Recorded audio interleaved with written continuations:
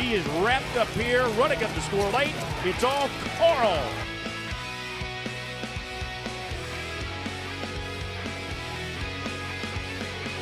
Well, the last time we saw Carl at the Big M, the skies opened up for Yannick Gingras, and it was his Shawshank Redemption moment, his first Hambletonian. And Twinbee Joe Fresh is on a Horse of the Year mission. Today, she tackles post 10 on a 9-race winning streak for Dexter Dunn and future Hall of Fame trainer Chris Ryder. Division Championships, Horse of the Year. It all comes down to the Breeders' Crown at Meadowlands Racing and Entertainment here in East Rutherford, New Jersey. The stars of the sport are back at the Racetrack of Champions, home of the fastest mile in harness racing history. The Meadowlands Pace, the Hambletonian, and the 2024 Breeders' Crown Series. We are PlayMeadowlands.com, and we've got another beauty.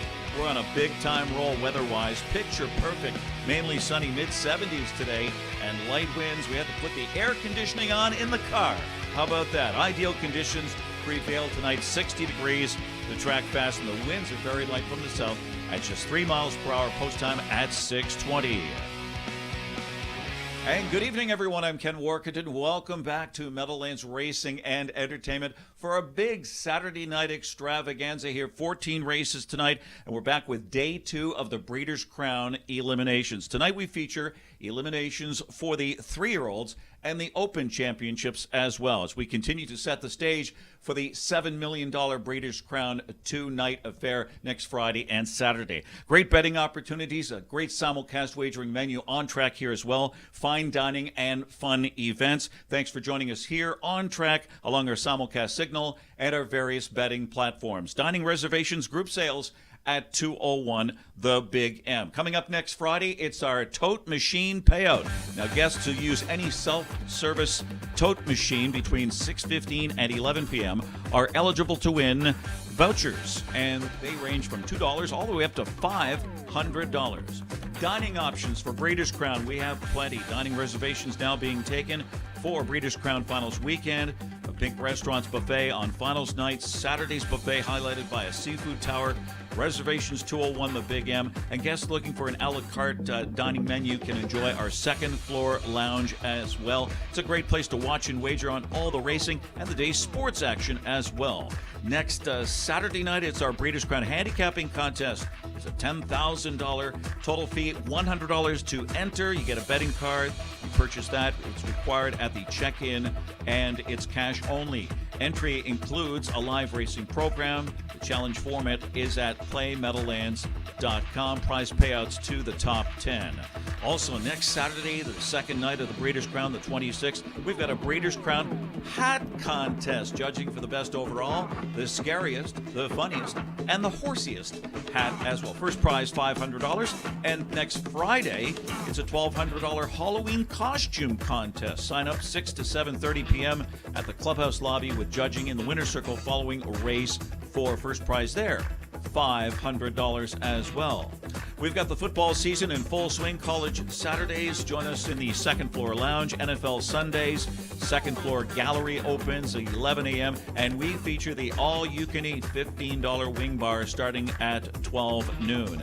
Here's Derek Givner's DRF Harness play of the night. For more, scan that QR code, drf.com/harness. And there's Derek Givner.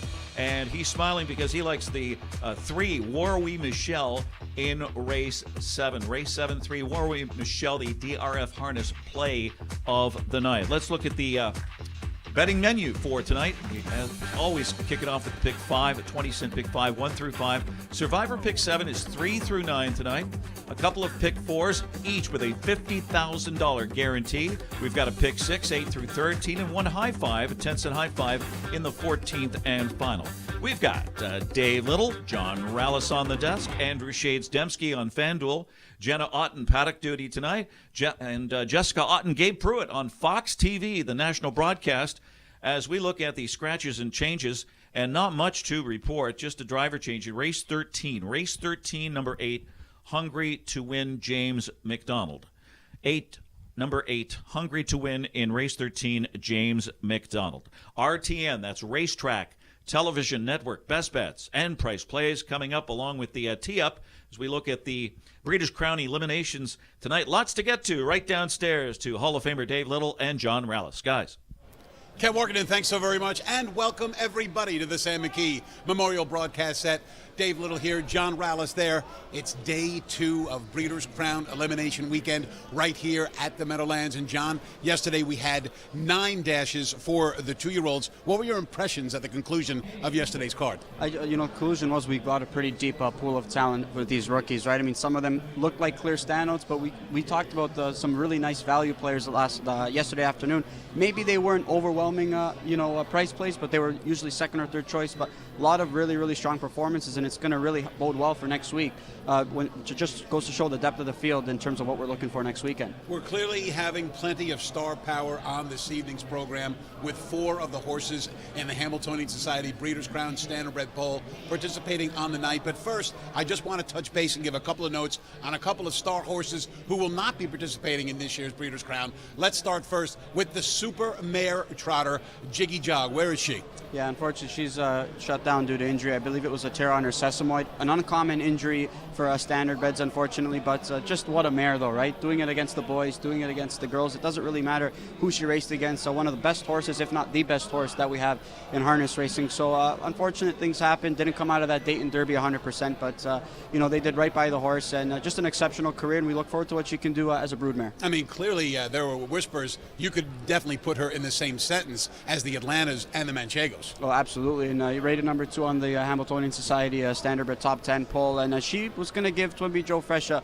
major run for her money, I believe, especially if she stayed perfect all throughout the voting. Yeah, there's no question about that, but now it would appear that she's not going to be a genuine contender for Horse of the Year, but we don't know what's going to happen down the road. One more horse I want to touch on who we will not see tonight in the 3-year-old Colton Gelding Pace, the Meadowlands Pace champion in 146-2, Legendary Hanover. Yeah, just unfortunate for Legendary Hanover. He just didn't look quite right over in Lexington. Even when you saw him warming up on post spray, didn't look 100%. Certainly, I think the performance kind of indicated that, right? We don't see him in the entry box going into this weekend. It's unfortunate, though, right? Because Tony Bean, they arguably had the top 2 pacing colts in the sophomore pacing division. Things just didn't work out this time of year. Maybe we see him back racing again sometime this year. Maybe we see him come back to race next year. I'm not really sure what the status is on him, on his future, but they're doing right by the horse, and he just wasn't 100% going into this weekend. All right, so unfortunately there are a couple of stars missing, but there are plenty of stars in tonight's Breeders' Crown Sky, as we have races 1 through 11. All will be Breeders' Crown eliminations. I want to get right to it, John, because we have so much ground to cover. Ladies and gentlemen, turn your programs to the opener. 3-year-old fillies on the pace. And one we're going to look at is an awfully good one. It's My Girl EJ from Ron Burke with Dexter Dunn. Yeah, really nice performance there over in Lexington. You could see just a couple of whip tap reminders for Dexter Dunn, and then he just kind of wraps her up. He knows that he's home and cool, and that was a big mile, 48-1, a new lifetime mark there. She really bounced back from the Jugette, though, Dave, because, a broken hopple last time out in that final, unfortunately. And then, she got beat in her start right after over in Lexington, but she proved her dominance.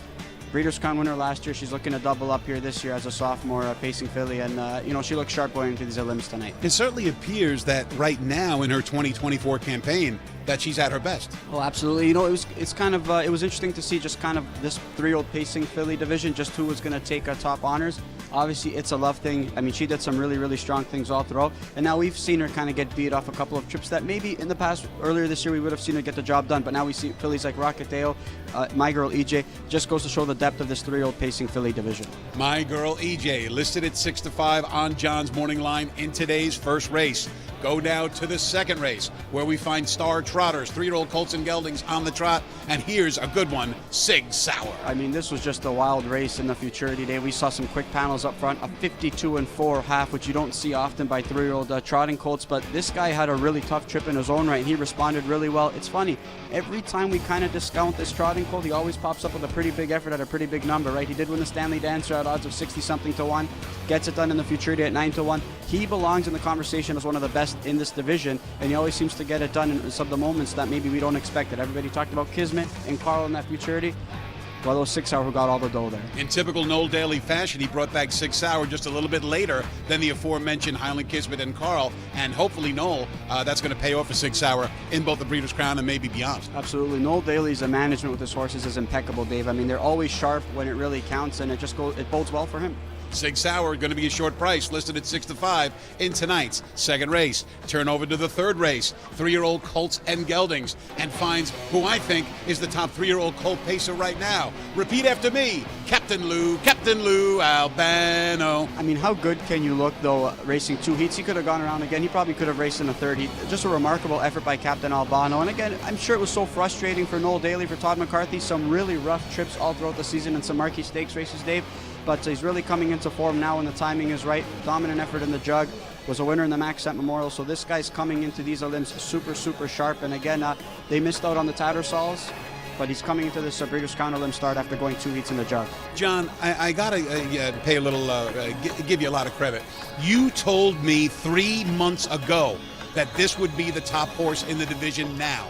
How did you know that? You know what, I just loved what he showed as a freshman. I wasn't going to knock him on his loss in the Breeders' Crown Final. Obviously, he didn't put forth his best effort that day, but if you looked at his trips all season long, he just had really bad luck. Yeah, he threw in a couple of clunkers, but just a horse that was really sharp, tough trips, and he shows that he belongs in the top conversation. And certainly now going into tonight and next weekend, he certainly looks like he's the best in the division right now. Captain Albano, the jug champion, the Adios champion, listed at 6 to 5 for Noel Daly and the hot toddy, Todd McCarthy. Go to the fourth race. 3-year-old fillies on the trot. Number 4, Buy Around from Noel Daly and Andy McCarthy. Yeah, really nice effort for her. The last time we saw her here at the Meadowlands in New Jersey Classic Final, we could see she tripped out and she got the job done. She passed Rory Michelle, who was the favorite in that effort. Trip-dependent filly, right, Dave? Always needs a trip, needs fractions to set up for her. She got exactly that in the filly Futurity last time out. Unfortunately, she just didn't have much to fire. There were some quick panels up front, but I thought she was going to show a little bit more in the stretch, but I understand that she was following some cover and some quick panels, so maybe that was the reason for it. But again, 9 on-the-board finishes and 12 starts this year. She certainly belongs here in what is a pretty wide-open division, if not the most wide open. Yeah, Buy Around with a 26-2 kicker won that New Jersey Classic Final for a cool $250,000.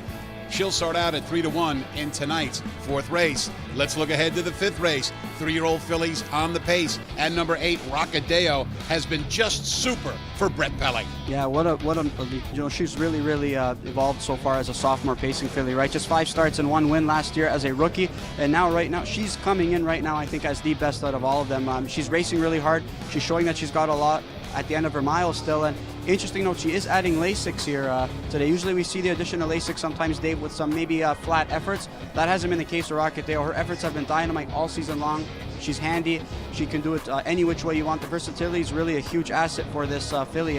And again, right now, she could be the best in this division as it currently stands. Just remarkable versatility. This horse was dominant at the Meadows, Pocono, Meadowlands, and the Red Mile. Just a level of consistency, and she's doing it with such tough trips. It doesn't really matter. I mean, just so great to have a filly. Doesn't matter where she draws. She can work out a pretty good trip no matter what because of how handy she is. Rockadeo will start out at 2 to 1 in tonight's fifth race. Let's go to the sixth race when we kick off the first of 2 $50,000 guaranteed pick 4s. The horse on the hot seat is number 1, Nijinsky. Yeah, we could see this Meadowlands pace elimination, and that was a really tough trip, and he took a mark of 47-3 in that elim, and he came into the final, Dave, as the favorite, but it was a stablemate, Legendary Hanover, who was victorious. Things didn't work out in the jug for him. He choked, unfortunately, but he bounced back with a big effort in the Ontario Sire Stakes Super Final there. 28-4 final quarter. I mean, wasn't maybe the most eye-catching performance, especially given the fractions, but Louis Waugh was happy with how he performed. Tony Beaton was happy with how he performed. And let's see if he finds his old form from earlier this season tonight, because I think he's going to need to show it against a couple good ones here. The roll-in we just saw at that time, John, Nijinsky was clearly the top 3-year-old colt pacer in the sport. Does he have to win the Breeders' Crown to move ahead of Captain Albano? I would have to say so. I think that we've seen some better efforts, some other pacing colts, but let's not go to show. The body of work is phenomenal for this guy. He's done it at the regional level over in Ontario. He's done it in some big races, winning the North America Cup. This is a really nice pacing colt who's really evolved from a freshman. He's not even racing anything close to that level. He's proved that he's one of the best as well. Nijinsky listed at 5 to 2 in tonight's sixth race. He's the second choice because the horse who I picked in the Meadowlands pace who didn't bring it that night has sure been bringing it lately. Here's a look at Mirage Hanover. Oh, what a great effort for this guy. It became the fastest Son of Better's Delight in history. I mean, we know how great of a horse he was. We know how great of a sire he was, but a 46-3 mile. I mean, just look how easy that was, right? For Mirage Hanover and Dexter Dunn. Such a tough effort in the jug final, Dave. Was parked for most of the mile, still finished second to a, well-meant Captain Albano. But Mirage Hanover, we know how much speed that this guy has. He worked out a nice trip, but again, this guy's coming into form at the right time. Maybe many believed he wasn't wasn't in contention with some of the best ones, but right now you can't argue his form. He's really sharp. He loves the horse. He's the kind of horse who really likes to come from off a helmet, though, is he not? Absolutely. Again, he's likely going to work out a good trip because there's a lot of colts who likely want to cut this mile either tonight or even next week. Mirage Hanover, he's going to duke it out in the center of the ring with Nijinsky. He's listed at 8-5 in the morning line. Let's go to the 7th race. 3-year-old fillies on the trot. Number 3, Warrowy Michelle, the Hambletonian Oaks Queen. I mean, a really nice effort in the Hamiltonian Oaks final, Dave. Obviously, in the elimination, she had a sneaky good effort. She was definitely one of the value players in that event, and you could see her getting it done. She's looking to obviously add to her Breeders' Crown title as she was the winner last year. But I think you scratched that effort last time out in the Filly Futurity, Dave. A lot of fillies were vying for early positioning because speed was dominant. Armelina said, no, I'm not giving you the front. She parked the mile and unfortunately came home in 31-3. So scratch that effort out. She draws well here. She should be primed for a bounce-back effort. Warrowy Michelle listed at 3-1 will take on John Butenshane's Armelina and Todd McCarthy, who are listed at 8-5, and a great matchup in the 3-year-old filly trot in tonight's 7th race. All right, so we've covered races 1 through 7. We still have to do 8, 9, 10, and 11, and we'll get to those 4 right after these messages.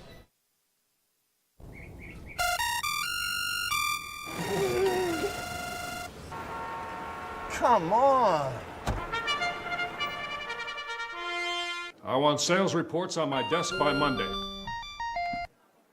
Whoops. My bad. Love racing? RTN brings you every live simulcast on your home television, plus live video streaming and race replays on your PC and mobile devices. To order, visit rtn.tv. RTN, a breed apart. Alarage Farms, more than 3 decades of trendsetting and modern trotting. The birthplace of millionaires Fern, Muscles Marinera, Whiskey Tax, and Dewey Color in the Line. Alarage Farms is home to broodmares such as Ice Attraction, Lucky Ava, Non-Stick, and 7 Times a Lady. Check out their lineup of 21 yearlings by sires such as Muscle Hill, Walner, Chimpanzee, Chapter 7, and the first crop of Captain Corey's selling this fall in Lexington. Find them online at alaragefarm.com or on Facebook. Welcome back, racing fans, alongside Meadowlands analyst and Morning Line odds maker John Rallis. Dave Little with you with a look at the back end of tonight's Breeders' Crown elimination action. Let's get right to it in the 8th race. Open Pacers and number 8, By the Missile. This was the divisional champ a year ago. He just got on the board in his last race. Is he all the way back, John? I certainly looked like it in that effort over in Kentucky in the Alarage, Dave. Didn't he? 47-2, a 26-1 final quarter. You could see a hard charging a Buckabet Hanover coming at him, but he cut some pretty big fractions up front. Outside draw didn't seem to deter him whatsoever. Yannick wanted to give him a nice fitness test. I think he knows he needed it going to the Breeders' Crown. His H-Horse responded really, really well, and he's coming into this effort, this elimination, and what's likely going to be the overwhelming favorite and could be the one to beat going into next week. I do not want to insinuate that he's a one-way Charlie. Absolutely no way. But will By the Missile be firing from the 8-hole? I think he's got to. He's got to, and I think you want to keep adding to that fitness level. He's fresh, though. Just 5 starts. He got that big win last week, but I think he's coming into this fresh, and you got to keep getting more fitness into him going into next week. 6-5 on the morning line for the Burke Brigade. Yannick Gingras will drive. Let's skip to the 9th race. 3-year-old Colts and Geldings on the trot, and a true superstar. Well, the Hambletonian champion, he was swinging in the slop. It's Carl. Yeah, he really lived up to all the expectations that they had. There was a lot of them on Yannick's plate, on this Colts plate as well, but certainly lived up to him. You could see the Hamiltonian victory there. Had second tier last time out on the Kentucky Futurity, Dave. He worked out a pretty good trip despite that. Unfortunately, he just didn't fire. Came home in 29 seconds. Wasn't his best effort. But then you see him pop up on Lasix here, so obviously maybe something was amiss in that last effort. And got beat by a neck by Dame Good Time, was able to slip up the inside 2 starts back. So Carl right now draws well here, likely going to be activated off the switch, but the biggest thing is we've seen the versatility from this guy. So we know in this division now, when a couple horses have kind of elevated their game, we know he can do it any which way. Can he get back to his best at the scene of his greatest score? Carl, he'll start out at 8-5 in tonight's 9th race. Let's go to the 10th race. More Open Pacers, and oh wow, what a good one we have here. Number 8, it's Bucky, a Buckabet Hanover. Yeah, just a great year he's had this year, and that was a great runner-up effort last time that we saw in Lexington in the Alarage. We saw the replay there when we showed By the Missile. This guy loves to chase horses. He's pretty handy off the gate too. We know that he can get away in a pretty good spot. Again, he's been so consistent all season long, Dave. Outside draw here to work with. There is going to be lots of speed to chase, especially with Ruthless Hanover starting from the middle of the gate, so it should bode well for a buck bet Hanover. He should be going into the final pretty sharp. I'm expecting a nice effort where he can sit the pace and chase it late and go into next week sharp. I just have a feeling with Bucky that he's obviously good enough to beat these, but I think third over might be too far from the kitchen, and second over might be just right. It might be just right, but I think the main thing that Dex wants to look for, and Andrew Harris as well, going into the big final next week, I think you want to see a really sharp effort, and I think that's what you're going to see from him tonight. A buck bet Hanover, his task tonight, can he track down Ruthless Hanover, who no doubt about it will be winging on the front end. Bucky is 2-1 in the 10th race. Let's go to the 11th race. It is a Breeders' Crown elimination for Open Mare Pacers. Number 4, Sylvia Hanover. She was the queen last year, but here she is this year looking very good. You know, she showed 3 starts back in that Milton final, Dave, that she was really close to being what she was last year. I mean, that was a really nice effort. She was locked in late. She got out late in that mile. She might have given Twinbee Joe Fresh a run for her money. I know people might scoff when you say that, but no, she was really live in amongst horses. Bob McClure, Sylvia Hanover, these two obviously just a great duo, and that was a big mile. A nice confidence-boosting score in a dominant fashion to gear up for the Breeders' Crown final. She does drop better than Twinbee Joe Fresh. I'm sure that's going to attract a little bit of the betting public as well. Sylvia listed at 2-1 off a season has seen her be first or second in 9 of 14 starts. Let's get to the big star of the night. Right now, the horse in the lead for Horse of the Year, it's Twinbee Joe Fresh. I mean, just a remarkable performance in the Lady Liberty as well. I mean, this is just kind of an indication, a microcosm of what she's done all season long, though, Dave, right? I mean, she's dominant in her division. Right now, favorite for Horse of the Year honors. You know, I'm sure post 10, I don't think it's going to make a difference, but I think those are the 2 mares, Sylvia Hanover and Twinbee Joe Fresh, are the ones to knock off in this current elimination. But, I mean, just a remarkable evolution as an aged mare so far, and we look forward to watching her race the rest of this year and hopefully next year as well. Twinbee Joe Fresh. I don't know if the bettors will be that afraid of the 10-hole. She's listed at 6-5 on the morning line. Just one more to look at on a power-packed card. Let's go to race number 12, where we find in a winners over 10,000, Logan Park, who was just super on October the 6th down at the Red Mile. Really was a superb effort there in the Alarage, and you can see right now, coming off the pace in a field of 5, his biggest asset, Dave, is that he's got gate speed and is pretty handy. He's always worked out pretty good trips with Doug McNair. Dexter Dunn elected to take him dead last in field of 5, and he really responded really well. It's nice to see that versatility from this guy, and I mean, kudos to Rob Fellows. Took the trotting hobbles off in that effort. Ballsy decision to make, and it worked out really well. Quickest mile there, paced a really fast trotting mile there in 49.2. So his versatility is going to come in handy even going into next week. You know, I want to make sure that we touch base on the horse who was actually the favorite in that race, Marcus Melander's Periculum, who settled for a close second best. You know what, his efforts in the Maple Leaf Trot, the elimination as well as the final, Scott Zeron picked up the lines for the first time, and he went some big miles, and he looked really strong in doing so. It was going to be tough to fend him off, especially if you froze the race at the 3/4 pole turning for home there at the Red Mile. You figured there's no way Logan Park is going to be able to out-trot Periculum. Well, he sure did, so that's really nice. Maybe removing the trotting hobbles added a little bit of extra speed there, but Periculum, a great effort. You want to see him finish that off with that trip, but again, he's going to be tough to beat. He's going to be one of the main contenders here tonight, rather. Yeah, I mean, it's going to be tough to recommend Periculum, given the fact that Logan Park is looking for a 4th straight win. Absolutely, and Logan Park draws well, and we know that he's handy. It's going to be interesting to see what kind of trip Dexter Dunn gives him tonight, but also winner's bet. He's going to be racing the final next week. Who is Dexter Dunn going to take? It's interesting to see what kind of effort he puts forth tonight, because some decision time for Dexter potentially. Yeah, he definitely has a couple of big decisions to make as he looks to maybe, just maybe, best David Miller's record of winning 5 Breeders' Crown finals in one season. All right, that's John and mine's look at tonight's race card. But we have some winners to give out, hopefully. After this break, we'll bring in Jenna Otten. We'll bring in Ken Morganton.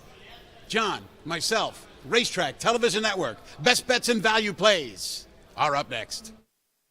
It's time for Green to get it on. Green Manalishi, whose first crop of 2-year-olds hit the track in 2024. The son of 2009 Horse of the Year Muscle Hill was a millionaire Major League Stake star who went wire to wire in the Canadian Trotting Classic.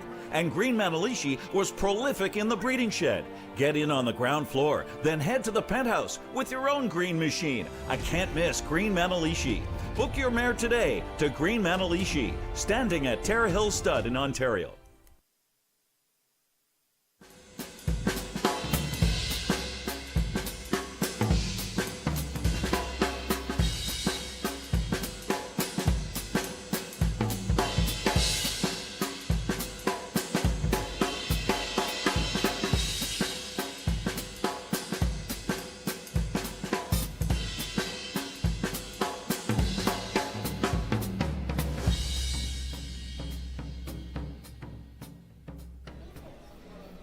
Welcome back, racing fans, to the Sam McKee Memorial Broadcast Set. It's time for Racetrack Television Network, best bets and value plays. And when it comes to best bets and Rallis, he's ruthless. Oh, yeah, you know what? That's where I'm going to. Nice little tee up there, Dave. And we saw a lot of speed yesterday afternoon, and we might see a lot of speed from this guy. As we know, Ruthless Hanover likes to go on speed missions.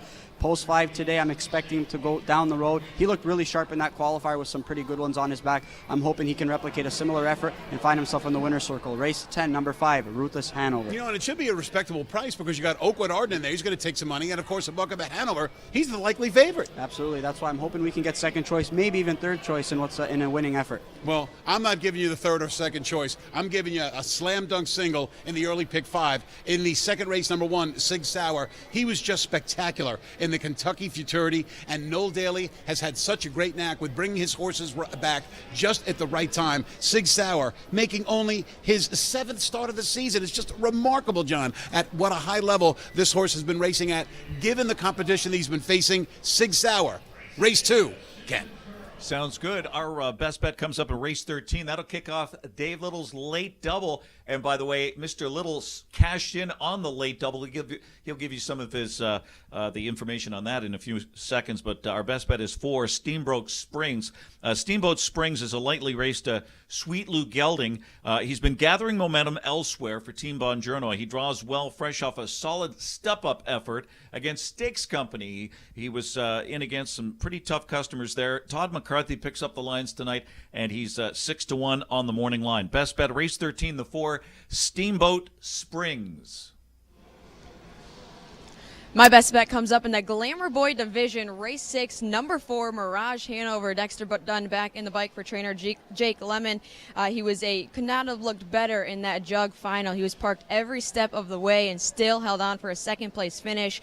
27-4 last quarter there. He followed it up with a bigger effort down in Lexington in the Tattersaw, where he sat the pockets and poised and pounced on him late there. 46-3 effort, 8-5 on the morning line. Hoping we can get to that price closer to post time, but my best bet comes up. Race 6, number 4, Mirage Hanover. Guys, where'd you find some value on tonight's program? You know, Jenna was like me in the Meadowlands Pace. We both gave out Mirage Hanover, and it just didn't work out. Now he's going to go up against the best in the division and maybe prove best in the Breeders' Crown. You were just a couple months too early. That's right, all. about That's 3 all. months too early. Yeah, that's it. Yeah. Anyway, let's get to some value bets. John Rallis, you're up. You know, I preach the importance of now horses, right? And I think that's what we could be seeing right now in race number 9 with the 1 horse, Vic Zelensky. I think all the attention's going to go to Carl. All the attention's going to go to Highland Kismet, rightfully so. But Vic Zelensky, I know he's a little bit tricky to handle, but he put forth some eye-catching performances over in Lexington. Dexter Dunn, he is going to opt off for Tony Adams. But Vic Zelensky right now, he's razor sharp. I'm curious to see what kind of performance he puts forth here at the Meadowlands. Things haven't really fared too well for him, but right now his form is too sharp, and I think you're going to get great value on Vic Zelensky. Yeah, it should be a great price there. That's a horse you definitely want to include in your early pick 4 combinations. Now, I'm going to go to the 10th race. I'm going to go right into the teeth of Rallis and Ruthless Hanover. Oakwood Arden has been a favorite of mine. He went to Woodbine Mohawk Park and raced very well, but he couldn't really find the end zone. This is the track where he loves to visit the winner's circle. In fact, on Hamiltonian Day, he was my best bet. Pruitt told me, hey, he's no good. Rallis told me, hey, he's no good. Oh, yeah? Well, Oakwood Arden won, and he won impressively that day, and I think that he can stay close enough to Ruthless Hanover tonight to beat him, despite having to go first over for the final 3/8 of a mile. Okay, our price play is in race 4 tonight. Not much of a price, 7-2 on that morning line. The 5, Drawn Impression. He's a Muscle Hill. He's the first foal from a 2-time Breeders' Crown champion mare, and has proven this one has proven she can dominate the Grand Circuit action level at that level. For a 2019 Hambo winning trainer, Luke Blaze, who teamed up with Louis Watt to win elimination yesterday. It's Drawn Impression, number 5 in race 4 is our price play. Jenna? My price play comes up in race 14. Gonna have to hang out all night for my value play. Fess Up gets a start from post 6 to get the addition of the Buckeye in the bike for trainer Rob Harmon. Gonna take a little bit of a drop in class here today. He's pacing 50 and a piece in his last 2, hoping the Buckeye can upset in the finale tonight. Fess Up, race 14, my value play. Guys, back to you. Jenna, thanks so much. John, what kind of a experience can we expect tonight? Because last night we didn't have a lot of favorites per se, but we had a lot of horses who kind of, after they won the race, you said, you know what, that horse had a big chance. Yeah, you know what, we had horses that really figured, like you said, but they weren't the favorites. But I think tonight it's going to be a little bit different. I think some of the divisions, I think there's overwhelming favorites, and I think there's horses that are just leaps and bounds better than the other ones. Obviously, I know that elimination races, maybe we tend to see some funky results at times. We saw a lot of favorites go down New Jersey Classic Elim night, but I think tonight's going to be a little different. I think a lot of them are going to hold true to form. All right, we're all set for a big night. 14 races, 11 Breeders' Crown eliminations. Let's throw it to the top of the stands in Ken Morganton. He's got the post parade for the opener.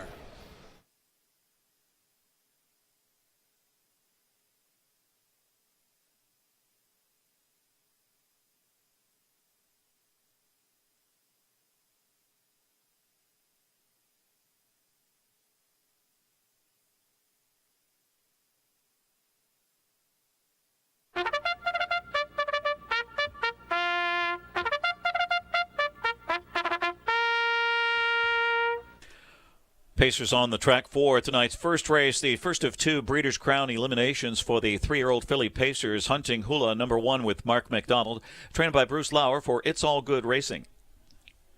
Number 2 is Lulu with Yannick Gingras for Ron Burke, Burke Racing Stable, Phil Calura, Larry Carr, Frank Baldacchino. 3 is Direction, Todd McCarthy driving for Brett Pellingen, Diamond Creek Racing. Collusion Hanover, number 4 with Louis Waugh for Luke Blaze and Determination. Sweet Gal's the 5. Sweet Gal with Andrew McCarthy for Brett Pelling, Bill Donovan, and Mark Mullen. Sarasota Hanover, number 6. It's Scott Ziron. Linda Toscano trains for Jablonski Held Stable, Camelot Stable, John Federa, South Mountain Stables. The 7 Stone Cold Treachery. Corey Callahan driving for Juan Cano and Hot Lead Farm. Breeders' Crown Champion, My Girl EJ, number 8, Dexter Dunn, Ron Burke, Burke Racing Stable, Weaver Burchemi, Ron Burke, and Elizabeth Novak. 9, A Sweet Beach Here. It's Dave Miller for Andrew Harris, William Pollock, and Bruce Araman. Elimination winners draw posts 1 through 6. First 5 in each of the 2 eliminations will advance to the final. This elimination sponsored by Ohio Harness Horsemen's Association and Genova Burns. Exacta Trifecta, Daily Double. This starts the 20-cent pick 5. 3, Direction, 7-2. Our top pick here, the Diamond Creek Homebred on the ticket in 10 of 11 with 7 wins, including a well-rated wire-to-wire in the Kentucky Sire Stakes final. And then was a runner-up to My Girl EJ. Draws inside that rival, has a chance to turn the tables. 8, My Girl EJ, right now at 6-5, your current favorite. The Breeders' Crown champion from last year is a 2-year-old world champion, a millionaire who tackles a tough post but arrives fresh off a new mark of 148-1. And the 6 Sarasota Hanover right now is 7-1. A well-traveled team Toscano trainee who sports a mark of 148-1 right here. Second in the Jerry Silverman and returns on a recent roll. We've got a 3-8-6. Good luck.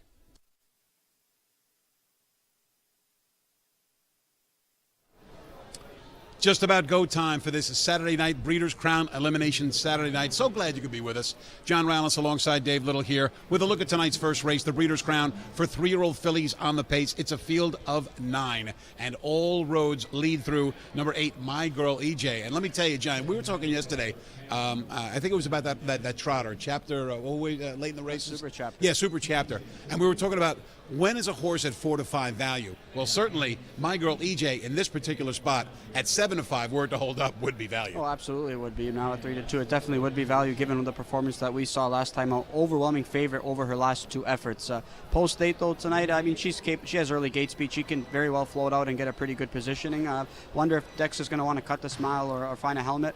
Either way, I think that she's going to be awfully tough to fend off in the late stages of the smile. I think that she hooked the easier elimination as opposed to some of the other fillies. Now, Direction is a filly from Brett Pelling's barn.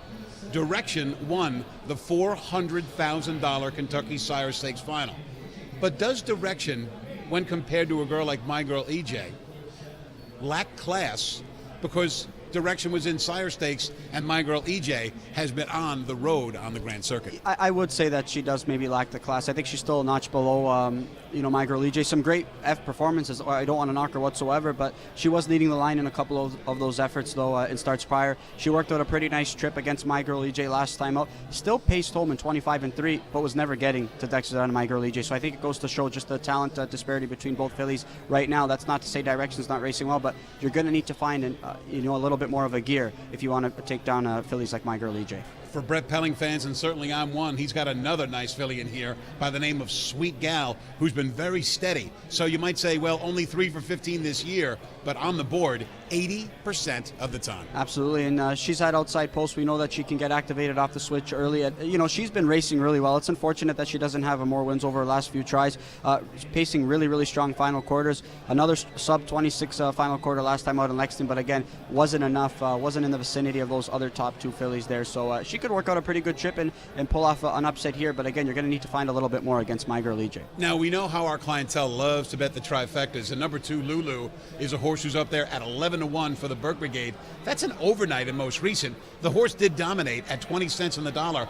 Does a race like that really go a long way towards preparing you when you bump up this high in class? I think it's a nice confidence booster. Definitely, she looked like she had a little bit more to offer. I know the final quarter was 29 seconds, but that was a strong performance by Lulu. And we've seen her show some good go on the end of her miles here on this racetrack. I forgot which race it was, but from post 11 was flying home late in the miles. So Lulu, versatility, definitely her ball game. She's got an inside draw. She might be able to work out a stalking trip and pull off an upset here. 12-1, I would definitely include at the bottom end of exotics, Lulu, for sure. I'm sure that it is it's a reference to the fact that the field is so tough. But I'm surprised that Sarasota Hanover didn't make it to your top 4 because of these particular factors. Number 1, she's won 3 in a row. And number 2, when she races at the Meadowlands, she really tends to pick her game up to the tune of a 148 and 1 mile earlier this year. Yeah, maybe I was a little bit low on her, though, Dave, but I just prefer a couple other fillies in this spot. She draws well. She's likely going to be activated off the switch. She's always shown a lot of early gate speed, and she could very well work out a pocket trip in this field. Maybe she's going to be cutting the mile, turning for home, but, maybe I was a little bit light on her. She's got the ability, but again, you need to find a little bit extra. But if you're in the right place at the right time, which very well could be the case for Sarasota Hanover, she could find herself at the winner's circle after this race, too. Now, we've talked many times about how you love playing the pick 5, and a lot of other people do, too. The fact is, we have my girl EJ in the first, we have Sig Sauer in the second, and we have Captain Albano in the third. Should everybody have at least one ticket where they single those 3? No, you know what? I think you can go in one of those races and single. Again, I like to play different variations of pick 5s, right? Maybe you can play a few tickets where you're going to press on the 3 favorites if you like them. I think it's a good idea to play some backup tickets as well. Or maybe take a stand on race 4 or 5. If you really like a filly in race 4 or 5, I think that's probably the best approach that you want to take. There could be some value in the closing legs of the sequence, and you can play a press ticket for a little bit more. That's if you think the favorites are going to hold true to form in these first three legs. But again, Sig Sauer, I do really like him. He's coming off a big effort, but again, I wouldn't say he's a slam dunk per se. We did see him make a miscue last time he raced at the Meadowlands, at the top of the lane last time out. And there are some pretty good trotters who put forth some pretty good performances, like Secret Agent Man, like TCI, who will be adding LASIK. So I think, you could play different sets of tickets, but I do think you want to maybe try and play a ticket where you can knock out one of these Goliaths early. Well, then let me nail you down to this. Of those 3 favorites in the first, second, and third, is Sig Sauer, in your opinion, the most vulnerable? I do think he's probably the most vulnerable, only because of where he draws on the gate. I do think the rail probably not an ideal spot. TCI likely going to be activated off the switch, as well as a Secret Agent Man. And again, that break, concerns me a little bit the last time we saw him at the Meadowlands. And I'm really interested to see what LASIK does for TCI, because he did look good in that morning prep. All right, it's just about set to go. I'll be in the winner's circle with winner's reaction. John will have immediate analysis of what you just saw when the first race hits the finish line. Just one thing left to do. Let's go to the top of the stands and throw it to the voice of the Big M, the Hall of Famer, Ken Workington. It's post time. Preferred equine starting gate rolls for the first race, field of 9. 3-year-old Philly Pacers, the first of 2 eliminations, the top 5 advance. Final call for the pick 5 here. And even money, the 8, My Girl EJ. Here they come.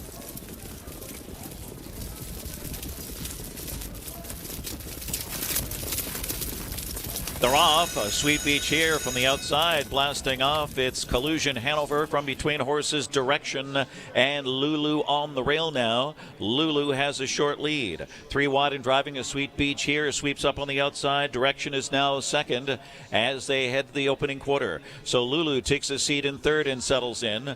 Then it's Hunting Hula on the inside fifth, and going up on the outside, that is Collusion Hanover. And then on the rail comes My Girl EJ near the back of the pack with a Sweet Gal. And the early trailers are Sarasota, Hanover, and Stone Cold Treachery. First quarter was sharp, 27 flat. It's Direction and Todd McCarthy. Here comes Collusion Hanover and Louis Wah. Collusion Hanover takes the lead. Direction now already back to second. A Sweet Beach here on the inside third. Lulu is fourth.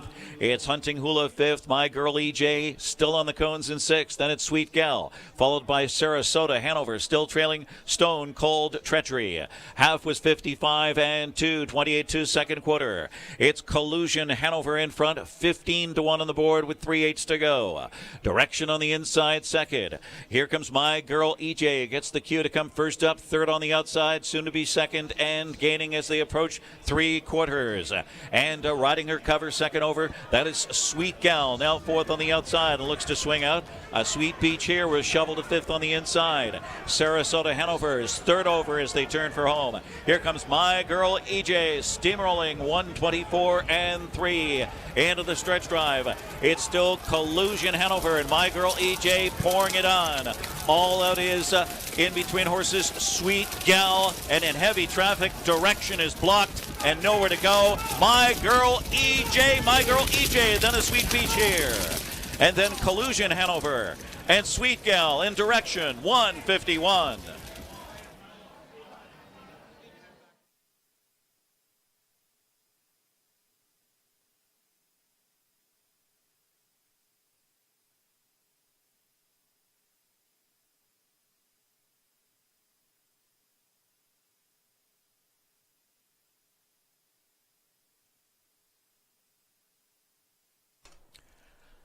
Judges have posted 8. My Girl EJ, the 9, a Sweet Beach here, second, 4.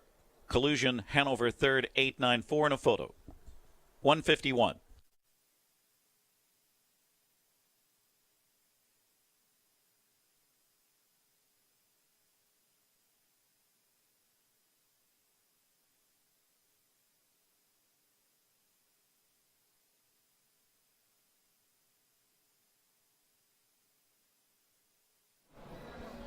All right, there you see My Girl EJ capturing the first elimination here this evening, doing it the hard way, having to go first up a pretty long way, but was able a game effort, going by Collusion Hanover, fending off some late closers. You could see a Sweet Beach here. She's put forth really sneaky efforts all season long, and we saw her get a seam late in that mile, and she had some live legs late in that mile.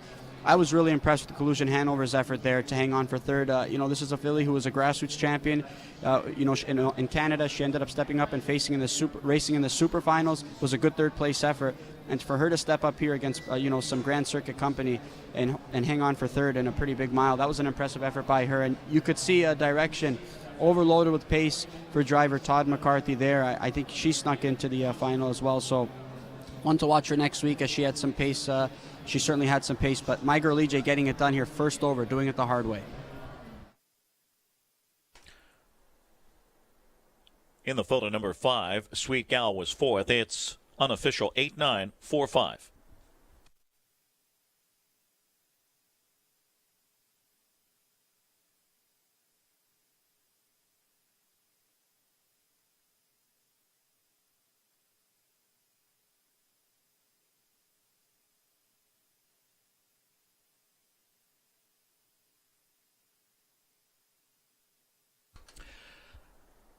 Last year, a Breeders' Crown champion is a 2-year-old 8, My Girl EJ.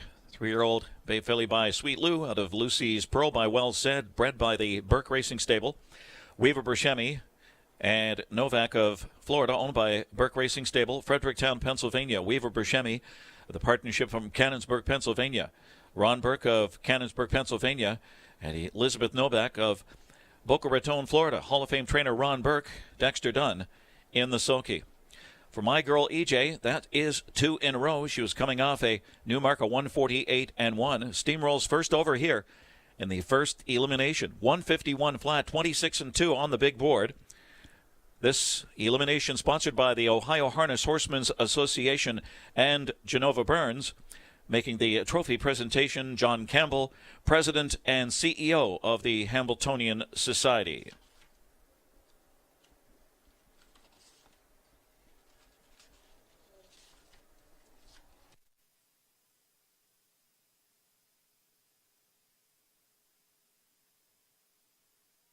As we await the official here in the first race, Dave Little standing by with winning driver Dexter Dunn, fresh off his Grand Slam, 4 wins here yesterday afternoon.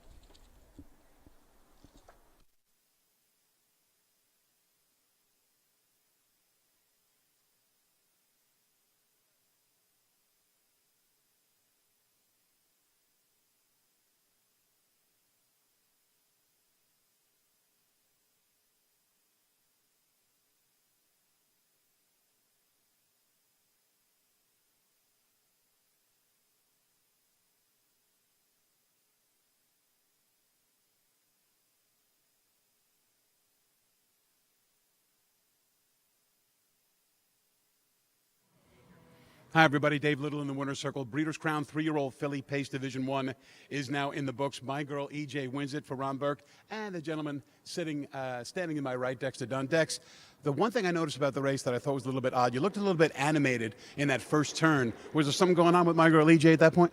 Yeah, I mean, she usually gets out the gate really good, Dave. She just got, left a little flat-footed when the gate sped off tonight. So we had to sort of, work her a little bit to get, not end up too far back. So, we got in a pretty good spot. A little bit further back than I wanted, but still not too bad. What was your preferred trip tonight? Would you have rather been racing off a helmet, or did you want to go first up so nobody would get in your way? I mean, she's so versatile, Dave, to be honest. It doesn't really matter with her. She can do it on the front, first over, off a helmet. So, if we got a helmet and a card up into the race, it would have been great. But, she's done a first over grind before, and she was a great effort. We were sprinting pretty hard at the straight tonight. You were racing with some nice fillies, obviously. You come off that turn. You look like you're in good shape, but at the same time, it's a pretty tough mile. Did you like your chances when you got to the top of the stretch? Yeah, she was travelling really good to 3/4, but this is Breeders' Crown. It's tough going. It's the best horses in North America here for this weekend, so it's nothing's easy. So she had to dig in deep, and she really stuck her head out. She's a game little horse. Did you feel him coming when you got near the wire? I was trying to get past Louis first. His one was fighting back really good at me. So and then they were coming from all angles. So yeah, like I said, she's game. She knows how to win, and she did that tonight. How important is it, Dex, to win these races so that you can guarantee yourself a good post in the final? It's very important. Like it proves tonight, we had a wider draw tonight. We had to work. So when you win the elimination and you're going to get at least 1 to 6, it's definitely a big bonus going into the final. When the money's up, it's she's all guns are blazing, so it's hard from out wide. Dexter Dunn, congratulations, and thank you. My Girl EJ wins Division 1, 3-year-old filly Pace of the Breeders' Crown Eliminations. Thanks, Dave. The 8, My Girl EJ, pays $320, $260, $210. 9, A Sweet Beach Here, $27.80, $14.80, and 4, Collusion Hanover, pays $520. Exacta 8-9, $126.60. Trifecta 8-9-4, $837.80. Post time for the second race is 6:42. There are no changes. Exacta, Trifecta, Superfecta, and Pick 3. This elimination for 3-year-old Colton Gelding Trotter sponsored by Diamond Creek Farm. Coming up, the replay sponsored by Green Manalishi. His first crop includes Manalishi, 6 wins and 9 starts. Almost $500,000 in earnings and a mark of 152-2. Standing at Terra Hill Stud in Ontario.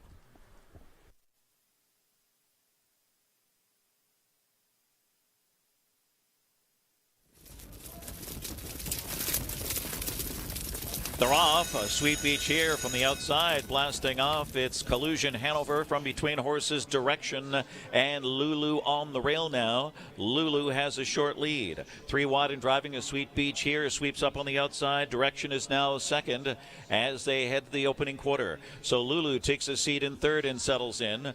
Then it's Hunting Hula on the inside, fifth, and going up on the outside, that is Collusion Hanover. And then on the rail comes My Girl EJ near the back of the pack with Sweet Gal. And the early trailers are Sarasota, Hanover, and Stone Cold Treachery. First quarter was sharp, 27 flat. It's Direction and Todd McCarthy. Here comes Collusion Hanover and Louis Wah. Collusion Hanover takes the lead. Direction now already back to second. A Sweet Beach here on the inside. Third, Lulu is fourth. It's Hunting Hula fifth. My Girl EJ still on the cones in sixth. Then it's Sweet Gal, followed by Sarasota Hanover, still trailing Stone Cold Treachery. Half was 55-2, 28-2 second quarter. It's Collusion Hanover in front, 15-1 on the board with 3/8 to go. Direction on the inside second. Here comes My Girl EJ, gets the cue to come first up, third on the outside, soon to be second and gaining as they approach three quarters. And riding her cover second over, that is Sweet Gal, now fourth on the outside and looks to swing out. A Sweet Beach here was shoveled to fifth on the inside. Sarasota Hanover is third over as they turn for home. Here comes My Girl EJ, steamrolling 124-3 into the stretch drive. It's still Collusion Hanover and My Girl EJ pouring it on. All out is in between horses Sweet Gal, and in heavy traffic, Direction is blocked and nowhere to go. My Girl EJ, then a Sweet Beach here. And then Collusion Hanover and Sweet Gal in Direction, 151. Hunting Hula was seventh. Lulu was eighth. Direction was fifth. Collusion Hanover third. Sweet Gal fourth. Sarasota Hanover sixth. Stone Cold Treachery ninth. My Girl EJ the winner. Sweet Beach here second. 785 3469 12 151.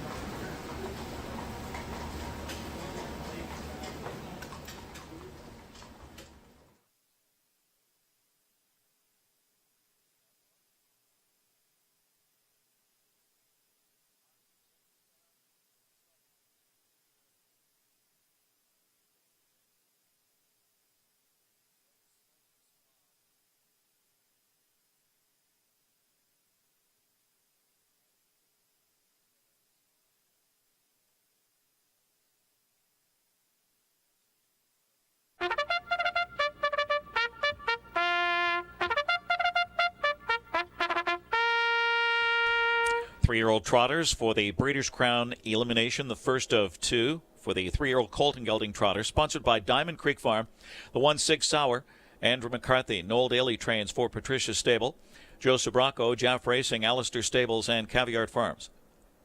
2 is security protected with Scott Suran. Marcus Melander trains for Brad Grant and Order by Stable Up. The 3 Secret Agent Man, it's Andy Miller for Julie Miller, Andy Miller Stable, Plouffe Racing, Patrick Hoops, and Knutson Trotting. Wild Ticket, number 4, Todd McCarthy, driving for Marcus Melander, AMG Stable, Kenneth Shelgren, Heights Stable, and Mantorp. Mr. Bluebird, number 5, Oki Svanstead, trains, drives, co-owns, along with Jeff Garral's Little E and Torbjorn Swan Incorporated. TCI's number 6, it's Dave Miller, Ron Burke, Burke Racing Stable, Hatfield Stables, Knox Services, and Weaver Buscemi. 7 is Amazing Catch. Dexter Dunn gets the call for Oke Svanstedt. Owners Al Lippeld, Marvin and Lynn Katz, and Sam Goldband. Bella's Muscle Hill is number 8 with Tim Tetrick driving for Nifty Norman. Pinsky Stables, Curly Tall, Curly Small. Breeders' Crown, Elimination 1 for the 3-year-old Colt and Gelding Trotters. Sponsored by Diamond Creek Farm. Exacta Trifecta, Daily Double, second half. 10-cent Superfecta that starts at pick 3 of the first 5 advance to the final. 7 Amazing Catch, 4-1. Posted a rousing post-10 upset in the Canadian Trotting Classic, then just missed in the Kentucky Futurity. Was third from post-10 in the Hambo, and reunited with Dexter Dunn. The 1-6 Sour at even money. 6 Sour, the Stanley Dancer Shocker at 150 flat, has made the most of his limited starts this season. Added the Earl Beal Jr. Memorial. He lands the rail off a mind-boggling 149 and 3 effort and a Kentucky Futurity upset. The 6 TCI, 5-2, classy winner of $1.6 million, and runner-up to Carl in the 2023 Breeders' Crown. Recently dominated the Pennsylvania Sire Stakes final and regrouped with a handy qualifier, and that was first-time Lasix, 7-1-6.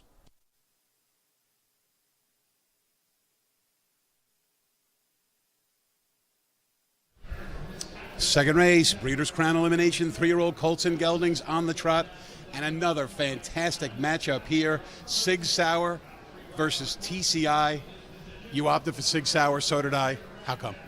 Just that effort last time out was a really strong one. But I'd love to get a good look on him on the track right now if that's possible, because he was a little bit rambunctious coming out, looked a little bit rambunctious on parade. And I think that's why you're starting to see the price float up a little bit. He was 1-2, Dave, and now you're seeing him float up at 7-5. But, just acting up a little bit on Andy as they were heading out.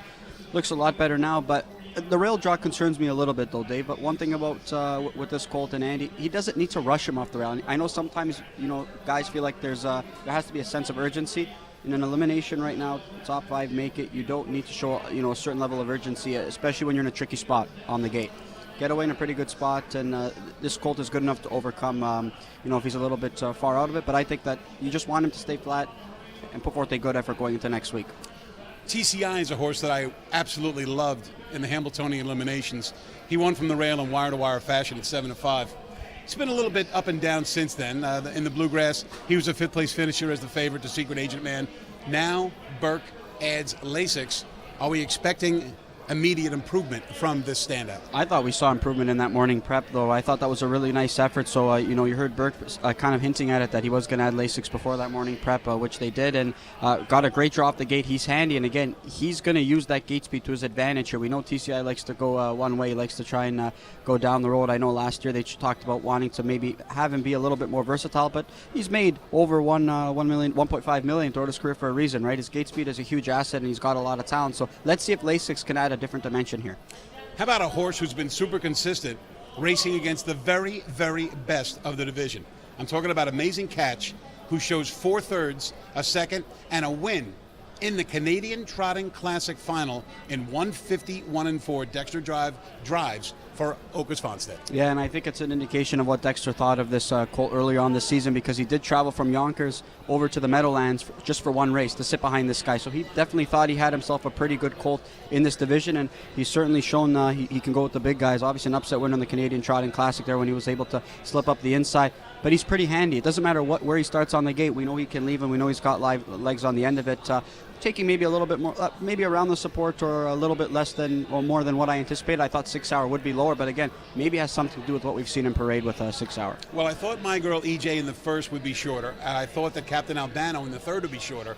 But because of the presence of TCI and Amazing Catch, I thought I might catch even money on 6 Hour. Right now, 7-5. To me, as in a long-term type of environment, that would be a tremendously positive ROI return, I think. I mean, given the talent, I guess you could say 7-5, but again, there's some pretty good ones in here, though. Oh, no Dave. doubt. But again, 6 Hour definitely, it's kind of what we talked about earlier. Whenever he seems to be forgotten about, that's typically when he puts forth some big efforts. We've seen him disappoint as the favorite, unfortunately jumping it off. The last time we saw him here at the Meadowlands, in the New Jersey Classic final, ironically, he did draw the rail, but he was able to get away third and then able to move to the lead. Unfortunately, just made a miscue at the top of the lane. He was beat, in my opinion, anyways, by Tony Adams, but again, There are some other good ones with a lot of ability, and that rail draw is going to make it so tricky. Again, he doesn't need to rush him off the gate, so it's going to be interesting to see how he steadies him during the race. He looks okay now, but again, I was a little bit concerned when he first came out. A couple of horses on the bubble who I think belong with these. Let's start with 3, Secret Agent Man. Yeah, you know, another horse that you like to see his appearance in post parade at times. At times he hasn't looked his best, and he's put forth great efforts, but really, really big mile, 2 starts back. Last time out, things didn't work his way. I thought he was value in that futurity, but he jumped it off right away, and right now 15-1. He could work himself a pretty good trip, but and he certainly belongs with this group too. A horse that I like a lot is a nifty Norman's Bella's Muscle Hill. This one, when everything goes the way it should for him, he tends to be coming late. Absolutely, really under the radar trotter so far. I wish that he drew a little bit better. It's going to be a little bit tough from the outside draw, but Timmy picks up a sneaky live one here. He's definitely held his own this year. So far in the pick 5, the favorites are 1 for 1. Will they go 2 for 2? Well, as of right now, we don't know who the favorite's going to be. Sig Sauer and TCI are both 9-5 as they head to the gate, and Amazing Catches right there at 5-2. Great betting race here in the second race.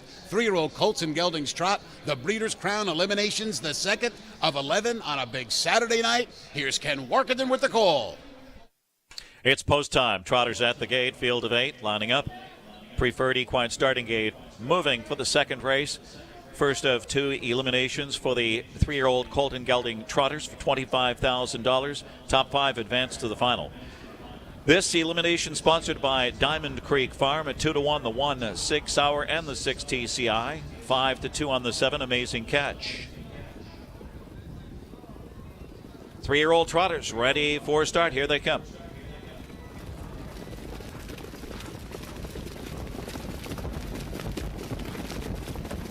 And they're off and trotting. Amazing Catch out of there fast. TCI darts out and goes for the lead.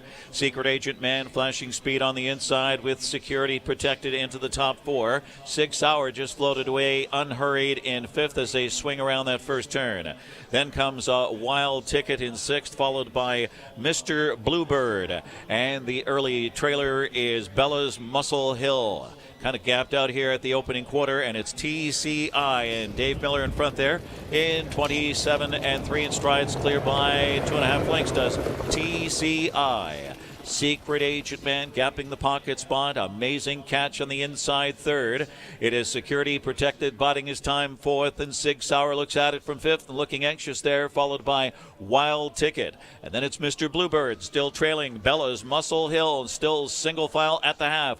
TCI in full command there by 2 1/4. Hits the half 56 and 2/5. It's TCI the target. Secret Agent Man trying to cut into that margin as they hit the far turn. Amazing Catch on the inside 3rd. Security protected is still 4th. And Sig Sauer yet to make a move in 5th. Now he takes a bit of a peek and now launches to the outside 5th. And he's tracked by Wild Ticket. And that one followed by Mr. Bluebird. Bella's Muscle Hill still trails. TCI continues to pave the way, and he's going well. 1:24 and 2/5, 28 seconds in the 3rd quarter. TCI opens up by 3.5, 4 lengths, leaving Secret Agent Man in his wake. Looking for room is security protected on the inside. Amazing Catch, not tonight. Doesn't have it. Sig Sauer trying to close in for Miners Boyles. TCI all the way. TCI just cruising. TCI in the Buckeye. Then Secret Agent Man on the inside. Security protected. And flying late was Mr. Bluebird, 151 and 1.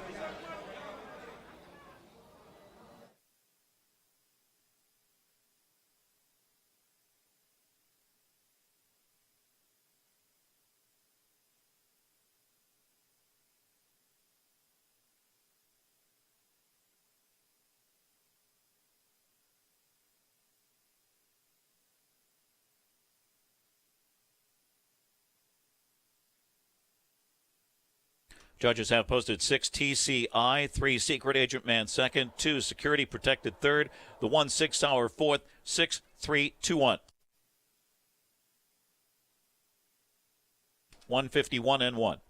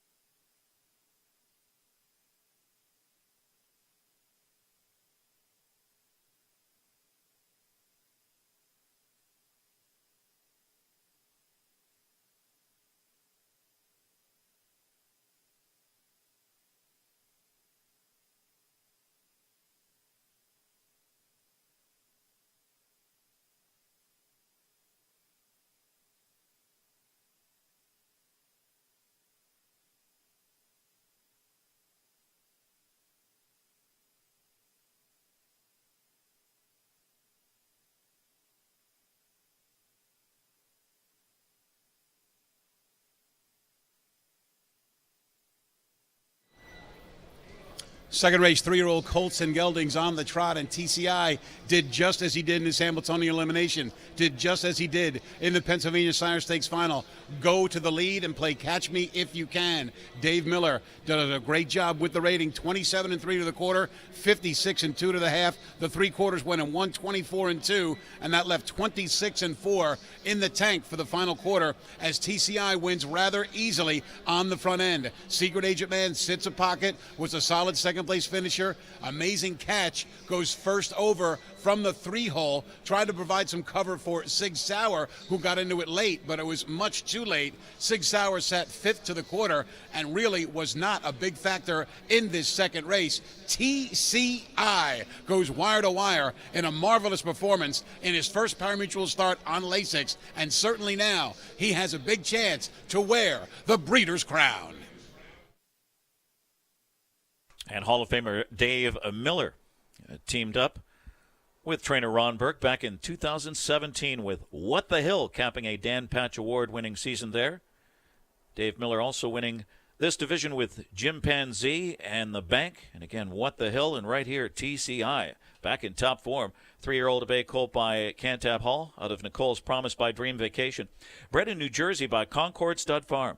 Owned by Burke Racing Stable, Pennsylvania, Hatfield Stables, Knox Services of Ohio, Weaver Buscemi Partnership of Pennsylvania. Hall of Fame trainer Ron Burke sweeps the daily double, and Hall of Fame driver Dave Miller goes all the way with TCI. 6th win on the season, 16 career victories, and well past $1.6 million in career earnings. 151-1. A final quarter zipped in 26 4/5. And this elimination sponsored by Diamond Creek Farm. The 6 TCI, 680, 380, 360. It's official. The 3 Secret Agent Man, $10 and $7.20. The 2 Security Protected, $11.60. Exacta 6-3, 66, 60. 632 Trifecta, $424.20. The Daily Double 8-6, $20.20. Post time for race 3 is 7:04 with no changes. Race 3 starts the 20-cent Survivor, pick 7. Dime Superfecta payoff, 83.69. John Rallis with Dave Miller momentarily.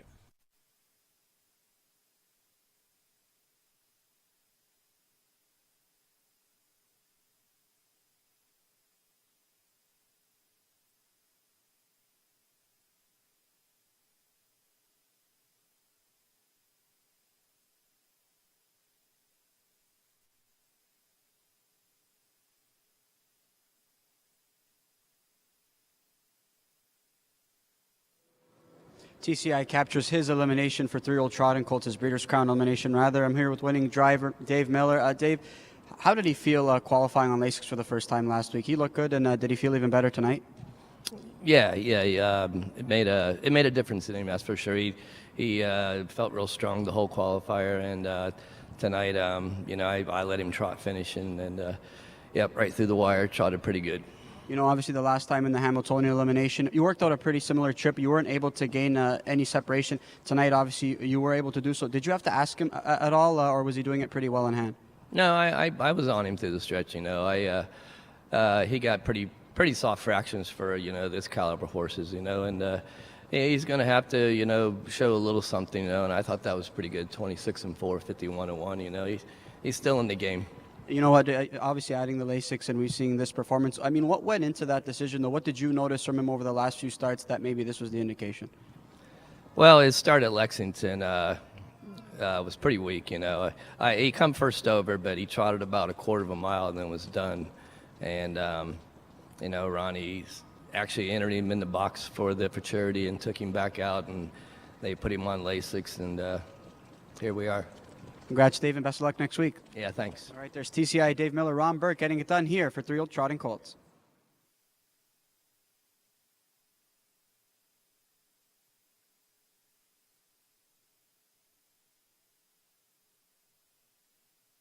And once again, a replay sponsored by Greenman Elise. She's standing at Terre Hill Stud in Ontario.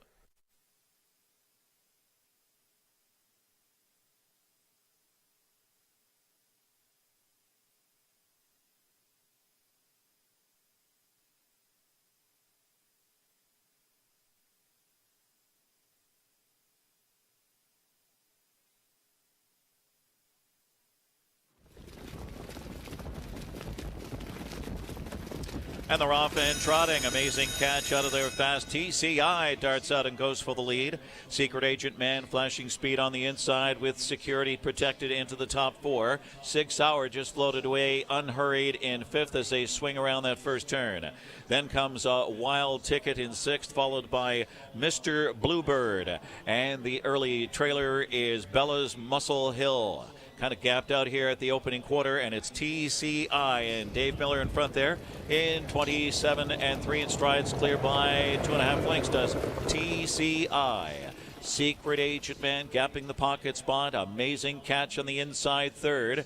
It is security protected, biding his time 4th, and 6 Hour looks at it from 5th and looking anxious there, followed by Wild Ticket. And then it's Mr. Bluebird still trailing Bella's Muscle Hill, still single file at the half. TCI in full command there by 2 1/4. Hits the half 56 and 2/5. It's TCI the target. Secret Agent Man trying to cut into that margin as they hit the far turn. Amazing catch on the inside 3rd. Security protected is still 4th.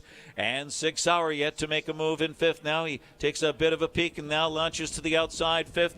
And he's tracked by Wild Ticket. And that one followed by Mr. Bluebird. Bella's Muscle Hill still trails. TCI continues to pave the way, and he's going well. 1:24 and 2/5, 28 seconds in the 3rd quarter. TCI opens up by 3.5, 4 lengths, leaving Secret Agent Man in his wake. Looking for room is security protected on the inside. Amazing catch, not tonight. Doesn't have it. 6 Hour trying to close in for Miners Boyles. TCI all the way. TCI just cruising. TCI in the Buckeye. Then Secret Agent Man on the inside. Security protected. And flying late was Mr. Bluebird. 151 and 1. 6 Hour was 4th. Security protected 3rd. Secret Agent Man 2nd. Wild Ticket 7th. Mr. Bluebird 6th. TCI the winner. Amazing catch 5th. Bella's Muscle Hill was 8th. 4-3-2, 7-6-1, 5-8, 151 and 1. Tonight the Influencers Handicapping Contest continues. The team influencers compete to amass the most money over the 2 race cards this weekend. The final challenge standings will be tallied after the final race Saturday, October 19th. That's tonight. The check presentations will take place next weekend on Friday, actually, October 25th, during the 2-year-old Breeders' Crown Finals race card. The Breeders' Crown Charity Challenge was conceived to create positive relationships with the local community, raise awareness, and fund local charities. This year's challenge has already raised over $1.5 million.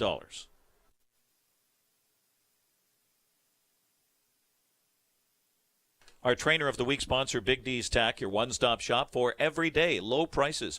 1-800-321-2142. BigDWeb.com. Big D's Tack and Vet Supply.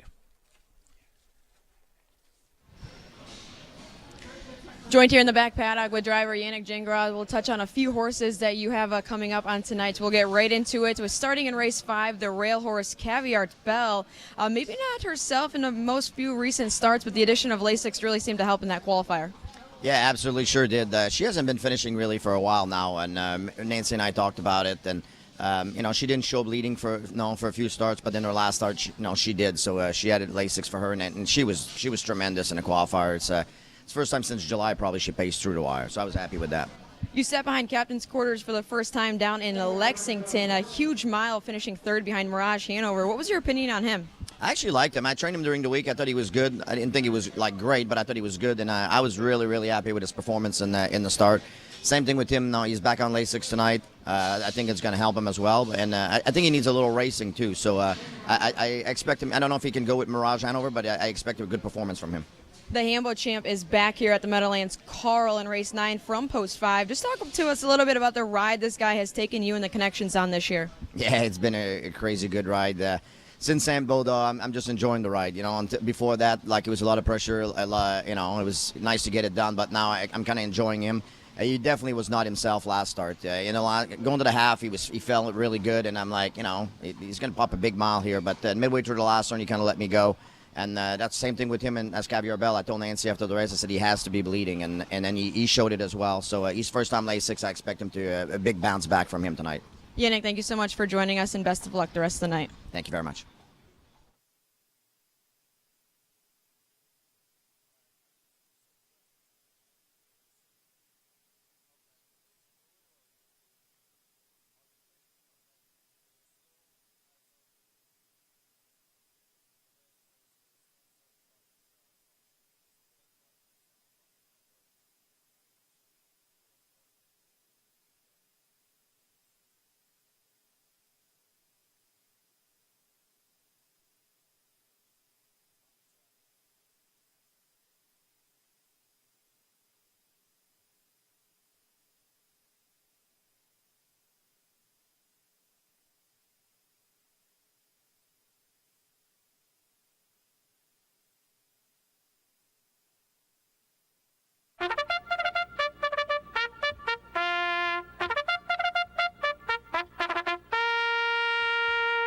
Race 3, a Breeders' Crown elimination for the 3-year-old Colton Gelding Pacers. The one is McCrunch. Andrew McCarthy, Nancy Tactor trains for Three Brothers Stables, Caviar Farms, Joe Sobracco, and Jaff Racing. Nuclear, number 2 with Dexter Dunn. Joe Holloway trains for Valdor Farms. Captain Albano, number 3, Todd McCarthy for Noel Daly, Patricia Stable, LA Express Stable, and Showblom Racing, and Michael Dolan. 4, Class Yankee, Michael Whalen drives for Walter Whalen and Christopher Nicole. Time is on my side. Number 5, Anthony McDonald driving for Tim Twaddle. The stable, Time is on my side. Captain Luke, number 6 with Tim Tetrick, trained by Tony Alanya for Robert LeBlanc, Pride Stables, Brad Grant, and Stephen Head. 7 is Hunting for Chrome with Jason Bartlett driving for Travis Alexander and New York Seb Incorporated. Howlin' the Hills, number 8 with Matt Kakeli. Howlin' the Hills, Travis Alexander is the trainer for Symmetry Stables. First 5 advance to the final. This elimination sponsored by the Indiana Standardbred Association and Indiana Standardbred Breed Development Program. Exacta, Trifecta, Superfecta, 20-cent Survivor, Pick 7.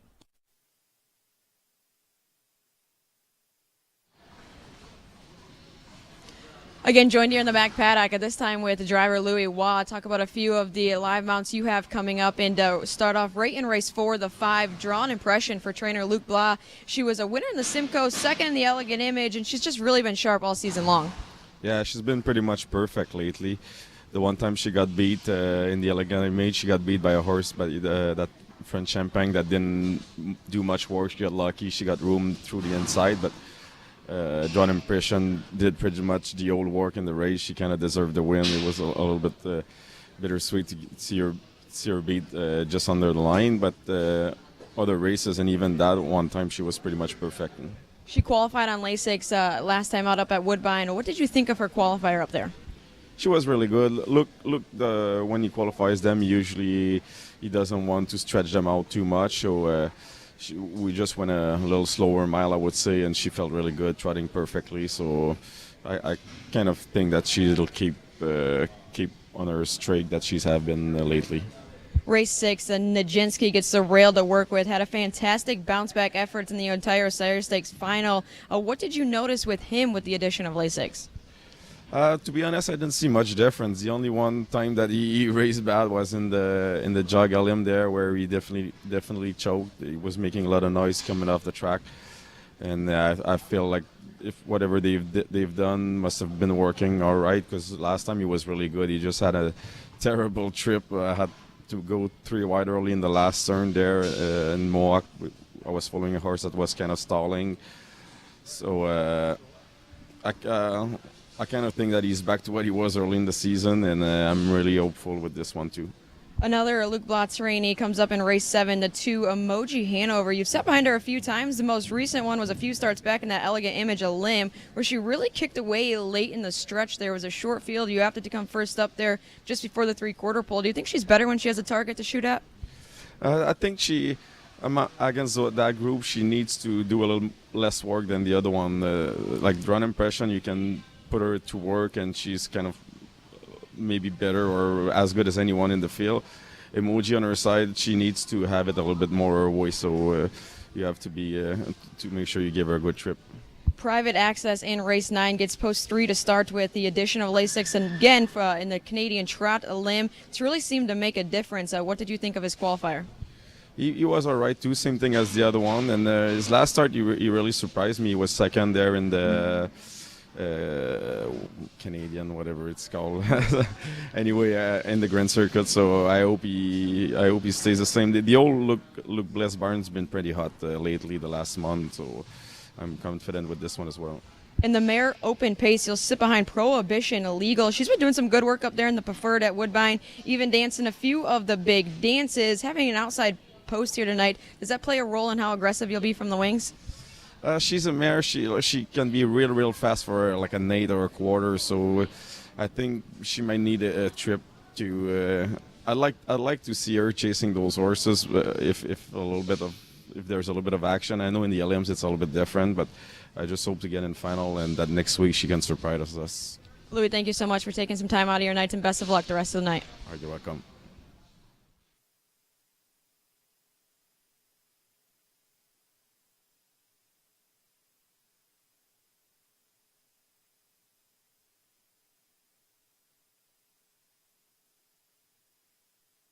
Countdown clock is winding down here. Sugar Valley Farms warm-up.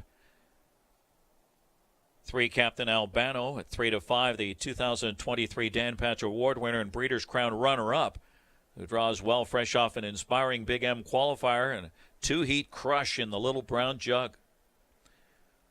On the 1, McCrunch taking action here, 9-2. First crop of the Breeders' Crown champ, Captain Crunch.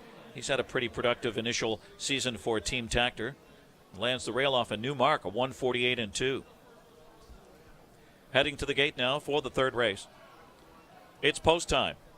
Breeders' Crown Elimination. 3-year-old Colton Gelding Pacers, sponsored by Indiana Standardbred Association and Indiana Standardbred Breed Development Program.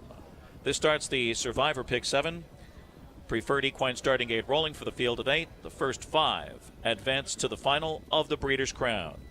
Odds on a 1-2, 3, Captain Albano. 9-2 on the 1, McCrunch. 7-1 on 6, Captain Luke. They're on gate. Here they come.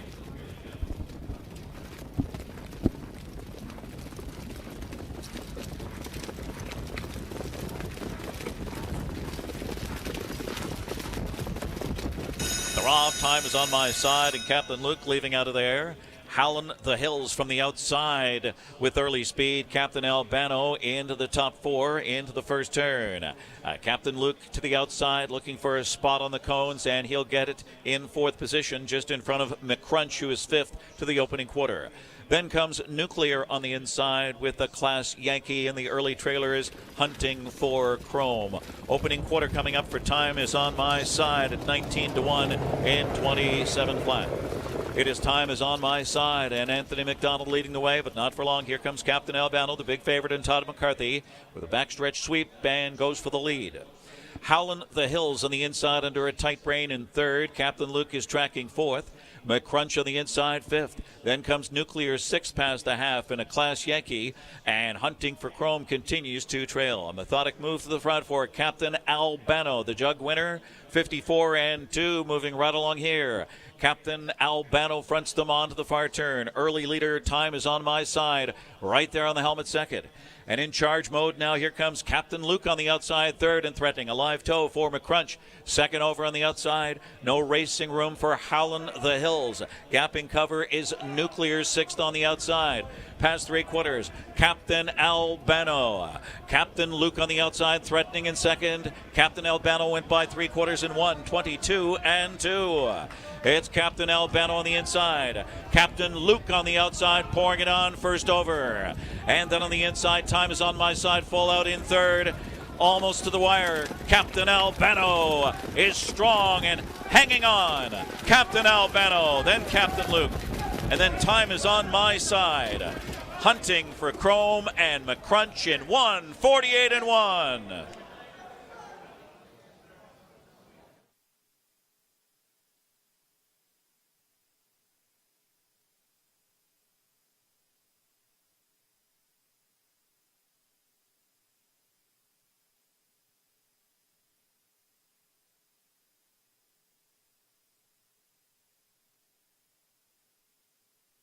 Judges have posted 3, Captain Albano, 148-1.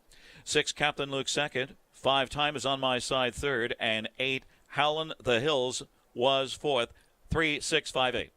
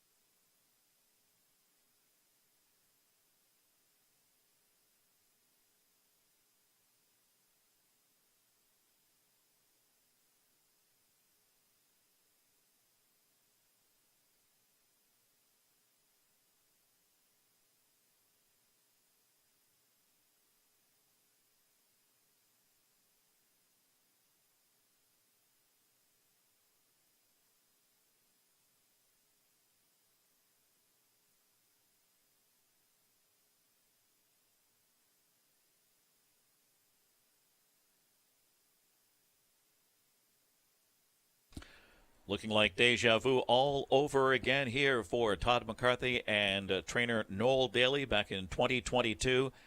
The 7-5 favorite Pebble Beach locked down division honors. The Noel Daly trainee gave Todd McCarthy, the Hot Toddy, his first Breeders' Crown trophy. Captain Albano scores decisively here in 148-1, a new lifetime mark. It's his 9th win in 14 starts this season, 16th career victory for this millionaire. He's a 3-year-old based son of Captain Treacherous out of Angelou by American Ideal. Bred in Delaware by Fred Hertrick III, owned by the Patricia Stable of New York, LA Express Stable of Pennsylvania, Showblom Racing, and Michael Dolan of Florida. Trainer Noel Daly, driver Todd McCarthy. Fresh off his 2-heat jug victory in Delaware, Ohio, Captain Albano in 148-1 records a new lifetime mark with a sizzling final quarter of 25 4/5. Captain Albano wins this Breeders' Crown elimination, sponsored by Indiana Standardbred Association. That's the Indiana Standardbred Association, Indiana Standardbred Breed Development Program as well.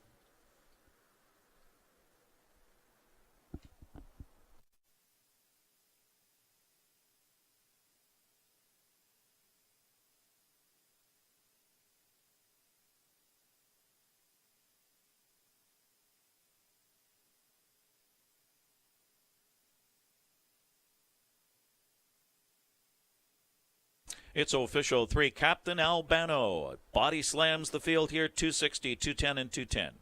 6. Captain Luke, 540 and 320, and the 5 time is on my side, 360. The exactive 3, 6, 1360. 3, 6, 5, trifecta, 7680.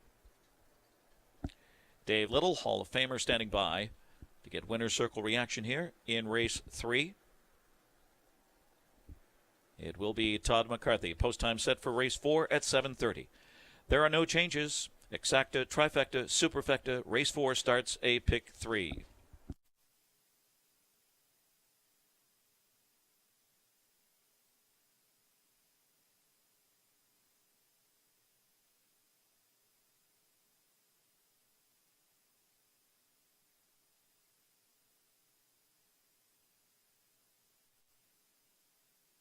The dime superfecta paid $21.74.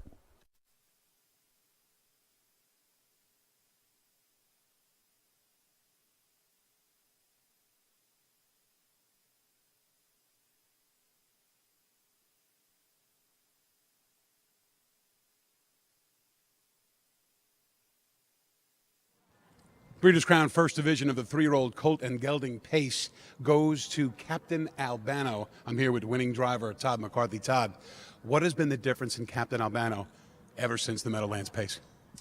I think he was just such a good horse even before that. You know, that night we drew bad and it didn't work out for us. But he's been good all along. We were a little unlucky early in the season with him. I think probably just that bad luck turned for us. So he's been, like I say, he's been good all along. So it's good to see him finally being able to show himself. You know, Noel has been telling me all year long that he likes to bring back his horses a little on the later side, later than a lot of the other trainers. That seems to have really borne a lot of fruit with Captain Albano. Yeah, for sure. He's got really strong there later in the season, and I think he showed that in Delaware, winning the jug there. It's pretty impressive when you see him go 2 heats like that. So, again, tonight, that was awesome. I couldn't have been happier with him there, the way he finished, and especially that last quarter. So, very happy with him coming out of that. I mean, I can't imagine you're much of a clock watcher. I'm sure it doesn't matter to you what you win in, but to go that fast on a night like tonight, has he ever been better, or was tonight a pretty easy trip, if it's possible to have an easy trip at a 48-1 mile? You know, he done it pretty comfortably. I called on him there. Timmy sort of surprised me. Captain Luke, he really sprinted with me good down the stretch there, and I just had to shake my guy up a little to make sure I held him off there in the end. But no, I felt confident in the horse all the way down the stretch that he would fight him off. Yeah, Timmy was coming a little. So did you have to ask Captain Lou? I say Captain Lou as for the wrestling, but did you have to ask him, or did he kind of hear Timmy coming and kind of kick at himself as well? He wears a closed bridle, and he kind of waits for me to call on him. And once I called on him there, he accelerated again halfway down the stretch. So I was really happy with the way he finished. So I suspect you think you might have a lot of horse left for next week. Let's hope so, yeah. Well, good luck to you, and congratulations. Thanks, Todd. Thanks, Dave. Todd. Captain Al wins the first division, first elimination for 3-year-old Colt and Gelding Pacers. The Breeders' Crown rolls on this Saturday night at the Big M.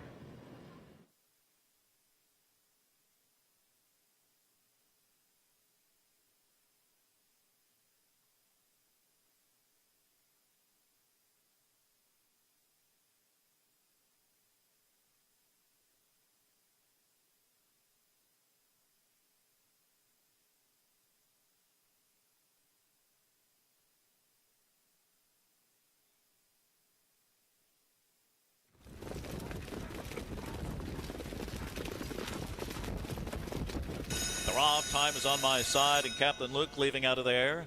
Howlin' the Hills from the outside with early speed. Captain Albano into the top 4 into the first turn.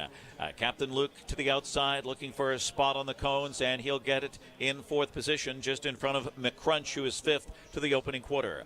Then comes Nuclear on the inside with the Class Yankee, and the early trailer is Hunting for Chrome. Opening quarter coming up for Time is on my side at 19-1 in 27 flat. It is Time is on my side, and Anthony McDonald leading the way, but not for long. Here comes Captain Albano, the big favorite, and Todd McCarthy with a backstretch sweep and goes for the lead. Howlin' the Hills on the inside under a tight rein in 3rd. Captain Luke is tracking 4th. McCrunch on the inside 5th.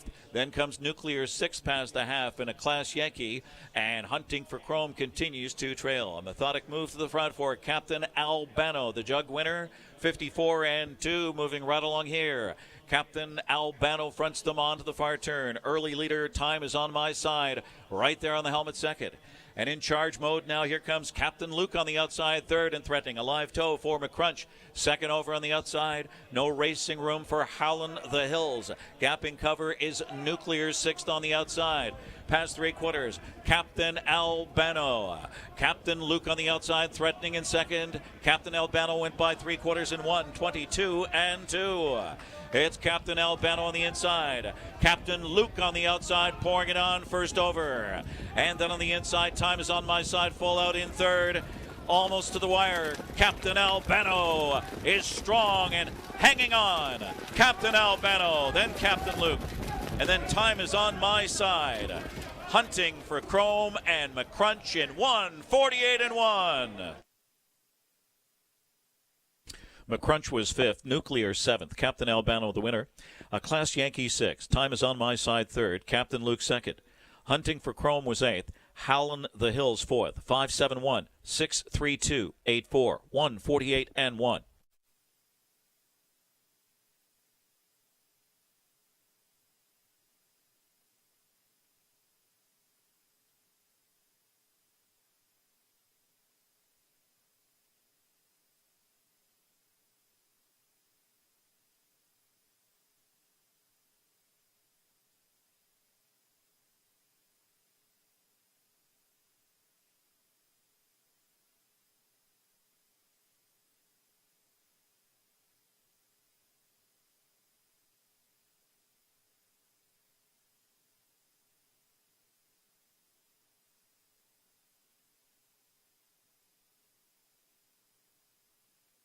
Meadowlands Racing and Entertainment salutes Wanda Policini and her Purple Haze Stables, Policini Foundation, and the Purple Haze Standardbred Adoption Program. They are the world's #1 standardbred sales agency, Preferred Equine Marketing. Racing fans, check out the In the Money Media Network for all of your thoroughbred and harness racing needs, featuring daily picks and analysis for tracks across the country, as well as weekly podcasts that appeal to all aspects of the racing industry. Don't miss the award-winning Players Podcast, as well as First Over with Edison Hatter and the new Harness Players Podcast, along with daily betting contenders at harness tracks across North America, courtesy of NahooPicks.com. Find those podcasts wherever you find your podcasts or at InTheMoneyPodcast.com.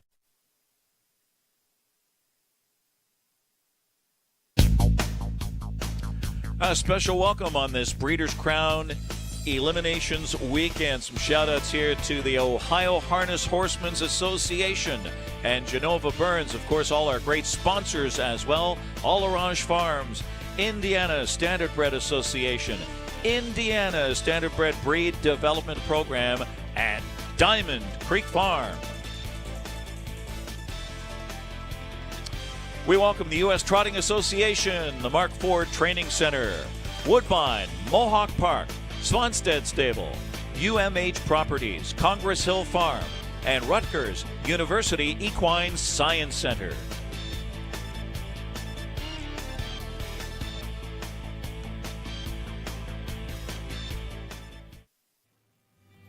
In Indiana, we grow it. And when it comes to harness racing, the Indiana program has grown to become one of North America's very best.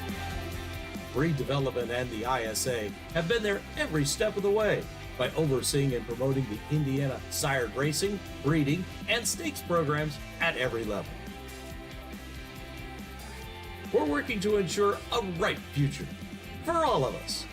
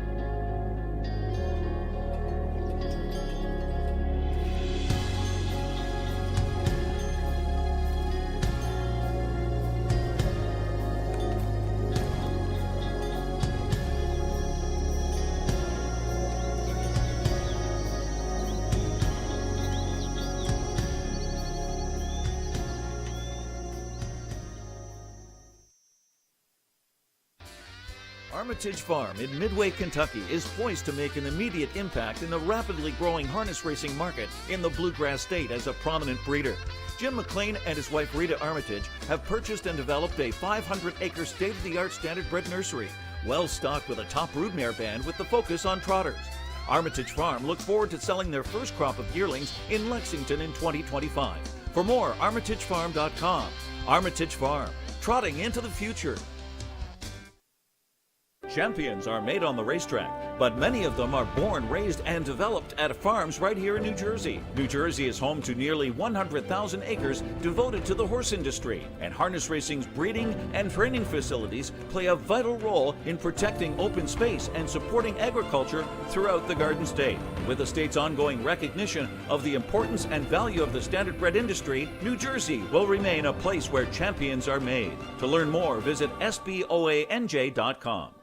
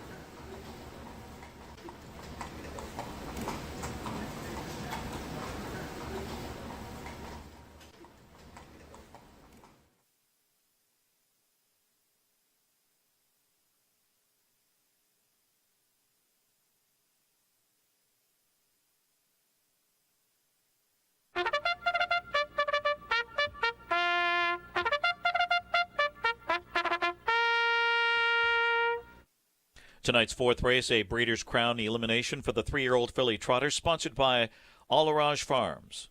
Sugar Instead, number 1. Brett Miller, driving for Virgil Morgan Jr., Joyce McClelland, and Larry Willis. Chaparmbro, number 2, with Yannick Gingras. Tron Spetshammer trains for Purple Haze Stables and M3 Racing Stable. Number 3, Elista Hanover, Dave Miller for Annie Stobie, Arlyn and Philomena Curry, and Annie Stobie. Buy a Round, number 4, Andrew McCarthy, Noel Daly trains for Fred Hertrick III.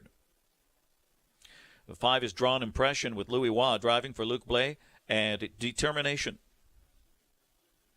Willie's Home Run, number 6, it's James McDonald, trained by Robert Fellows for Dr. Sarah Gatchell, Jake and Reg Higgs, and Yolanda Fellows. 7, Date Night Hanover, Dexter Dunn for Marcus Melander, Jeff Snyder, and Onda Racing Stable. 8 is French Champagne, Okis Fonstad, Trains and Drives for Marvin Katz and Al Lipfeld. Number 9, Miss Isla, Joe Bongiorno, Noel Daly Trains for Kenneth Jacobs. And number 10 is Sambuca Hanover with Todd McCarthy, trained by Nifty Norman for David McDuffie, Paul Berdonia, and Melvin Hartman.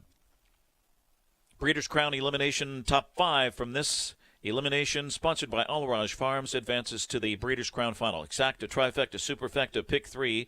Drawn Impression 8-5 here. A Muscle Hill first full from a 2-time Breeders' Crown champion. Emoticon Hanover's the dam here. Has proven she can dominate at the Grand Circuit level. For 2019 Hambo winning trainer Luke Blaise adds Lasix tonight. 3, Elista Hanover, 8-1. Pennsylvania Sire Stakes champion was the Hambo Oaks beaten favorite after reeling off 10 in a row. Returns to the Big M after regaining that winning form and gets the inside draw. The 4, Buy Around, 6-1, stormed home in 26-2 to a mild upset. A 151-4 New Jersey Classic final. Needed more of that punch in the Kentucky Filly Futurity. She's back here in top form with an inside draw. 5-3-4.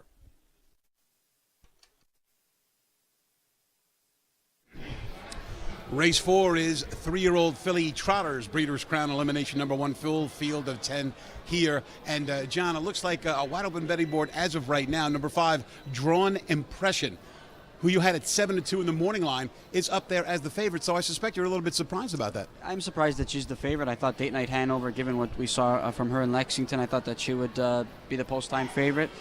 You're pretty close in Pick 3 Will Pays if you go look at it between the 5 Drawn Impression and the 7 Date Night Hanover. But post 10 last time out for Date Night Hanover, I thought maybe with a better draw in this elimination that she would take the bulk of the betting support. But the common theme is Luke Blaise trainees. They've all been sharp throughout this weekend, and we saw that with Collusion Hanover earlier on the card. So Drawn Impression draws well, and she definitely is one of the best fillies in this division. Let's talk a little bit about Chap Armbro and Date Night Hanover.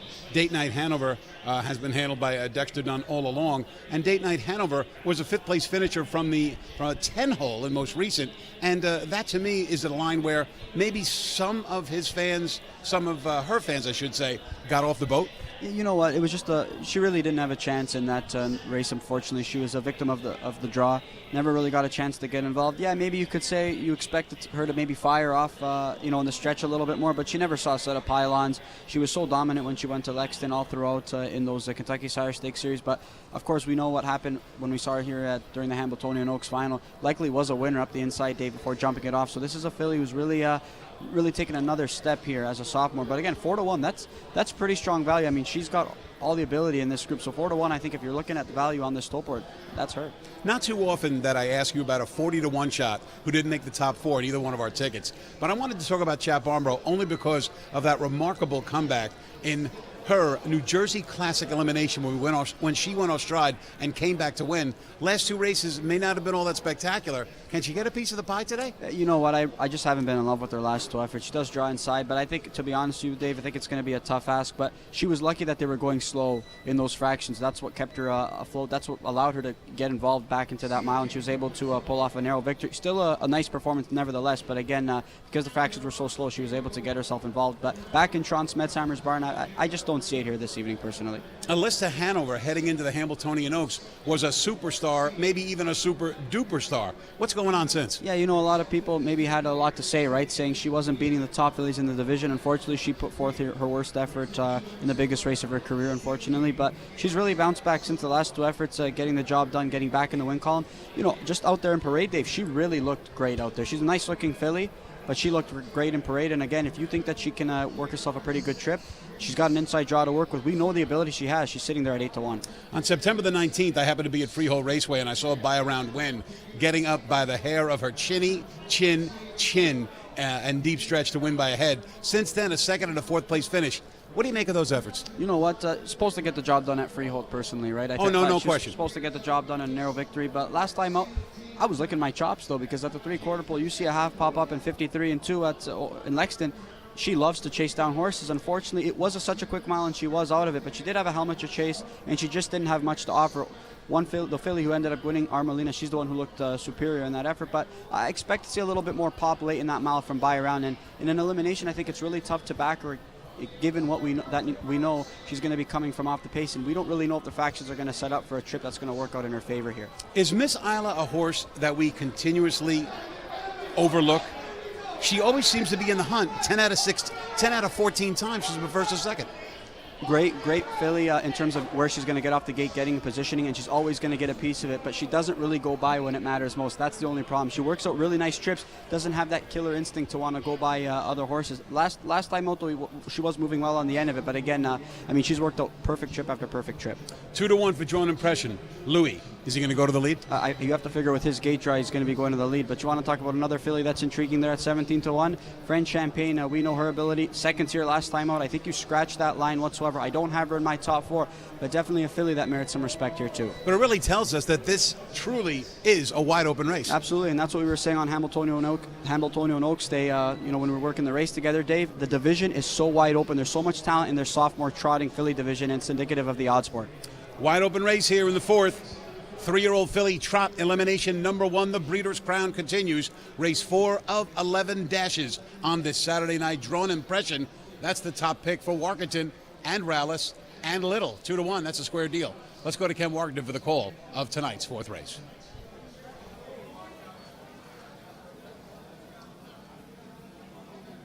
Sugar Valley Farms warm-up is complete. They're heading to the gate for race 4.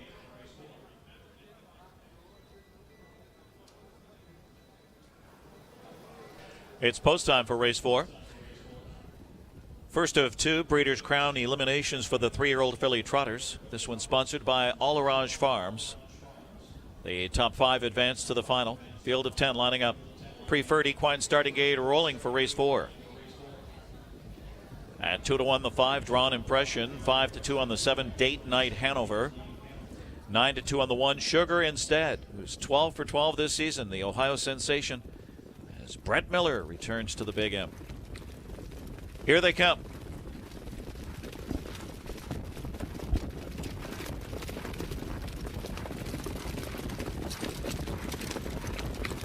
Fillies are off and trotting. Buy Around, Flashing Speed, Drawn Impression with Willie's Home Run, and Miss Isla up on the far outside, and on the extreme outside, Sambuca Hanover, and they are 6 wide around that first turn. It's Willie's Home Run who swoops down with Miss Isla on the outside, and Buy Around is 3rd. Heading to the opening quarter, Drawn Impression floated away, gets a 4-hole tuck. Chaparmbro 5th on the inside, and Date Night Hanover's parked on the outside 6th. Then comes a Sugar Instead. Elista Hanover looking to go up on the outside with French Champagne, and Sambuca Hanover trails. 27 flat. A crisp opening quarter across the back stretch, and it's Miss Isla and Joe Bongiorno on the engine, but not for long. Here comes Buy Around and Andrew McCarthy. Buy Around to the outside goes Drawn Impression to track that one. So Willie's Home Run already back to 4th on the inside. Date Night Hanover's on the move up from 5th past the half. Then comes Chaparmbro. Elista Hanover gets going from the rear of the field, followed by French Champagne. Shuffle to the rear, Sugar Instead. Sambuca Hanover underway from last. 55 and 3 onto the far turn. Drawn Impression pouncing on her. Date Night Hanover on the outside means business. It's Date Night Hanover and Dexter Dunn forges to the lead. Drawn Impression second now. Elista Hanover left uncovered on the outside, inching closer with Buy Around, no racing room in 4th. French Champagne on the outside trying to do more from 5th. Miss Isla was shuffled to 6th. They're at 3/4. Date Night Hanover 123 and 1. It's Date Night Hanover under some urging. Date Night Hanover will try to hold on. On the inside, Drawn Impression now shakes loose late. Louis Waugh urges her on, and she lunges late at Date Night Hanover. Drawn Impression takes the lead. Drawn Impression at even money. Then Date Night Hanover, Elista Hanover, Willie's Home Run, and Sugar Instead in 151 and 1.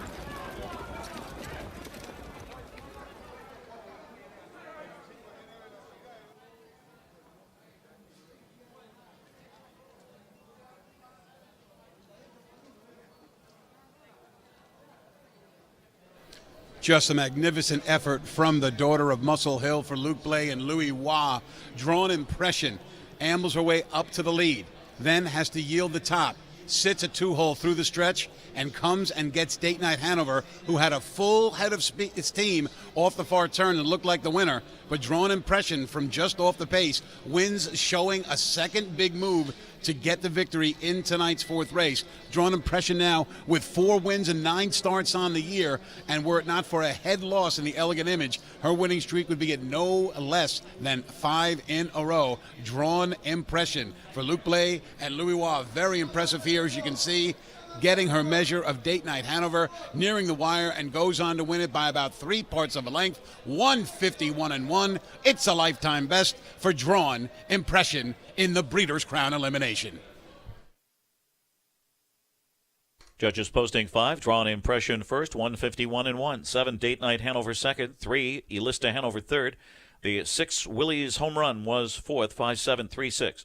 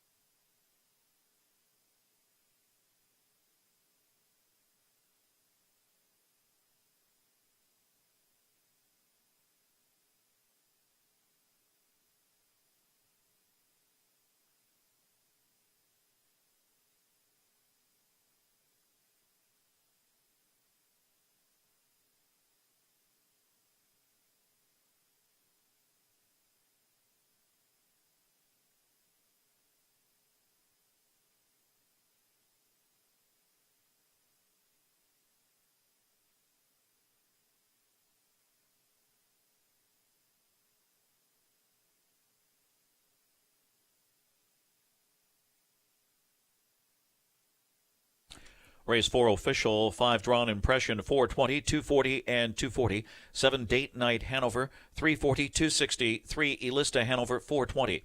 5-7 Exacta, 1440. 5-7-3 Trifecta, 5720. Dime Superfecta, 2298. 5736. Drawn Impression, 3-year-old Bay Filly by Muscle Hill, out of a 2-time Breeders' Crown champion. Emoticon Hanover by Cadabra, bred by the ownership Determination, Montreal, Quebec, Canada. And Louis Waugh and Luc Blais, well, they did it yesterday in the 2-year-old colt trot with the brother to Drawn Impression, also out of Emoticon Hanover, Emoticon Legacy. A Drawn Impression here, fresh off the bench, and first-time Lasix scores her 4th win this season, 8th career victory, and a new lifetime mark of 151-1 for Drawn Impression, sponsored by Alarage Farms. This first of 2 eliminations for the 3-year-old filly trotters. John Rallis is standing by, and he'll speak to Louis Waugh here in Race 4, Winner's Circle. Post time for Race 5 is 7:55. No changes. Exacta, Trifecta, Superfecta, and Pick 3.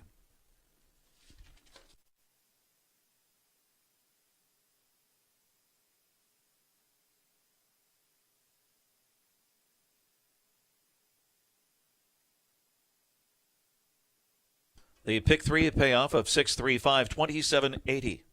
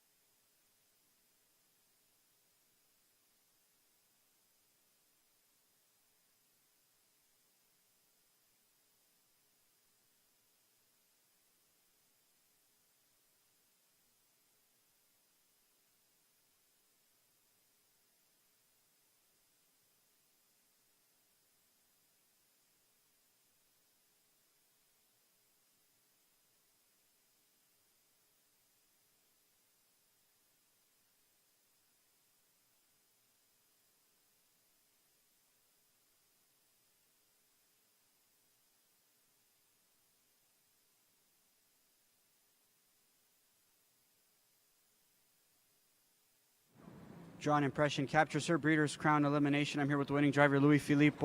Louis, we saw that you added Lasix. Did you notice any difference from her tonight with the addition of that? She's been racing really, really good lately, so it's kind of hard to beat what she's been doing. And to me, it doesn't make much of a difference. Like I said, she was racing good without it, but I guess Luke must have seen a little something that could help her. And tonight she raced really good. She had to be used a little harder the first half, and she still.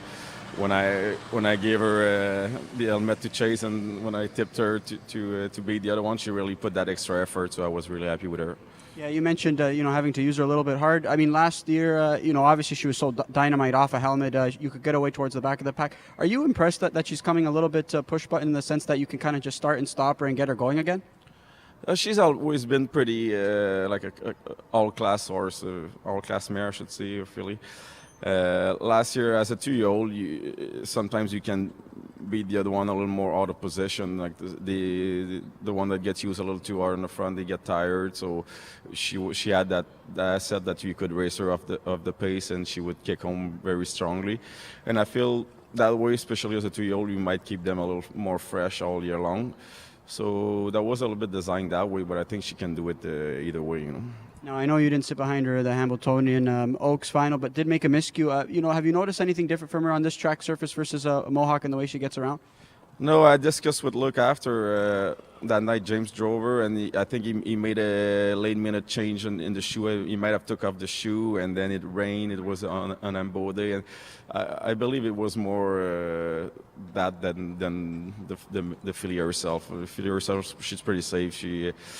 She doesn't seem like she wants to run, And when you made that remove to the front, obviously Dex was coming with Date Night Hanover. That was you just being content to let him clear so you can get another target turning for home? Yeah, definitely. And like I said, we all had to use our filly a little more than we wanted the first half, I feel like. So I don't think at that point it was an option for me to fight with Dexter that early in the mile. So I was kind of happy to follow him, and I knew with that Day Night Hanover it was a good one to follow. So it worked out pretty good for us. Nice job, Louis. Best of luck next week. Thank you. All right, there's Drawn Impression, Louis Philippe, Luc Blais, who get it done here in the Breeders' Crown elimination.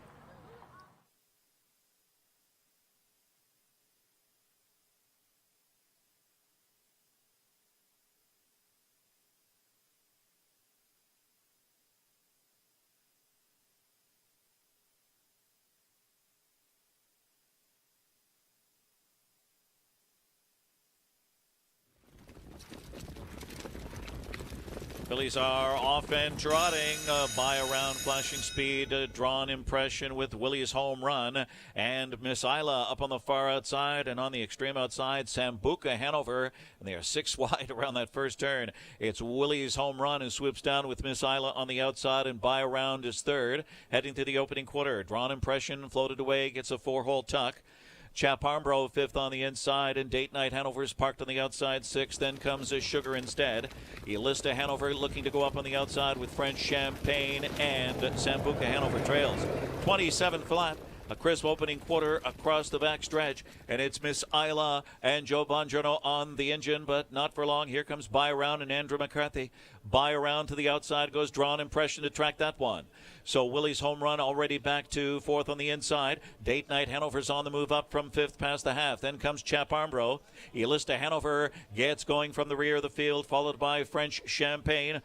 Shuffle to the rear, Sugar instead. Sambuca Hanover underway from last. 55 and 3 onto the far turn. Drawn Impression pouncing on her. Date Night Hanover on the outside means business. It's Date Night Hanover and Dexter Dunn forges to the lead. Drawn Impression second now. Elista Hanover left uncovered on the outside, inching closer with By Around, no racing room in fourth. French Champagne on the outside trying to do more from fifth. Miss Isla was shuffled to sixth. They're at 3/4. Date Night Hanover 123 and 1. It's Date Night Hanover under some urging. Date Night Hanover will try to hold on.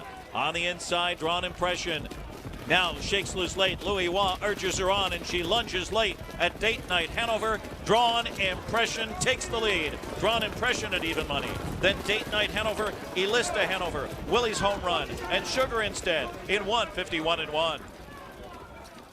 Sugar Instead was 5th. Chaparmbro 9th. The Lista Hanover 3rd. By a Round was 10th. Drawn Impression the winner. Willie's Home Run 4th. Date Night Hanover 2nd. French Champagne 6th. Miss Isla was 8th. Sampuca Hanover 7th. Rechecking, it's 5, 9, 3, 10, 1, 4, 2, 6, 8, 7, 151 and 1.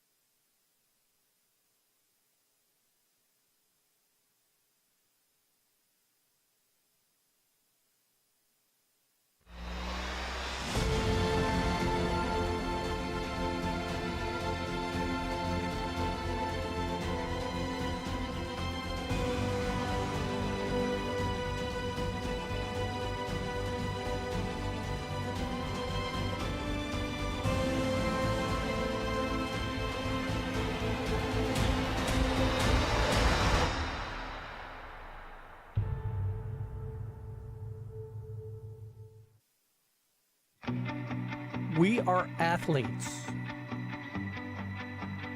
We are drivers. We are caretakers. We are owners. We are trainers. We are fans. We are harness racing.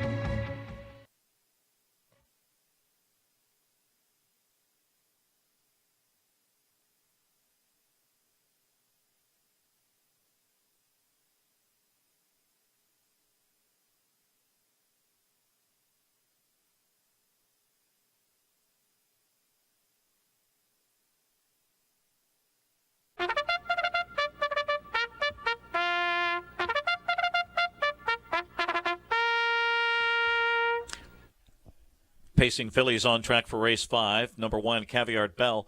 It's Yannick Gingras, Nancy Tactor trains for Caviar Farms. 2 is Pass Line with Scott Ciron for Ron Burke, Burke Racing Stable. Weaver Buscemi, Frank Baldacchino, and Rich Lombardo Racing. Terrific, number 3, Jason Bartlett drives for Chris Ryder, Margaret Dye, and Let It Ride Stables. Geocentric, number 4, Tim Tetrick for Brian Brown, owned by Lehman. That's Milton Lehman, Alan Keith, James Stombaugh, and Joseph Bracco. Can I Get a Loop Loop, number 5, Dexter Dunn, Ron Burke, Burke Racing Stable, Larry Carr, Phil Kalura, Weaver Buscemi. It's a Love Thing, number 6, with James McDonald, trained by David Maneri, for Eric Good, Thomas Biederman, Joshua Green, and Rich Lombardo Racing. 7, Donegal Spirit, Dave Miller for Andrew Harris, William Pollock, and Bruce Araman. 8, Rocket Deo, Andrew McCarthy, Brett Pelling trains for Morrison Racing Stables and John Fielding. Number 9, Disney, Todd McCarthy for Brett Pelling and Diamond Creek Racing. Breeders' Crown elimination for the 3-year-old fillies. It's the second for these fillies. The first 5 advance to the final. Sponsored by Ohio Harness Horsemen's Association and Genova Burns, Exacta, Trifecta, Superfecta, and Pick 3.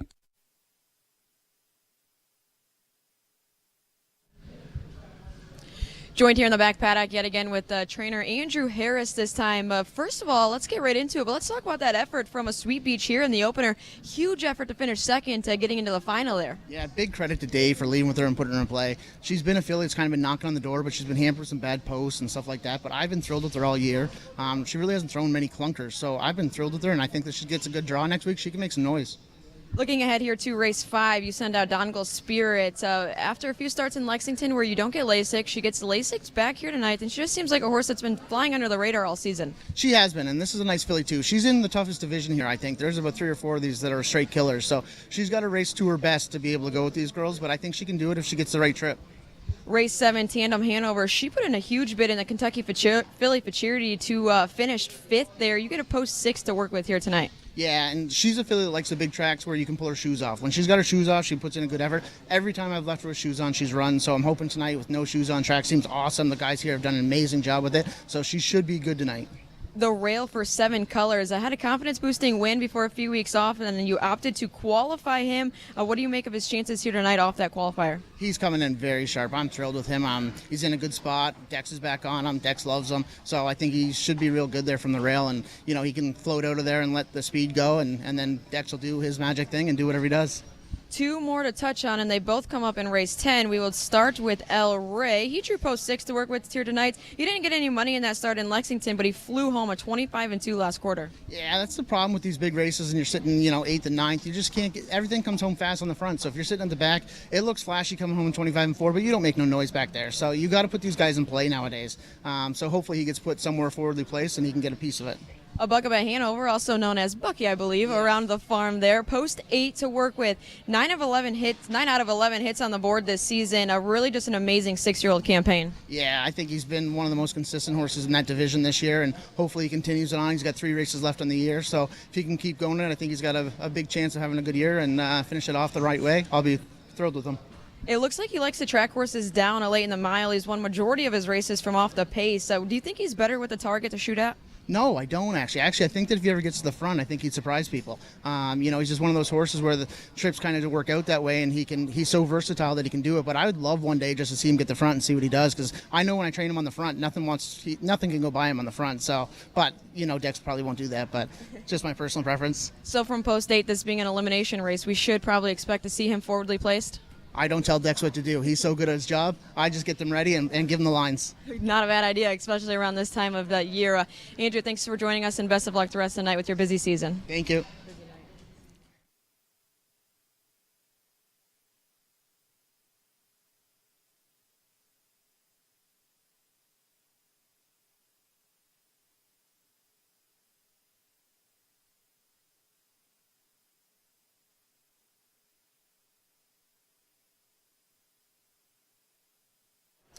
Fifth race is the second elimination for 3-year-old fillies on the pace, and as of right now, all eyes and all targets are on number 8, Rockadeo, for Brett Pelling and Andy McCarthy. Yeah, right, deservedly so, right? She's been superb. Dave, we spoke on the pre-show about her versatility. She can do it any which way, and she seems to just be getting stronger and stronger.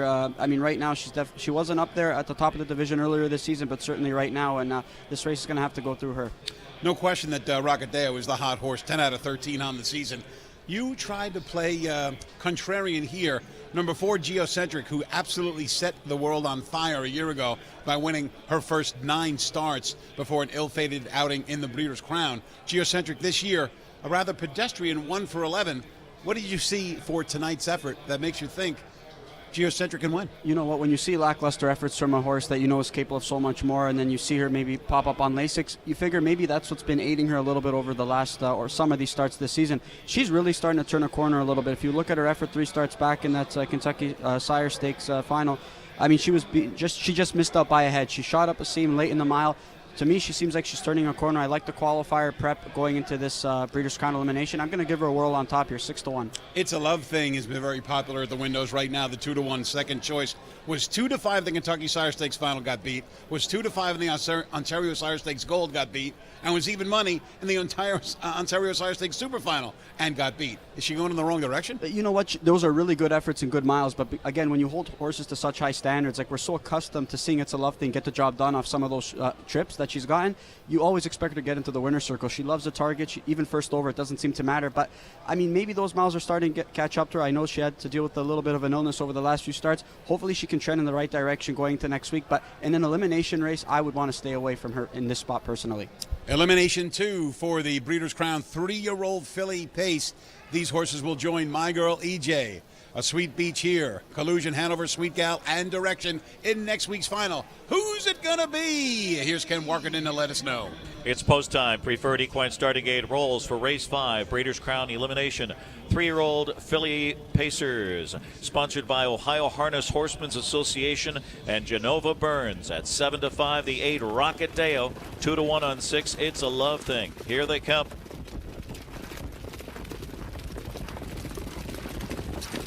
And they're off. It's a Love Thing shoots out along with Geocentric on the inside. Terrific and Caviar Bell leave sharply on the inside into the first turn. It's Geocentric and Tetrick on the move up. It's a Love Thing to challenge for the lead. Caviar Bell's going to settle in third in front of Past Line on the inside, fourth. Rocket Deo's fifth past the opening quarter now. Then comes Terrific, followed by Can I Get a Loop, Loop and Donegal Spirit, and Disney trails 26-4. A fast opening fraction there for It's a Love Thing. Looks to settle down up front here for James McDonald across the backstretch. Geocentric in for that hot pocket ride. Caviar Bell climbing over the helmet, wrangled back by Jingra. And here comes a Rocket Deo very quickly with Terrific picking her up on the outside. Early shuffle for Caviar Bell, and on the inside, Pass Line. To the outside, Can I Get a Loop Loop underway off the speed. Disney second to last and underway, and Donegal Spirit trails. Half was just 56 2/5. They hit the far turn, and Rocketdale lands up front. It's now Rocketdale with the lead. It's a Love Thing in the pocket spot. That is a Terrific on the outside, and she's left first over, but grinding into second on the outside. Can I Get a Loop Loop second over, flipping 3 wide right now. Geocentric was shoveled to fifth on the inside as they turn for home off 3/4 in 1:23 3. Into the stretch drive, they come after Rocket Deo. It's Rocket Deo. It's a Love Thing is blocked with pace. Terrific and towering up late. Disney up on the far outside in deep stretch. Terrific trying to get to Rocket Dale and doing that.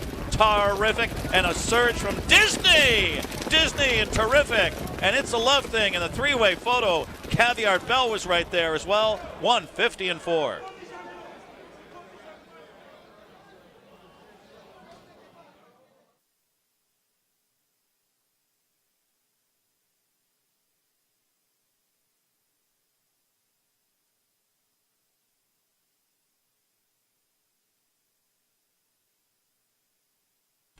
Judges posting the photo sign. Photo for win, 150-4.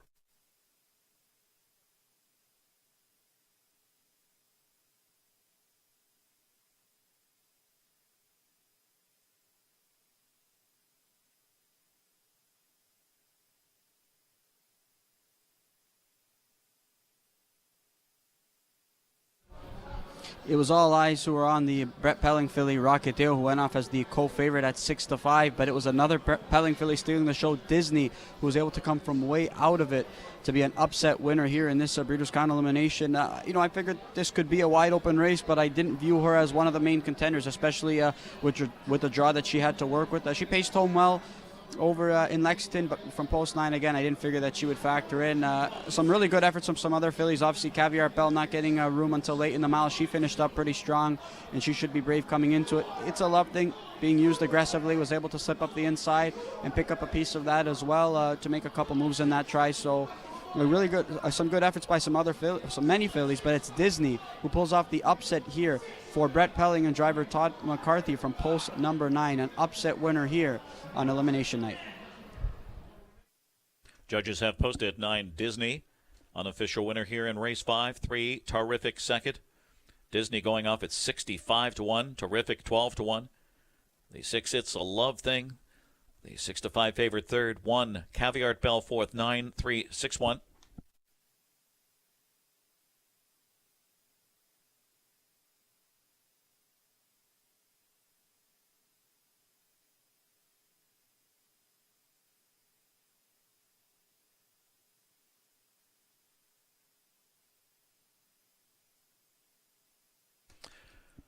Number 9, Disney, 3-year-old bay filly by Always Be Mickey out of Pure Country by Some Beach Somewhere, bred in Pennsylvania by the ownership Diamond Creek Racing of Wellsville, Pennsylvania. Trainer Brett Pelling, a double tonight for Todd McCarthy.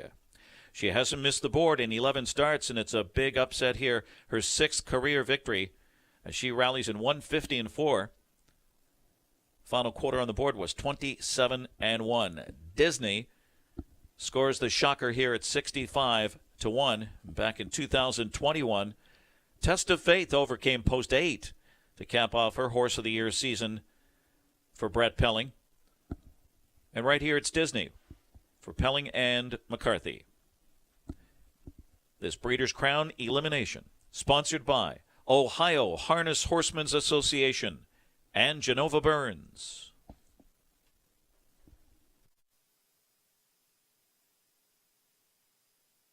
It's official.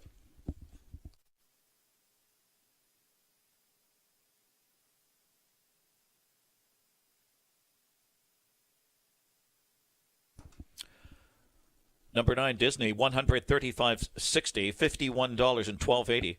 The 3, Terrific, $14.60, $6.20, and the 6, It's a Love Thing, $2.40. 9-3 Exacta, $1,296.80. 9-3-6 Trifecta, $4,196.40. The Pick 5, $1,700, $12.52. Superfecta, $1,731.58 for 10 cents. 9-3-6-1.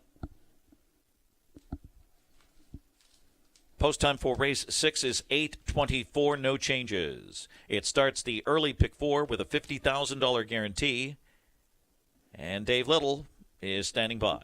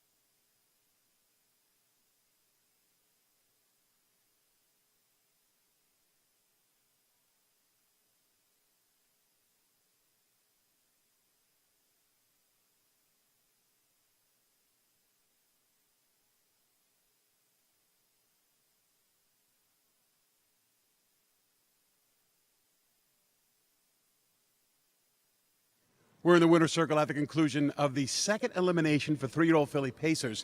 Now, I expected to be doing an interview with someone who drove a Brett Pelling horse, check. I expected to be doing an interview with a driver by the surname of McCarthy, check, but not quite the one I expected. Disney pulls off an upset here. Tell me about the trip, Todd. It was just amazing. I didn't see where you were at the top of the stretch. Where were you?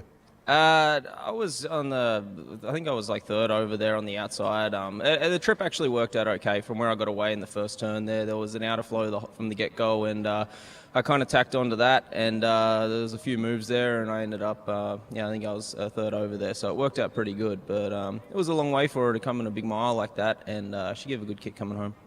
Is this the type of scenario, Todd, where you think your horse might be outclassed by a handful of them in the field, so you just kind of leave out of there and hope you can get into a live flow?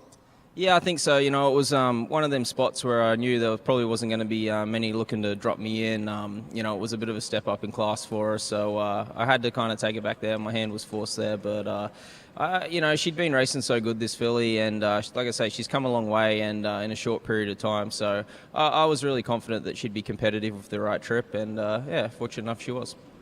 You've been driving this horse all year long, so you must know her little idiosyncrasies and stuff. What does she do particularly well?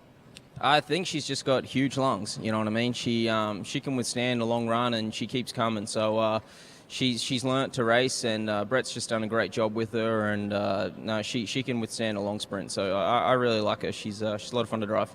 Given the win tonight, might you be a little bit more aggressive with her next week, given the fact that you're sure to draw a pretty reasonable post? Yeah, for sure, and it's one of them things. Like I said, post comes down to everything. So if we draw good, she can be right in it. Disney pulls the upset in Elimination 2. 3-year-old Philly Pacers. Todd McCarthy, congratulations. Thanks, Dave. Appreciate it.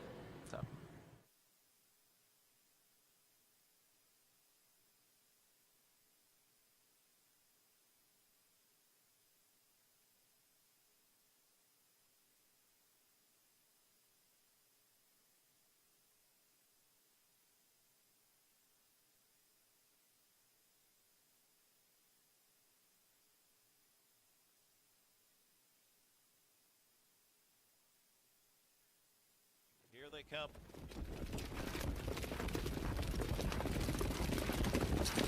And they're off. It's a love thing. Shoots out along with Geocentric on the inside. Terrific and Caviar Bell leave sharply on the inside into the first turn. It's Geocentric and Tetrick on the move up. It's a love thing to challenge for the lead. Caviar Bell's going to settle in third in front of Past Line on the inside fourth. Rocket Deo's fifth past the opening quarter now. Then comes Terrific, followed by Can I Get a Loop, and Donegal Spirit, and Disney trails 26-4. A fast opening fraction there for It's a Love Thing. Looks to settle down up front here for James McDonald across the backstretch. Geocentric in for that hot pocket ride. Caviar Bell climbing over the helmet, wrangled back by Jingra. And here comes Rocket Deo very quickly with Terrific picking her up on the outside. Early shuffle for Caviar Bell, and on the inside, Pass Line. To the outside, Can I Get a Loop underway off the speed. Disney second to last and underway, and Donegal Spirit trails. Half was just 56 2/5. They hit the far turn, and Rocketdale lands up front. It's now Rocketdale with the lead. It's a Love Thing in the pocket spot. That is a Terrific on the outside, and she's left first over, but grinding into second on the outside. Can I Get a Loop second over, flipping three wide right now. Geocentric was shoveled to fifth on the inside as they turn for home off three quarters in 1:23 3. Into the stretch drive, they come after Rocket Deo. It's Rocket Deo. It's a Love Thing is blocked with pace. Terrific and towering up late. Disney up on the far outside in deep stretch. Terrific trying to get to Rocket Dale and doing that. Terrific and a surge from Disney and Terrific, and It's a Love Thing in the three-way photo. Caviar Bell was right there as well. 150-4. Caviar Bell fourth, Pass Line seventh, Terrific second, Geocentric eighth, Can I Get a Loop was sixth, It's a Love Thing third, Donegal Spirit ninth, Rocket Deo fifth. Disney was the winner. 4-7-2, 8-6, 3-9, 5-1, 150-4.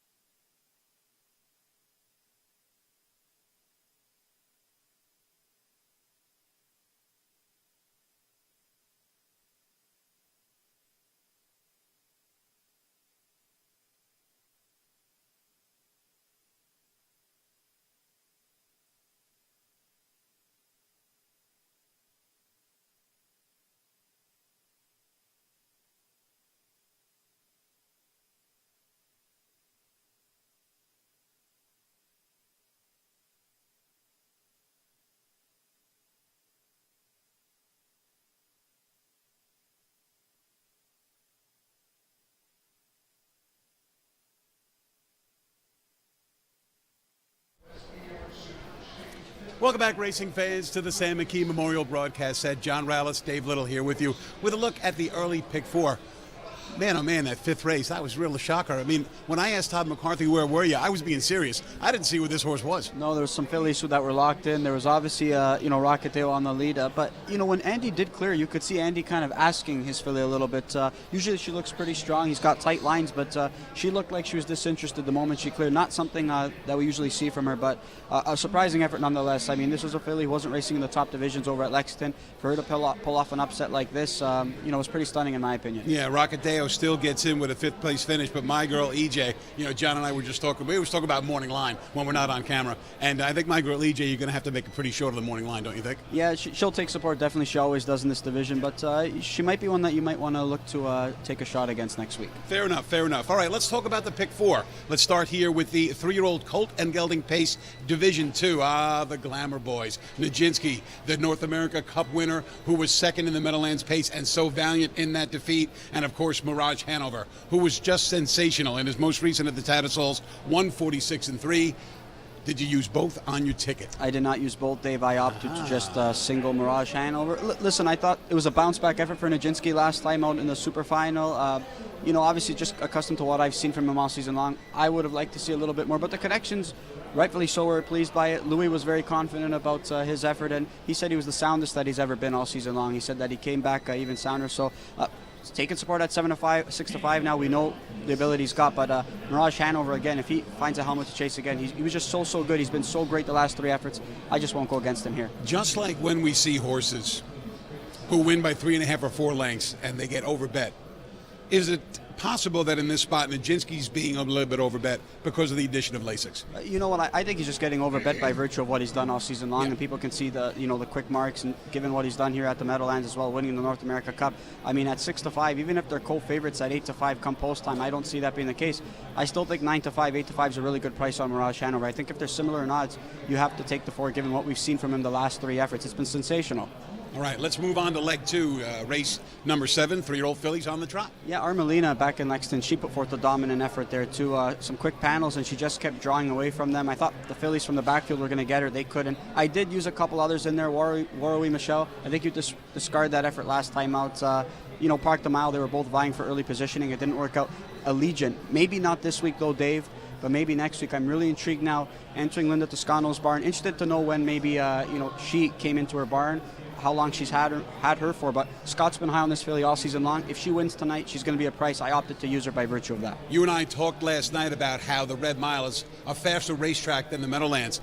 Do we treat Red Mile victories the same as we would treat Meadowlands victories and vice versa when handicapping the races? I think it just looks, again, like I said last night, body language. You don't want to put too much stock on the times, again, because it is a quicker surface, but I do think you want to look at the body language of a horse, and again, Mirage Hanover looked well in hand, and he just looked superb. You want to go base it off times, and some other horses as well. Race 8, a second single for Rallis. Who is it? By the Missile, I'm going all in on him in that elimination. I think he's good to go going into the next week's final. And then I'll close it out too deep, Dave. Vic Zelensky, my value play. He looked really good. Right now, I think he's the now horse, but Dexter Dunn opted off. I think you're going to get a better price on him. And the 8, Highland Kismet, I think he's got all the ability in the world. I didn't want to exclude him off my ticket as well. You got some explaining to do. No Tony Adams, no Carl. What's going on here? I don't want to go too deep. This could be a pretty formful sequence, but I really like Kylan Kismet. I think that he's arguably the most talented trotter in this field, and I didn't want to leave out Vic Zelensky. I think he's bred to be a star, and right now he seems to be putting it all together. I'm curious to see what he does tonight. $5 base ticket for John is $30 is what it's going to cost you, and if he hits it, you'll have the pick 4 10 times. Let's talk about my ticket. I'm going to start in the 6th race, 1 and 4. I think you got to use both. I'm a big Mirage Hanover fan because I picked that horse in the Meadowlands Pace. Nijinsky, I really can't go off him in this particular spot, especially because of the comeback on Lasix. But, John is singling the 4 here, and that might be a way that you can save yourself some equity. Absolutely. And again, they're the 2 logical contenders. But again, if you're playing pick 4s come post time based on the current odds board, I think you have to exclude Nijinsky. I think 4-5 is just too short. I know he's got talent, but I want no part of him at that number. 3 in the 8 in the 7th race, Warrowy Michelle and Armelina for many of the same reasons that John discussed. So let's kind of go to the 8th race where I just have a hunch and it's a hunch that By the Missile might prove to be just a little bit vulnerable in this spot. It's My Show has been able to lift his performances from time to time during the course of this season, as has Vukovalis. So I might be taking a bit of a haymaker here, but It's My Show, Vukovalis. Either one have a shot? They do have a shot, and I think Vukovalis probably has a bigger shot. Not to say that It's My Show doesn't, it's just that we've seen him, in an elimination race, I don't know what kind of trip we're going to see from Scott Zero. We don't really see him, take too much air in finals, right? That's the only thing. So I'm curious to see maybe if Scott's just going to let him do his work late in the mile, and it might be too late then. In the 9th race, I'm going to go 3 deep. Tony Adams, Carl, and Highland Kismet. I was sitting next to John during the Hambletonian when he picked Highland Kismet and I picked Carl. I thought Highland Kismet might have been just a little bit better that day, but Carl got the better trip. Yeah, they were both pretty good. Obviously, Highland Kismet having to go first over, but again, Yannick and Carl, they had to really kick it into gear late in the stretch. So for them to have to do that and be able to chase some miles, some pretty quick miles, and what seemed like it was a pretty bad spot at the time, it worked out in his favor. But again, I can't fault you for using some of those logicals. They've been good all year. I used to debate with Dave Brower. I used to love giving out horses off lousy lines because the price would invariably go up. That's the situation with Tony Adams. What happened to him in his most recent race? You go 52 and change to a half in your 3-year-old trotter. Nothing good's going to happen late in that mile. He stopped by virtue of that. Some other horses were victim of those hot panels, Highland Kismet being one of them, having to make a couple moves there. I don't think Dex definitely didn't want to go 52 and change. I think that people saw that the front end was pretty good all day long, and I think Dex said, I've got a trotter who's pretty handy. I'm going to go to the front and try and steal this mile, but don't think he wanted to go 52 and change, and that explains the line and explains some other horses' lines as well. All right, so I'm going to go with a couple of spreads and play a $1 ticket for a total of 36. John bets 30. Good luck in the early pick 4. It's got a guaranteed pool of $50,000. The racing is fast and exciting at the picturesque Woodbine and Woodbine Mohawk Park racetracks in Ontario, Canada. Woodbine Standardbred, home of the Pepsi North America Cup, a summer classic. Pebble Beach in Iran. And Woodbine Thoroughbred, home of the historic King's Plate. But the mighty filly has devastated them. Full fields, exotic wagers, iconic events. Play Woodbine Thoroughbred and Woodbine Standardbred today at your favorite wagering location. It's always been a goal of Brittany Farms to give back to the sport in the way of both leadership and unwavering support of its greatest events. The farm has bred 30 Breeders' Crown champions in its 38-year history, and this year we're pleased to sponsor these races one more time. For all the good times. 2-year-old colts on windy nights don't go miles like this. Well, this isn't an ordinary colt. He's just a tremendous colt.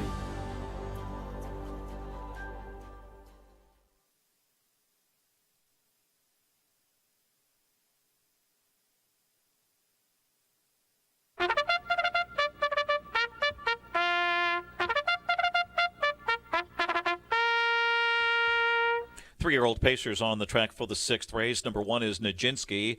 Louis Waugh driving for Anthony Beaton. West Wind's Stable, John Fielding and Mark Dumaine. Captain's Quarters, number 2 with Yannick Gingras, trained by Herbert Holland for Rich Stiles. Sweet Beach Life, number 3, Matt Kikali for Travis Alexander, a Sweet Beach Life Stable. And that one just coming on the track. 4, Mirage Hanover.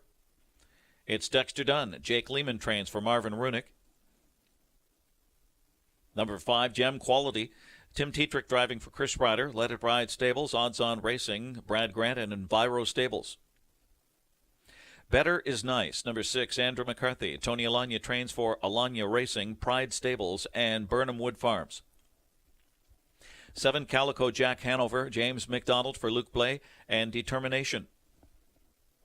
And Number Cruncher, number 8 with Scott Sirant, trained by Noel Daly. For Irv Miller Stable, Douglas Overheiser, and Greg Gillis.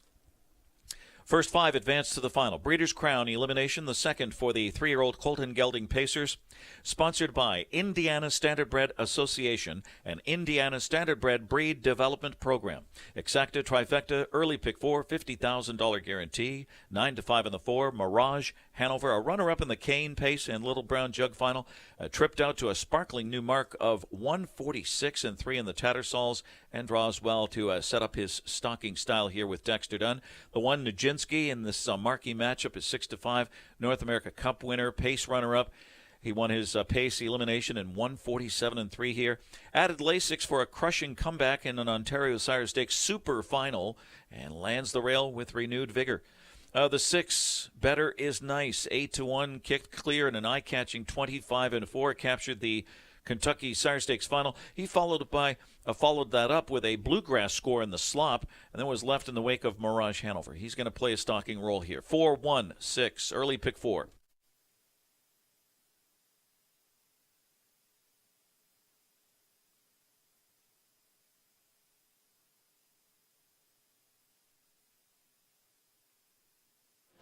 Second elimination for the 3-year-old Colton Gelding Pacers, Nijinsky versus Mirage Hanover. Finally, Mirage Hanover is taken over as the favorite. Surprised? No, we saw it in the pick 3 Will Pays, though, Dave, right now. I think he's 60 and change right now for a buck, and, Nijinsky's 100 and change. So, by virtue of the pick 3 payouts that Mirage Hanover is going to take going to go to favoritism by the time the gate rolls. But I think that's what we anticipated. Anyways, if this price somehow stays at this number, I think you just have to take Mirage Hanover by virtue of them being so close. I thought the efforts were far different in terms of his effort in Lexington, Mirage Hanover's versus Nijinsky's win in the Super Final. Early in the year, I was talking to Herb Holland week in, week out when I did my Road to the Meadowlands Pace, and he had a lot of high hopes for Captain's Quarters. He certainly has not had a bum type of year. 7 on the board finishes from 11 starts. He's earned almost $350,000. Where's he at, in your opinion? You know what, when you become a 3-year-old pacing colt in this division, if you want to be atop the Glamour Boys division, you have to be ready to go some really, really quick miles. And, Captain's Quarters, unfortunately, he's pacing some quick miles. He's just not able to do it in winning fashion. So a really nice colt, but there's some other ones in here that are just a little bit deeper. Yannick was pretty transparent in that Paddock interview with Jenna Ott, saying, I just don't think he's on Mirage Hanover's level. Yannick doesn't really mince words. He's pretty truthful. I think that mile is going to do him well, though. I think it's good to have a really quick mile under his belt. But again, he was not within the vicinity of getting to Mirage Hanover last week. You're going to have to take a further step forward here. I think that's why you're seeing 18-1. I don't think he's at that level just yet. Heading into the Meadowlands Pace, Gem Quality appeared to be up near the top of the division with the Nijinskys and the Captain's Quarters and the Captain Albanos. He really hasn't gone the way Chris Ryder has hoped. Where's he at? Things haven't really gone his way, Dave, but, that was a nice qualifier. But again, obviously Captain Albano on his back. It looked to me that Captain Albano had a lot more to offer in the lane. He was able to hold him off by a nose, but I think it just speaks volumes of where maybe these two colts are at right now versus Captain's Quarters and Gem Quality. Yannick had his choice. He opted to go to Captain's Quarters. So, Gem Quality, of course, I just think he's a step below these right now. Things haven't worked out his way this year. It's unfortunate. Better Is Nice has had an awfully nice year. He's won over $500,000 for Tony Alagna, and when you race for $80,000 in the preliminary legs and then a $400,000 final, Kentucky is surely a great place to be. So is Better Is Nice in the preeminent class, or is he just a notch below the very good ones? We know he battled some foot issues earlier on this season, right? We thought he was going to be one of the main contenders in the Meadowlands Pace. I know you had him pretty high in your rankings. I did. What hasn't raced on Lasix over in Kentucky, though. He is back on Lasix here tonight, and he was racing on Lasix prior to that as well. But those are some really, really good efforts. You want to talk about a horse who's really sharp. It's Better Is Nice. Again, if you think that there's going to be an upset potentially, I do think Mirage Hanover is going to be tough to beat. I think the next horse I would be looking at, it's why I slotted him in for second, is Better Is Nice. His form is just impeccable right now. I know maybe the class of horses he was taking on over in Lexington weren't maybe to this caliber, but a second place finish to Mirage Hanover, albeit by over 3 lengths. Really, really nice effort that he was gaining, and this is a colt who many believe had big aspirations this season, and I think that he's starting to show it at the right time. While we have a couple of extra seconds, John, let's talk a little bit about Sweet Beach Life, who's off a good-looking win in the Reynolds at Plain Ridge. So I know that probably wasn't a tough assignment. The horse went off at 10 cents on the dollar. But can he improve off a bravening effort like that? It's nice to get a confidence-boosting mile into you, especially when you're coming into some of these big races. We've seen some good efforts from Sweet Beach Life in the past. Again, a race where he was supposed to get the job done. Favorite in that spot. He seemed like the class of the field. He's been racing. He's held his own against some of these other horses, though, in this division, Dave, most certainly. But again, I think that he's just a couple notches below some of these other ones. But he could put forth a nice effort and be feeling good going into next week. I just don't foresee it being a winning one. Race 6. 3-year-old Colts and Geldings, the Breeders' Crown second elimination field of 8. Nijinsky, the North America Cup champion, the second choice at 8-5. Mirage Hanover off a marvelous 146-3 win in the Tattersalls at the Red Mile is the even money favorite. Which one you like? We'll find out who's going to win it Ken Workington has the call.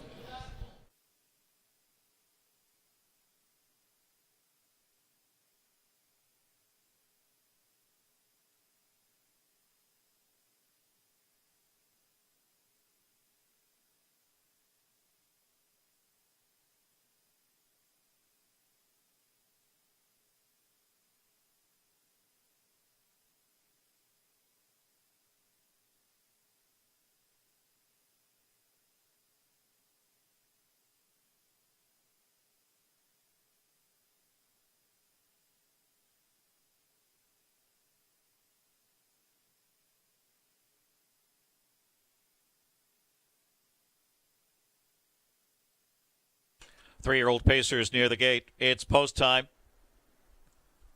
Preferred equine starting gate rolling for the field of 8. Race 6. Final call for the 50-cent early pick 4. Second Breeders' Crown elimination for the 3-year-old Colton Gelding Pacers. Sponsored by Indiana Standardbred Association, Indiana Standardbred Breed Development Program. 4-5 on the 4, Mirage Hanover. 2-1 on the 1, Nijinsky. The top 5 advance to the Breeders' Crown Final. Race 6, here they come.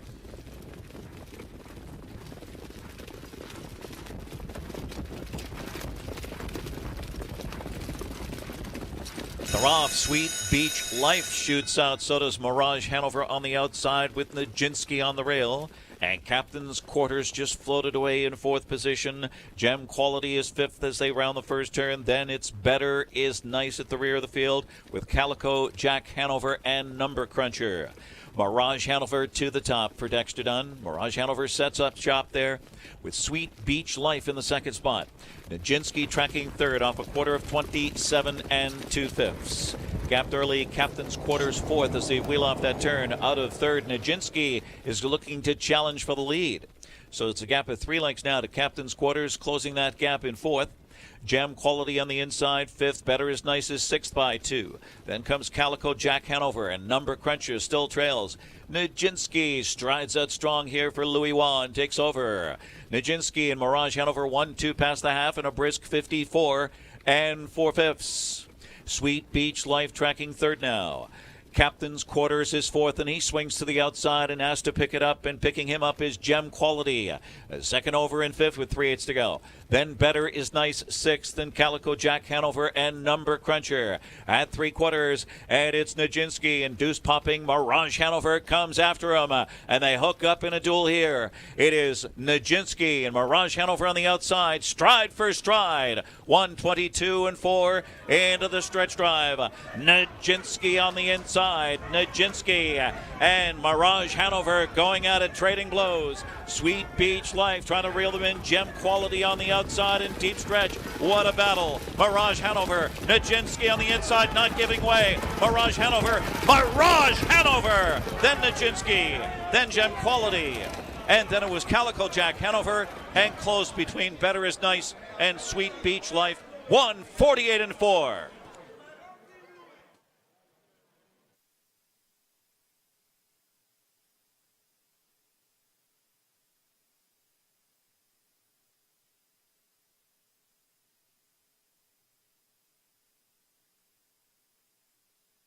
Photo for win, 1:48 4.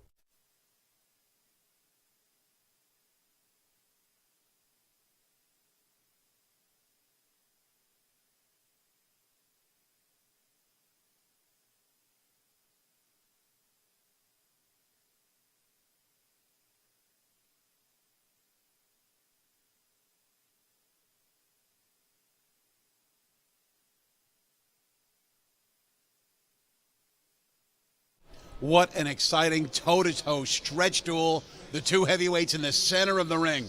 And I'll tell you what, in mid-stretch, I thought Nijinsky was going to repel Mirage Hanover. But Mirage Hanover, what a talented closer this one has been from the start of the season all the way up until this very evening. And Dexter Dunn and Mirage Hanover, they eke past Nijinsky in the final strides to get the narrowest of victories, 1:48 4.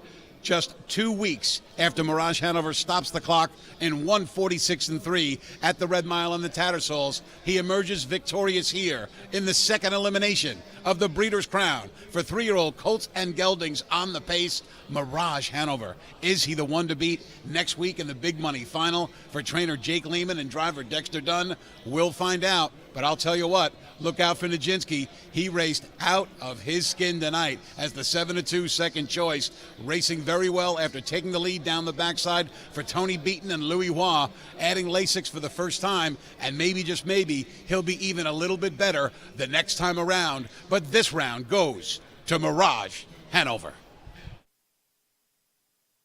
Judges posting the 4, Mirage Hanover first, 1, Nijinsky second, 5, Gem Quality was third, and the 7, Calico Jack Hanover fourth, 4-1, 5-7.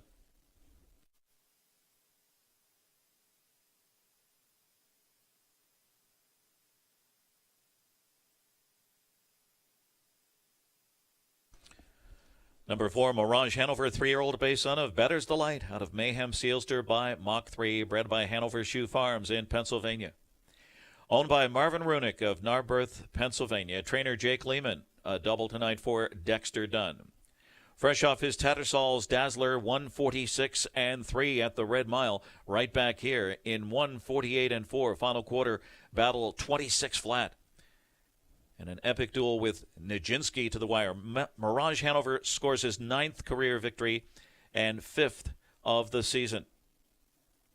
Mirage Hanover winning this Breeders' Crown elimination. Sponsored by Indiana Standardbred Associates or Association and Indiana Standardbred Breed Development Program. It's official. John Campbell with the trophy presentation.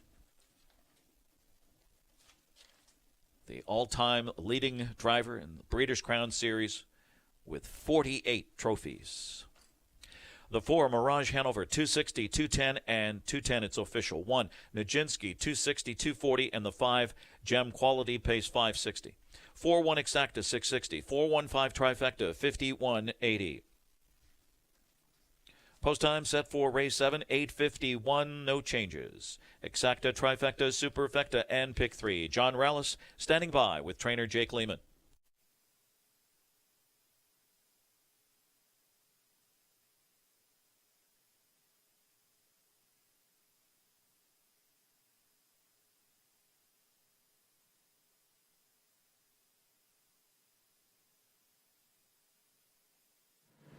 Mirage Hanover captures his elimination for the Breeders' Crown in a thrilling stretch duel. I'm here with winning trainer Jake Lehman.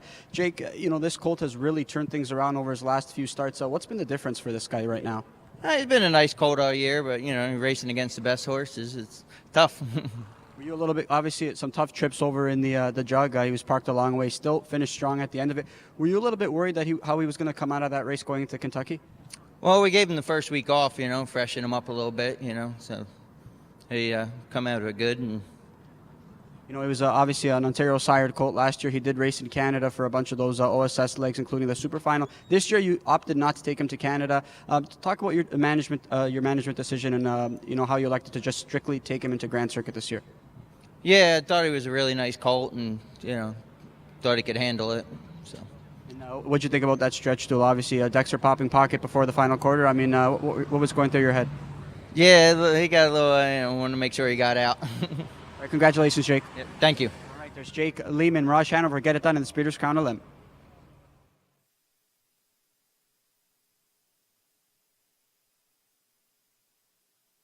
Once again, our replay sponsored by Green Manalishi, standing at Terra Hill Stud in Ontario.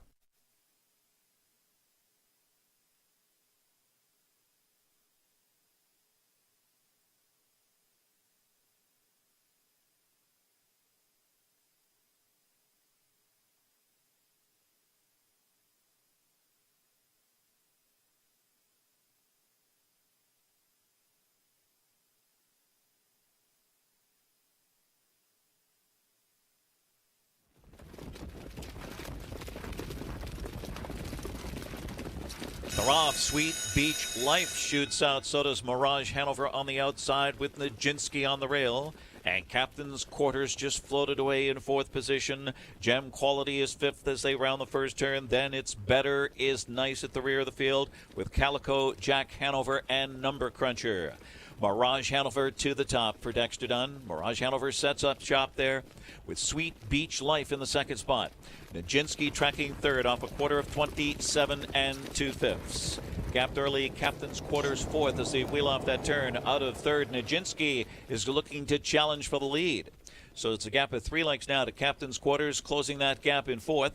Gem Quality on the inside, fifth. Better is Nice is sixth by 2. Then comes Calico, Jack Hanover, and Number Cruncher still trails. Nijinsky strides out strong here for Louis Wan, takes over. Nijinsky and Mirage Hanover 1-2 past the half in a brisk 54 and 4/5. Sweet Beach Life tracking third now. Captain's Quarters is fourth, and he swings to the outside and has to pick it up, and picking him up is Gem Quality. Second over in fifth with 3/8 to go. Then Better is Nice sixth, and Calico, Jack Hanover, and Number Cruncher at 3/4. And it's Nijinsky and deuce popping. Mirage Hanover comes after him, and they hook up in a duel here. It is Nijinsky and Mirage Hanover on the outside, stride for stride. 1:22 and 4 into the stretch drive. Nijinsky on the inside. Nijinsky and Mirage Hanover going at it, trading blows. Sweet Beach Life trying to reel them in. Gem Quality on the outside in deep stretch. What a battle. Mirage Hanover. Nijinsky on the inside, not giving way. Mirage Hanover. Mirage Hanover. Then Nijinsky. Then Gem Quality.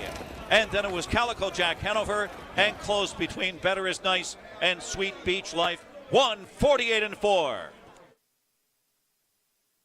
Nijinsky second, Captain's Quarters eighth, Sweet Beach Life fifth. Mirage Hanover the winner. Gem Quality was third. Better is Nice sixth. Calico, Jack Hanover fourth. Number Cruncher seventh. 285, 136, 47, 148 and 4.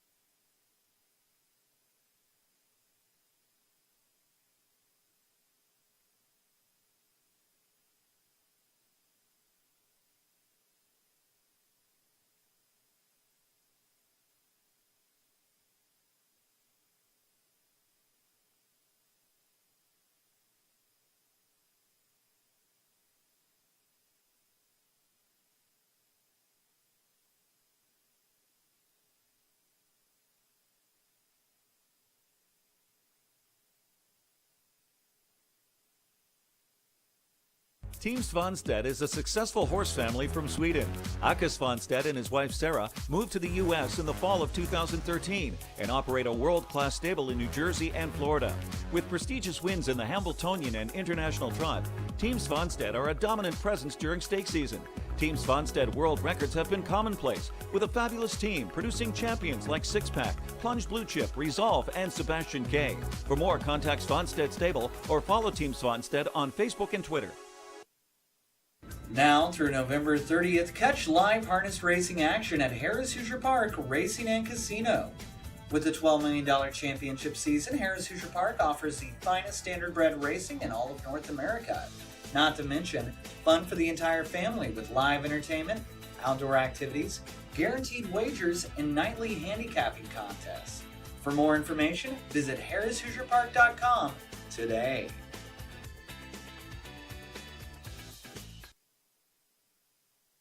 Almirage Farms, more than 3 decades of trendsetting and modern trotting. The birthplace of millionaires Fern, Muscles Marinara, Whiskey Tax, and Dewey Color in the Line. Almirage Farms is home to broodmares such as Ice Attraction, Lucky Ava, Non-Stick, and 7 Times a Lady. Check out their lineup of 21 yearlings by sires such as Muscle Hill, Walner, Chimpanzee, Chapter 7, and the first crop of Captain Corey's selling this fall in Lexington. Find them online at almiragefarm.com or on Facebook. Baby, I I've been looking in your eyes, rocking with them ties. Walk over to say hi. Something feels right. The sparks fly. Oh baby, I've been looking in your eyes, rocking with them ties. Walk over to say hi. Something feels right. The sparks fly. We got that shooting love. We got that choo-choo.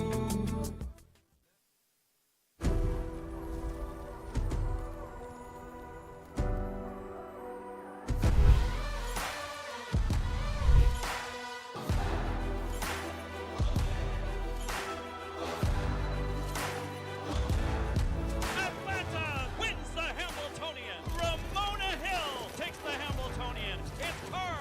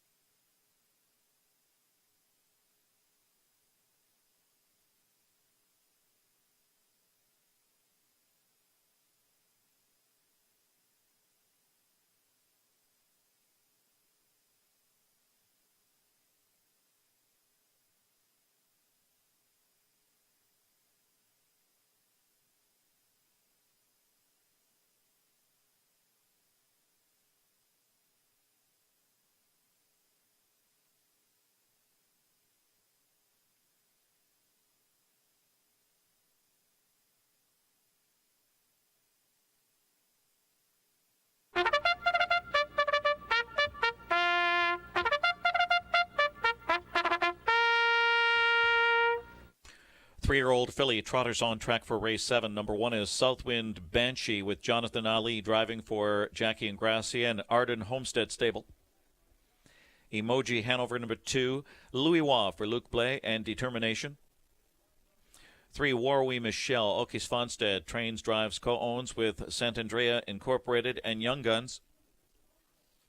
4 is Paulina Hanover, Matt Kakali, Noel Daly trains for Schmucker, Mommy River Stables, Steve Stewart and Hickory Hollow Stables. The 5 is Sad Birds Still Sing with Dexter Dunn, Tony Alanya, Crawford Farms Racing and Pride Stables Incorporated. The 6, Tandem Hanover with Dave Miller, trained by Andrew Harris, a co-owner with William Pollock and Bruce Araman. Coming out last, the 7, Soiree Hanover, Tim Tetrick for Lucas Wallen, Snowgarps Guard Incorporated. 8 is Armelina, Todd McCarthy for John Bootenchain, M&L of Delaware, Alabama Harness Associates. 9 is Allegiant. It's Scott Ciron, trained by Linda Toscano for Ryan Smith. Senorita Polima, number 10 with Yannick Gingras for Okis Fonstead and Bender Sweden Incorporated. This elimination sponsored by Olarage Farms. Race 7, the first 5 advance to the Breeders' Crown Final. Exacta, Trifecta, Superfecta, Pick 3, 3 Warwi, Michelle, 5-2. Breeders' Crown champion from last year came back to upset this year's Hambletonian Oaks and added the Delmonica Hanover. Draws inside here off a tough trip in the Kentucky Filly Futurity. The 8 Armelina right now at 7-5, the current favorite. Armelina, New York Sire Stakes champion, won a Del Miller division, an Oaks elimination here. Very consistent season. Stuck outside, but comes off the mile of her life in the Kentucky Filly Futurity in 150-1. The 2 Emoji Hanover, 8-1 option. Just missed in the Continental Victory here on Hamble Day. Took a new mark of 152-3 in her Elegant Image elimination and draws inside a chance to trip out at a price here for the potent connections of Louis Wa and Luc Blais. 3-8-2.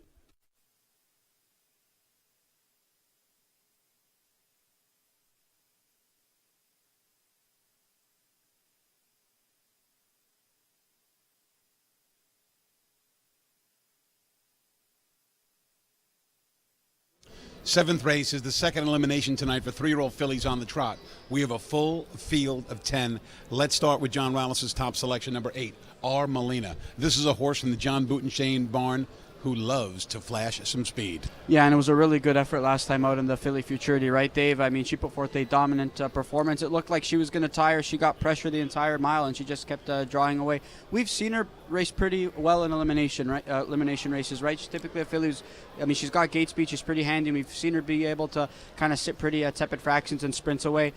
Maybe that's going to be the case here. She might have to work a little bit harder from post date, but she's pretty handy. She should be sitting 1-2 off the car. You know, I was thinking off that victory in the Kentucky Filly Futurity that Armelina would take the money, and not that at 6-5 she's overbet. If you think that she's clearly the winner, you should go for it. I went for number 3, Warwi Michelle. I just took note of that effort in the Kentucky Filly Futurity. This horse never saw the rail. No, she never saw the rail, and again, it was 2 fillies who wanted the lead because front end was holding all day at the red mile there, and at that point in the mile, I think Todd was adamant on taking the lead, and so was Oka. But when Todd got there first, he looked over and he was playing hardball with Oka. And it was the winning move. I mean, it was the right thing to do. Of course, Warwi Michelle comes up with a bit of a clunker, but again, the trip was brutal.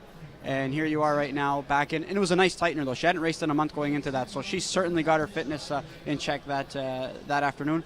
2-1, great job to work with. We know her ability, Dave. So even though she finishes far back in that race, you still take it as a positive. Oh, absolutely. I mean, listen, it was an excuse, right? It was a major excuse. You don't see a set of pylons. They were going quick panels. I think you just throw that line out the window. She's had a few weeks to recover now. Great job to work with, and you just move forward now. You and I are on the same page when it comes to number 9, Allegiant. This one, as I like to say, has a puncher's chance. Absolutely. It's maybe not one that I would necessarily say has a strong winning chance tonight per se, but I'm really curious to see how this filly is going to perform under the care of Linda Toscano. Obviously, Scott Zeron's been high on this filly all season long. I mean, Vernon Beachy's done a great job with this filly, but obviously Linda Toscano, Hall of Fame trainer, and we know just what she can do when she does get fresh recruits. This filly's already got a nice foundation under her, so I think Linda Toscano can maybe find a little bit more. Allegiant does seem to be a bit of, as I like to say, a one-way Charlie, where I think the only way that she can really win is on the lead, but Armelina has so much good early speed. Could Allegiant settle into a two-hole and come from off the pace? Absolutely. We've seen really good efforts from her when she's been chasing fillies as well. I think the biggest thing from her is her handiness, Dave. It doesn't matter if she draws the outside. We know she can get herself involved early, but we've seen her trot home some pretty fast miles on the end of it. I know things didn't work out last time out, in Lexington, but I think this filly can bounce back. Soiree Hanover, she was so good last year. This year, I'm not going to tell you that she hasn't been good.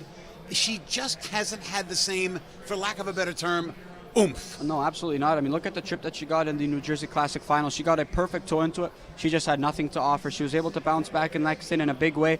That was a big mile and a big effort in the Bluegrass. Again, victim of a tough trip again, but she just didn't fire in that Philly Futurity. Racing without shoes, though, this evening. One thing that's enticing, though, Dave, but last year we didn't see much gate speed from her early if she drew outside. This year we know she can get off the gate some, so no shoes tonight in this elimination. I think that adds to intrigue.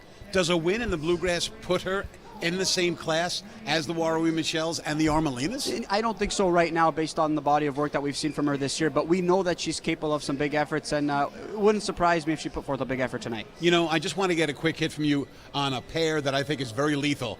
Blay and Wah, Emoji Hanover. Absolutely. I think this one definitely merits respect. Again, we look back to race number 1 tonight. A filly I didn't think was going to figure because I thought she was severely outclassed, finished third in Collusion Hanover. Emoji Hanover doesn't have maybe the same accolades that her stablemate Drawn Impression has, or maybe the raw talent. But this one's got some pretty. This one's pretty special as well when she's on her game. And again, like you said, the connections merit a lot of respect, especially this weekend. Now, the 7 Soiree Hanover needs a little bit of attention, so I'm going to also ask you about number 4, Paulina Hanover. Matt Kelly will drive for Noel Daly. Obviously, the Kentucky Filly Futurity. Throw that line out. Before that, you got a pretty decent filly, one who just missed for $250,000 in the Pennsylvania Sire Stakes final. This filly's been underrated all season long, though, Dave. She's actually put forth some really sneaky efforts. Obviously, Noel Daly's got so many nice sophomore trotters from the colt side and the filly side.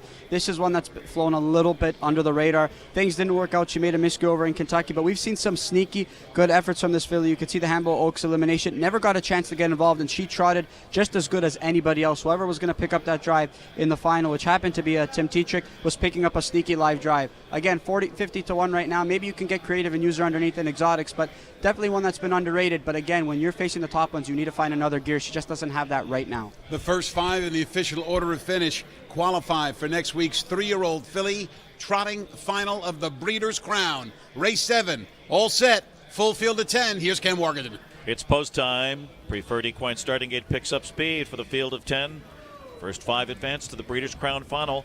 3-year-old filly trotter sponsored by Alarage Farms. 6-5 on the 8 Armelina. Here they come.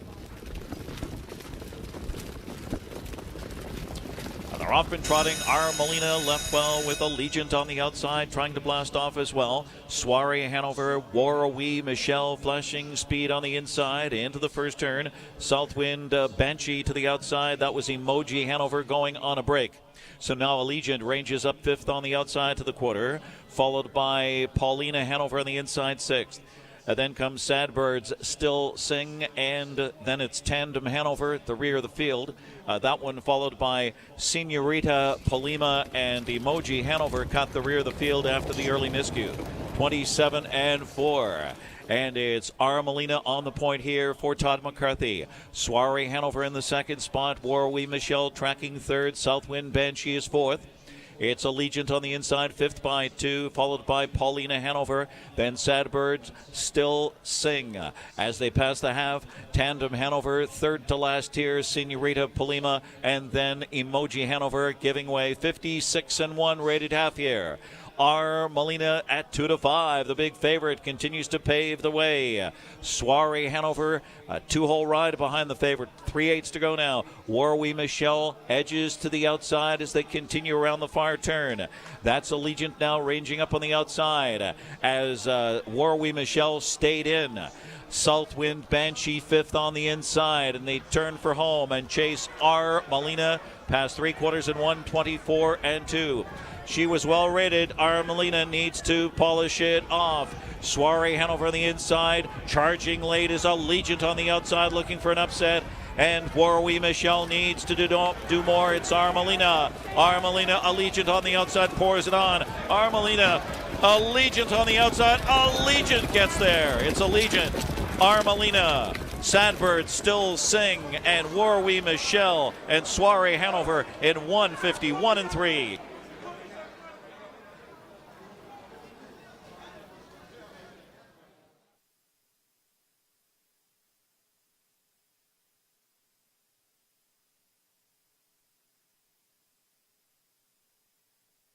Photo sign up. Photo for win 151-3.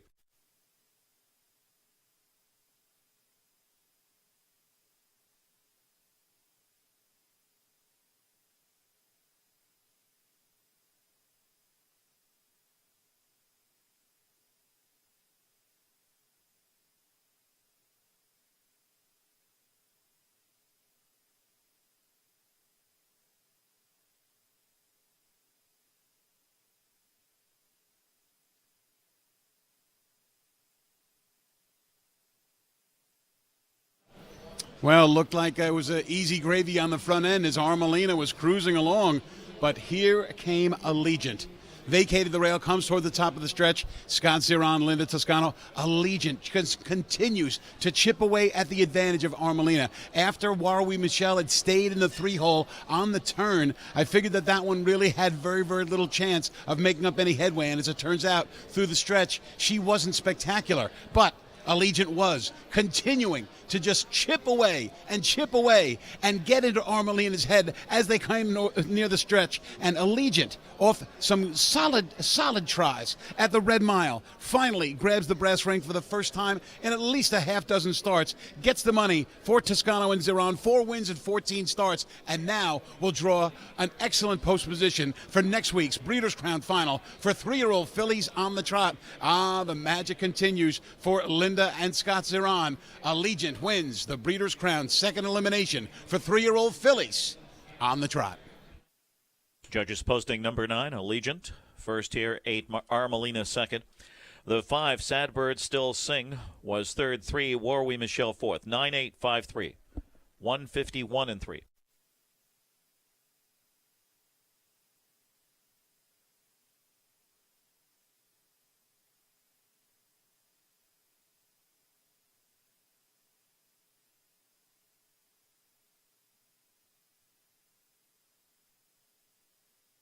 Number 9, Allegiant, a 3-year-old bay filly by Tactical Landing out of Too Good For You by Yankee Glide, bred by Atlantic Trot Incorporated in Florida, and Steve Stewart of Kentucky.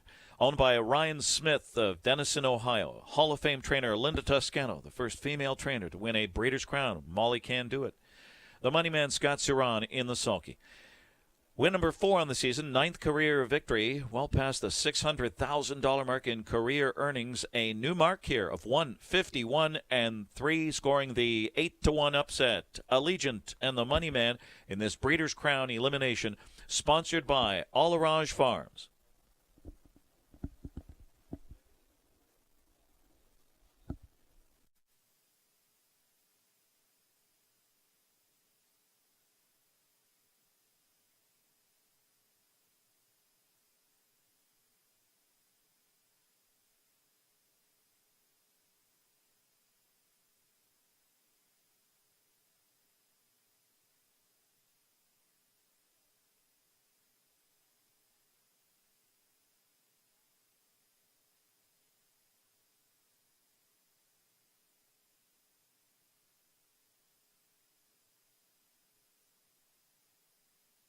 There are no changes in Race 8. Race 8 starts the 20-cent Pick 6. Exacta, Trifecta, Superfecta. Pick 6 starts in Race 8. Looking ahead to Race 13, the 8, Hungry to Win. James McDonald drives.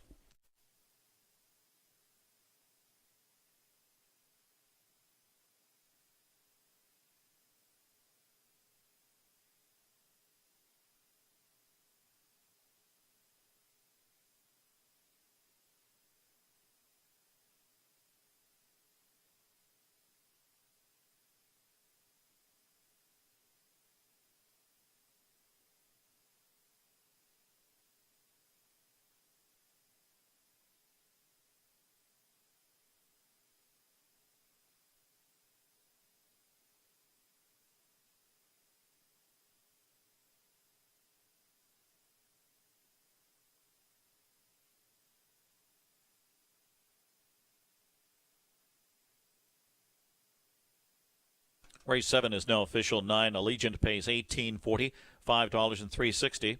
The 8 Armelina, $2.20 and $2.20, and the 5 Sadbird Still Sing, $5.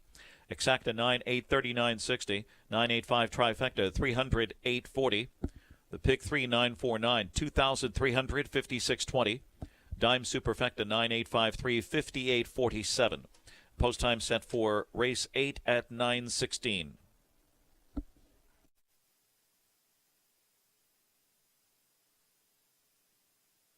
John Rallis standing by in the winner's circle for the winner's circle interview with Scott Ciron, followed by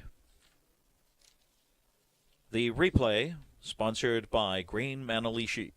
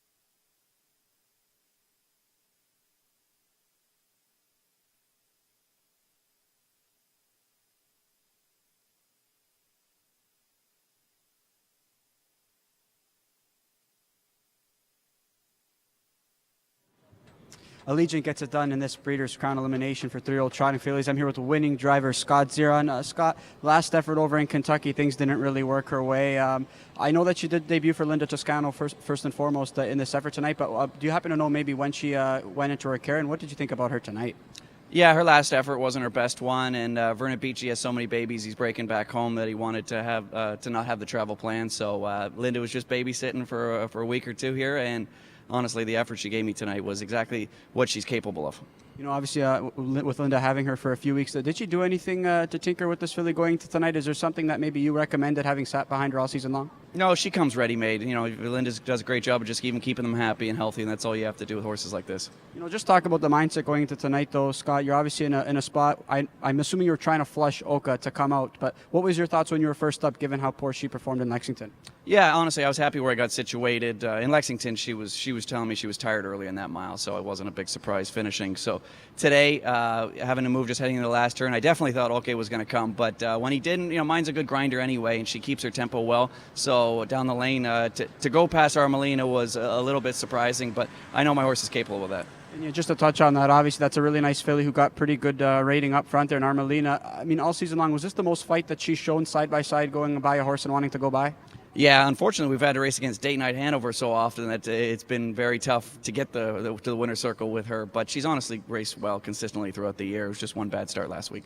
Congratulations, Scott. Nice job. Thank you. All right, there's Allegiant, Scott Ciron, Linda Toscano, who get it done here in this elimination.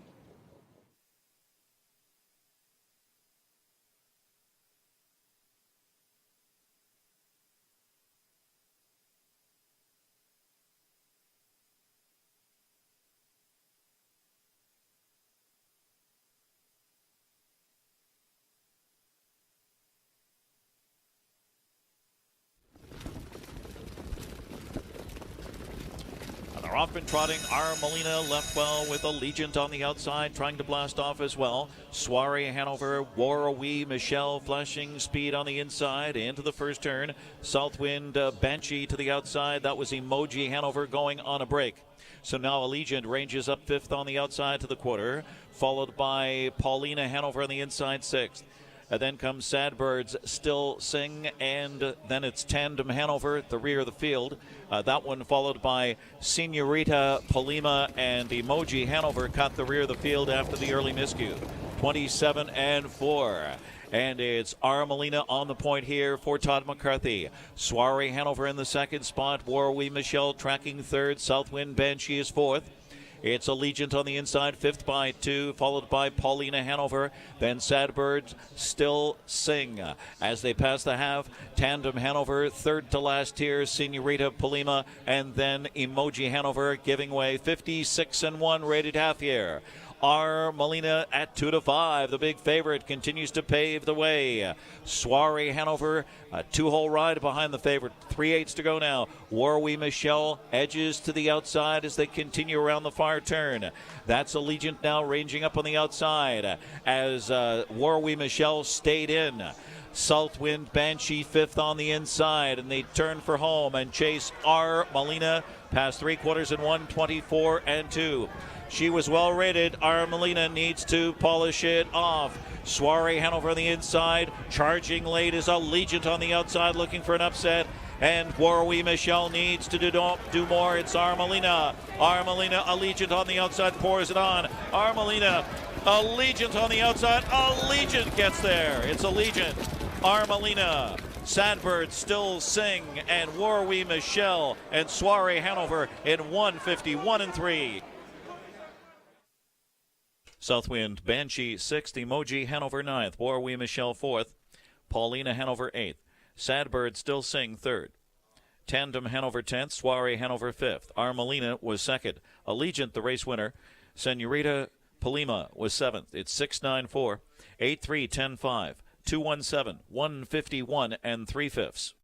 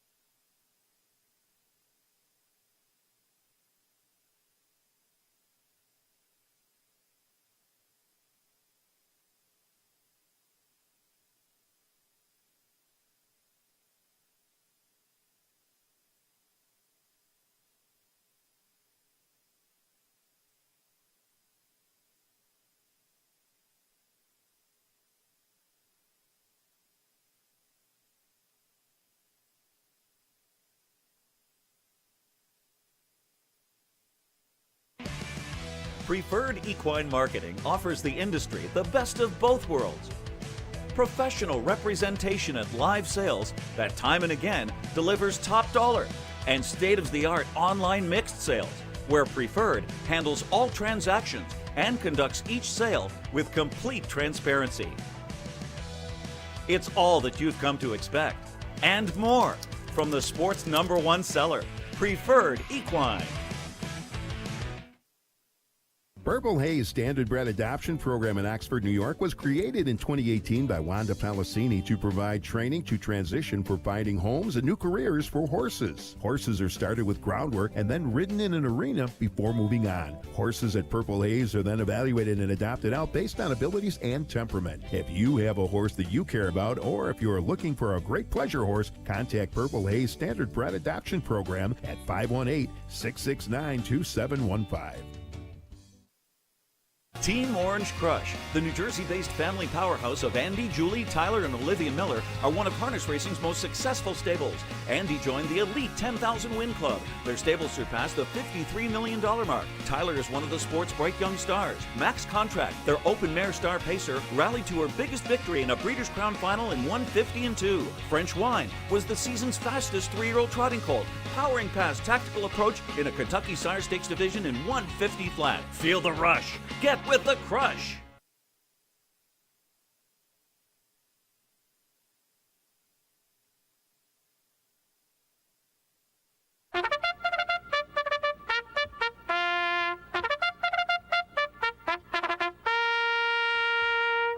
They're on the track for the 8th race to start the 20-cent pick 6, 1-7 colors. Dexter Dunn driving, trained by Andrew Harris, a co-owner with William Pollock and Bruce Harriman.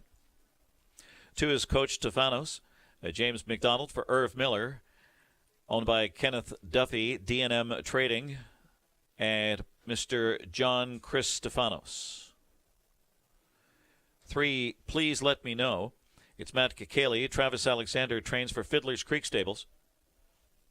4, It's My Show. Scott Suran. Linda Toscano trains for Richard and Joanne Young.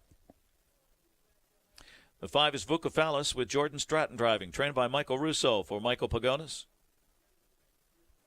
Number 6, Duncan. Tim Tetrick for Scott D. Domenico and Betty Jo Clegg. 7, Charlie May. Dave Miller driving for Steve Carter and owner Don Tiger. And By the Missile, number 8 with Yannick Gingras. Ron Burke trains, Burke Racing Stable. Eric Good, Rich Lombardo Racing, and Weaver Buscemi. Field of 8 and the first 5 advance to the Breeders' Crown Final. This elimination sponsored by Woodbine Mohawk Park. Exacta, Trifecta, Superfecta, 20-cent pick 6, 8 By the Missile at 3 to 5. The standout here, the 2023 Dan Patch Award winner and Breeders' Crown winner, world champion, returns to the Big M fresh off a rousing post-10 score in the All-Arouge Farms in 147-2 for Team Burke. The 4, It's My Show, 6-1, rallied out of traffic to upset the Canadian Pacing Derby. He was all out from the rail with a rail ride in the Dayton Derby, and he draws well to set up his stock and pop style. The 5, Vukofalis. Vukofalis 9-1, the Graduate Series champion, a mark of 147-3 in that final. Regrouped with a real nice Big M qualifier, 8-4-5.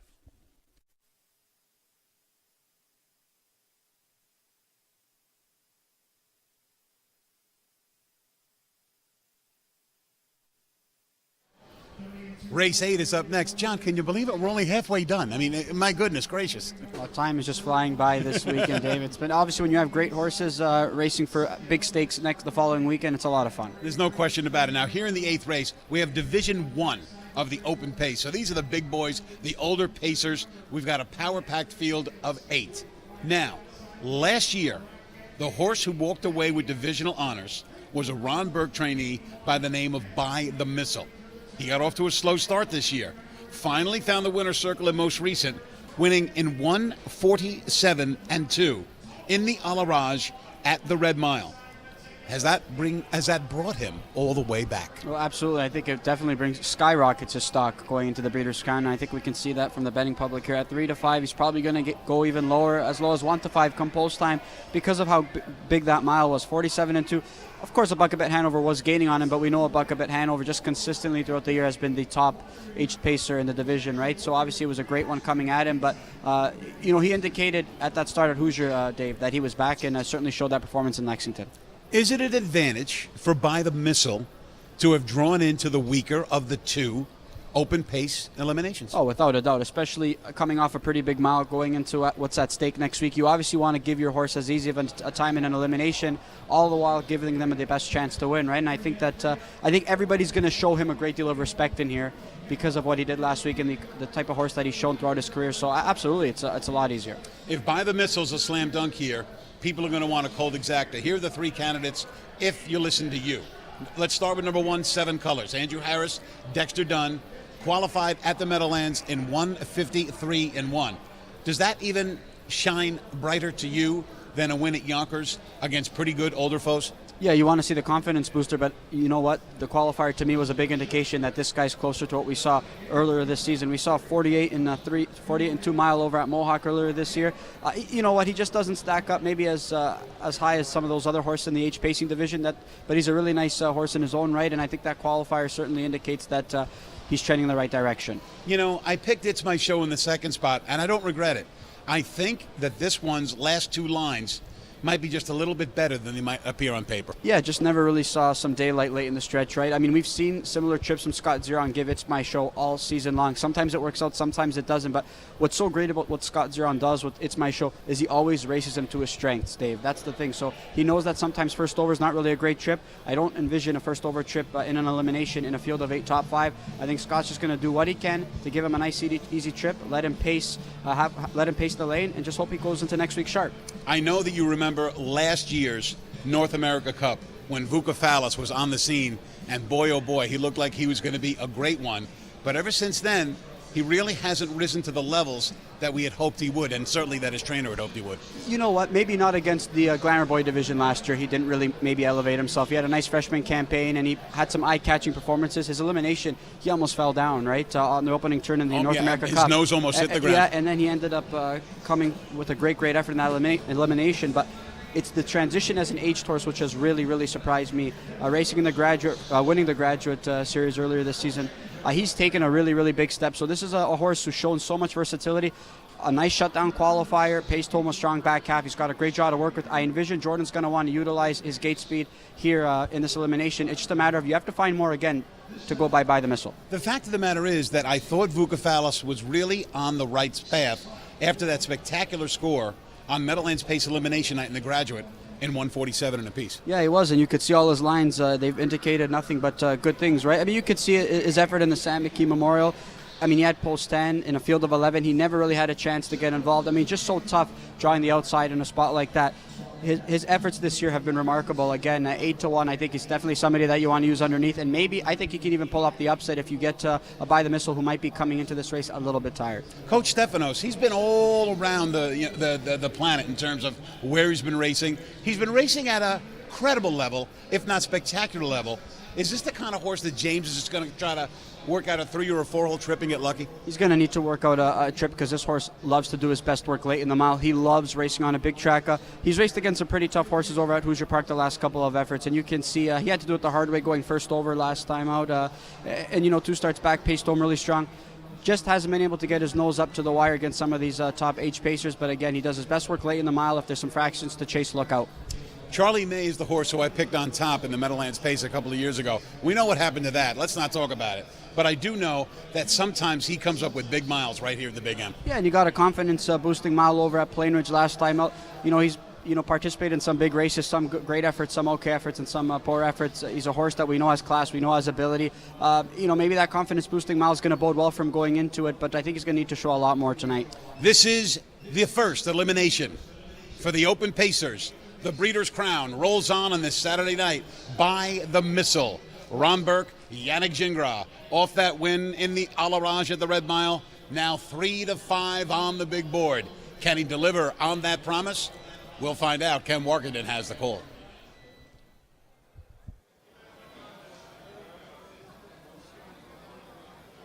Final call to wager on the 20-cent pick 6. They're heading to the gate. It's post time for race 8. Preferred equine starting gate is rolling.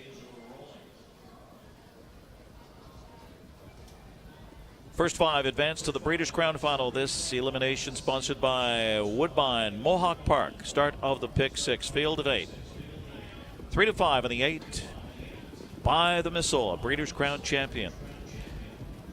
Before It's My Show is 5-1, and they're on gate and ready for start. Here they come.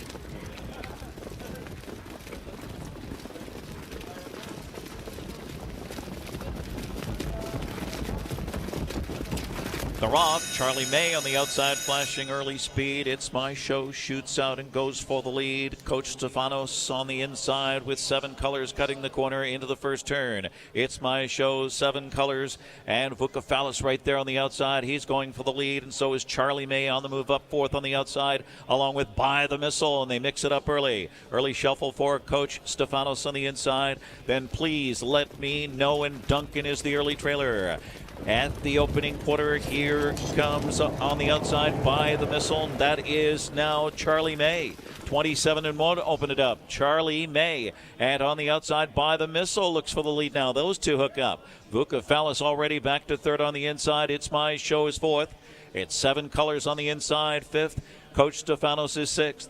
And 7th is Please Let Me Know. And 8th and trailing is Duncan at the opening quarter, and By the Missile secures command now at 1-5 and 55-1, 28 seconds.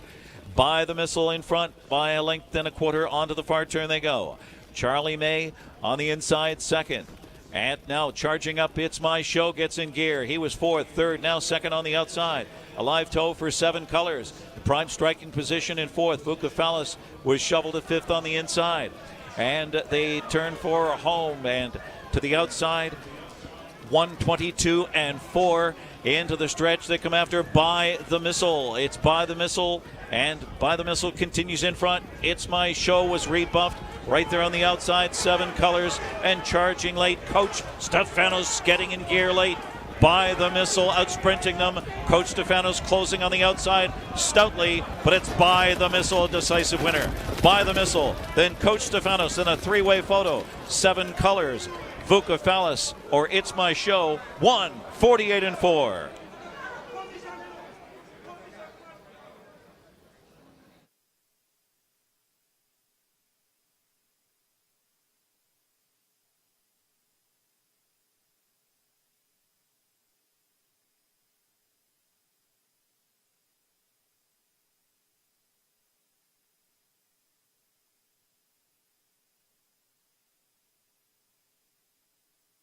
Judges posting 8 By the Missile first, 148-4. 2 Coach Stefanos second, 8-2 in a show photo.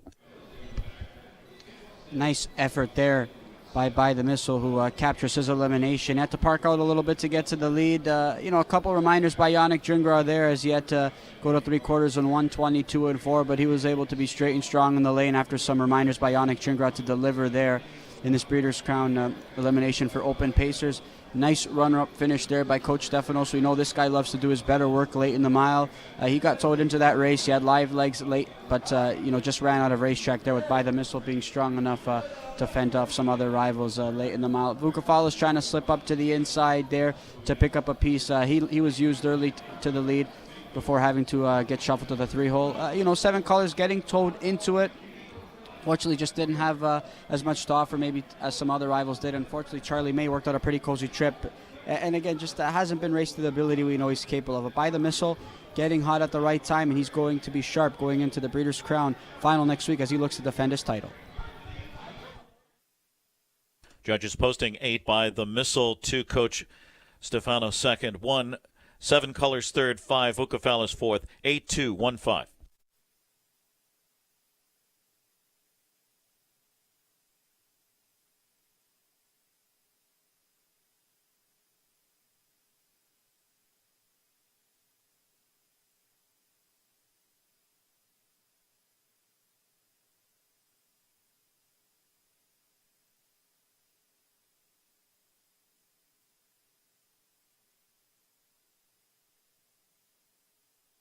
So it's the defending Open Pace Breeders' Crown champion By the Missile with a convincing score here. A 5-year-old, a bay-gelded son of Down by the Seaside out of dismissal by Western Terror. Bred in New Jersey by Stephen Dye III, owned by the Burke Racing Stable, Pennsylvania. Eric Good of Maryland, Rich Lombardo Racing of Ohio, Weaver Buscemi Partnership of Pennsylvania. 3 tonight for Hall of Fame trainer Ron Burke and Yannick Gingras in the sulky. Fresh off his victory in the Alarage Farms at the Red Mile, 147-2. His second win in just 6 starts this season, 148-4. Final quarter sprint 26 flat, his 27th career victory. And well past the $2 million mark in career earnings. Trainer Ron Burke, who won it last year here with By the Missile, and previously winning it with the great Foiled Again. That was Yannick Gingras. And back-to-back won the West, 2009 and then 2010. Won the West, a long-time stakes record holder in the Breeders' Crown in this division before it was eclipsed by Bulldog Hanover, 146-4 in 2022. By the Missile, Yannick Gingras, it's official.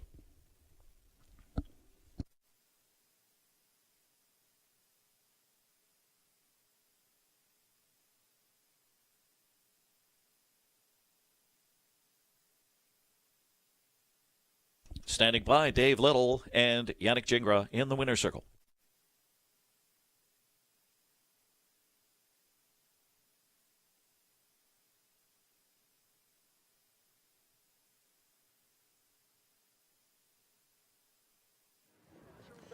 Joined in the winner's circle by Yannick Gingras, winner of the first of 2 eliminations for Open Pacers here at the Breeders' Crown. By the Missile, 2023 was such a big year for this horse. We didn't see any of that early in the season. What happened in his most recent start in the Alarage where he flipped a switch and got back to being his old self? He just had a little injury there at the beginning of the summer. That's what sets him back. But every time he stepped on the racetrack, he's always gave great performance. And tonight it was another one of them. I thought he was very good in the Al Raj, but he was good in the Indiana the week before as well. So the horse is super sharp. It was a little bit of a scrum into that first turn, but as it turns out, you were able to follow somebody up to the lead, and it was pretty easy peasy, no? Yeah, the first 8, everybody was kind of going out of there pretty good, and I was like, wasn't sure what was going to happen. But before we hit the first turn, the air brakes were on. We were going pretty slow, so I just figured I'd follow David and march to the lead, and he did the rest. How happy were you when you saw 55-1 light up to the half?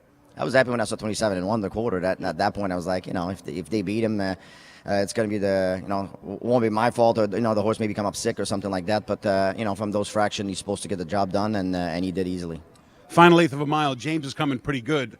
I don't think you were in any trouble. Did you kind of shut him down, or you weren't really after him, were you? I wasn't after him, but when I heard James coming after that stretch, I kicked the air plug just to be safe, But he responded as soon as I did. He kicked into another gear, and he did it pretty easy. Is this the type of mile that'll leave plenty in the tank for next week? Oh, absolutely. You want to use him a little bit. I think he's only got 4 or 5 starts, so he needs to get his legs under him a little bit. He's still getting in his top shape. I think next week, it's just going to be his 5th starts of the year, but 5th starts in a row since the injury. So I think he'll be at his best. Yeah, congratulations and thanks so much. Thank you very much. Number 8 by the missile paid $240, $210, and $210. It's official 2. Coach Stefanos paying $5, $361, 7 colors $5. Exacta 8-2, 10-20. Trifecta 8-2-1, 54-20. Dime Superfecta 8-2-1-5, 16-76. Post time for race 9 set at 9:41. No changes. Breeders' Crown, second elimination, 2-year-old, make that 3-year-old.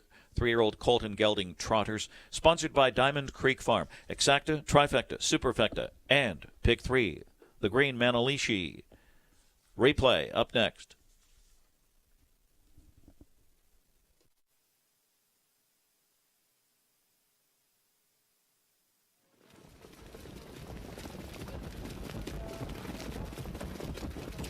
The Rock, Charlie May on the outside, flashing early speed. It's My Show, shoots out and goes for the lead. Coach Stefanos on the inside with 7 colors cutting the corner into the first turn. It's My Show, 7 colors, and Vukafalis right there on the outside. He's going for the lead, and so is Charlie May on the move up 4th on the outside, along with By the Missile, and they mix it up early. Early shuffle for Coach Stefanos on the inside. Then Please Let Me Know, and Duncan is the early trailer. At the opening quarter, here comes on the outside By the Missile. That is now Charlie May. 27-1, open it up. Charlie May. And on the outside, By the Missile looks for the lead now. Those two hook up. Vukafalis already back to 3rd on the inside. It's My Show is 4th. It's 7 colors on the inside, 5th. Coach Stefanos is 6th. And 7th is Please Let Me Know. And 8th and trailing is Duncan at the opening quarter, and By the Missile secures command now at 1-5 and 55-1, 28 seconds. By the Missile in front by a length and a quarter. Onto the far turn they go. Charlie May on the inside, 2nd. And now charging up, It's My Show gets in gear. He was 4th, 3rd, now 2nd on the outside. A live toe for 7 colors. Prime striking position in 4th. Vukafalis was shoveled to 5th on the inside. And they turn for home, and to the outside, 122 and 4 into the stretch. They come after By the Missile. It's By the Missile, and By the Missile continues in front. It's My Show was rebuffed right there on the outside, 7 colors, and charging late. Coach Stefanos getting in gear late. By the Missile outsprinting them. Coach Stefanos closing on the outside stoutly, but it's By the Missile, decisive winner. By the Missile, then Coach Stefanos in a 3-way photo. 7 colors, Vukafalis or It's My Show, 1:48-4. 7 colors 3rd, Coach Stefanos 2nd. Please Let Me Know 7th, It's My Show 5th. Vukafalis 4th. Duncan 6th, Charlie May 8th, and By the Missile the winner. 3, 2, 7, 5, 4, 6, 8, 1, 148-4.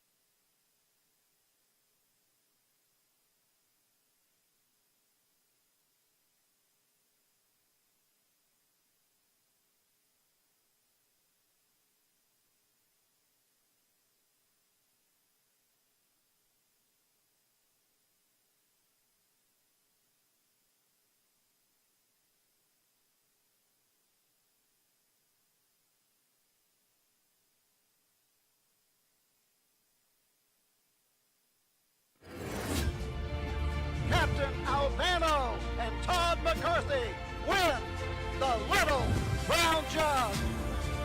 Carl Janik Gingras, he's king of the Hamiltonian. Here's Covered Bridge. Jordan Stratton strikes the lead. Covered Bridge goes back to back in the Gold Cup and Soccer.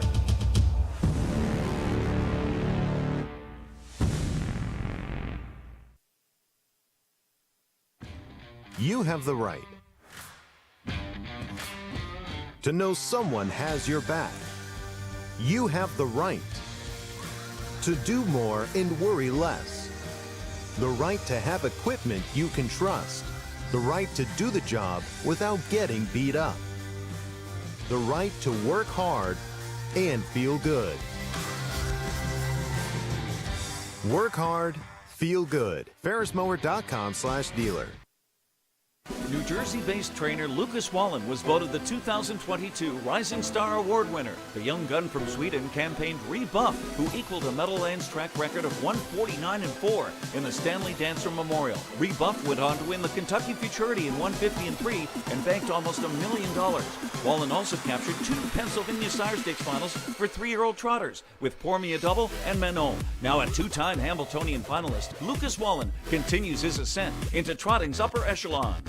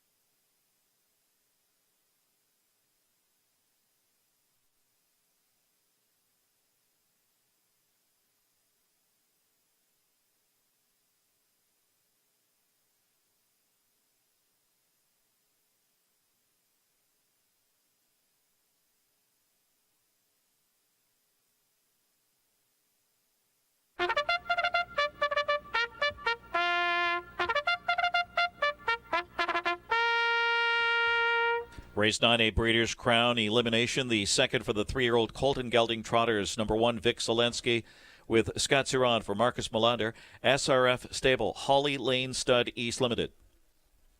2 is Greenspan with Dave Miller. Jim Campbell trains for Run the Table Stables. Private Access, number 3, Louis Waugh for Luke Blais and Determination. Tony Adams, number 4, it's Dexter Dunn. Åke Svanstedt trains for Stall Arsenal Ob. The Hamiltonian champion, number 5, is Carl with Yannick Gingras. Nancy Tactor trains, owned by Christina and Nancy Tactor. Black Horse Racing, Crawford Farms Racing, Bender, Sweden. 6, Benny J with Joe Bongiorno for Tony Alagna and Kenneth Jacobs. Number 7, 4 July, Matthias Melander. Lucas Wallen trains for Harbor Racing Stable, D Farm, and Order by Stable Ob. The 8 is Highland Kismet. Tim Tetrick driving for Mark Etzel and Highland Thoroughbred Farm. And Daiquiri Hanover, number 9, with Åke Svanstedt. Trains, drives, co-owns, along with Stable Why Not and Tomas Anderson. First 5 advance to the final. This elimination sponsored by Diamond Creek Farm, Exacta Trifecta, Superfecta Pick 3, and Carl is 4 to 5.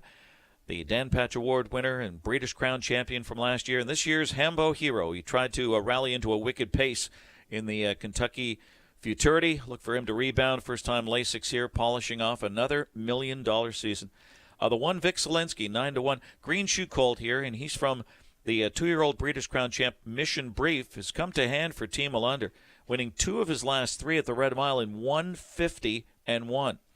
And the 8, Highland Kismet at 7-1, the Hambo runner-up, reattached the trotting hobbles. He got torched in the Kentucky Futurity. And this gelding has the talent to rebound despite post 8 and picks up Tim Tetrick tonight. 5-1-8.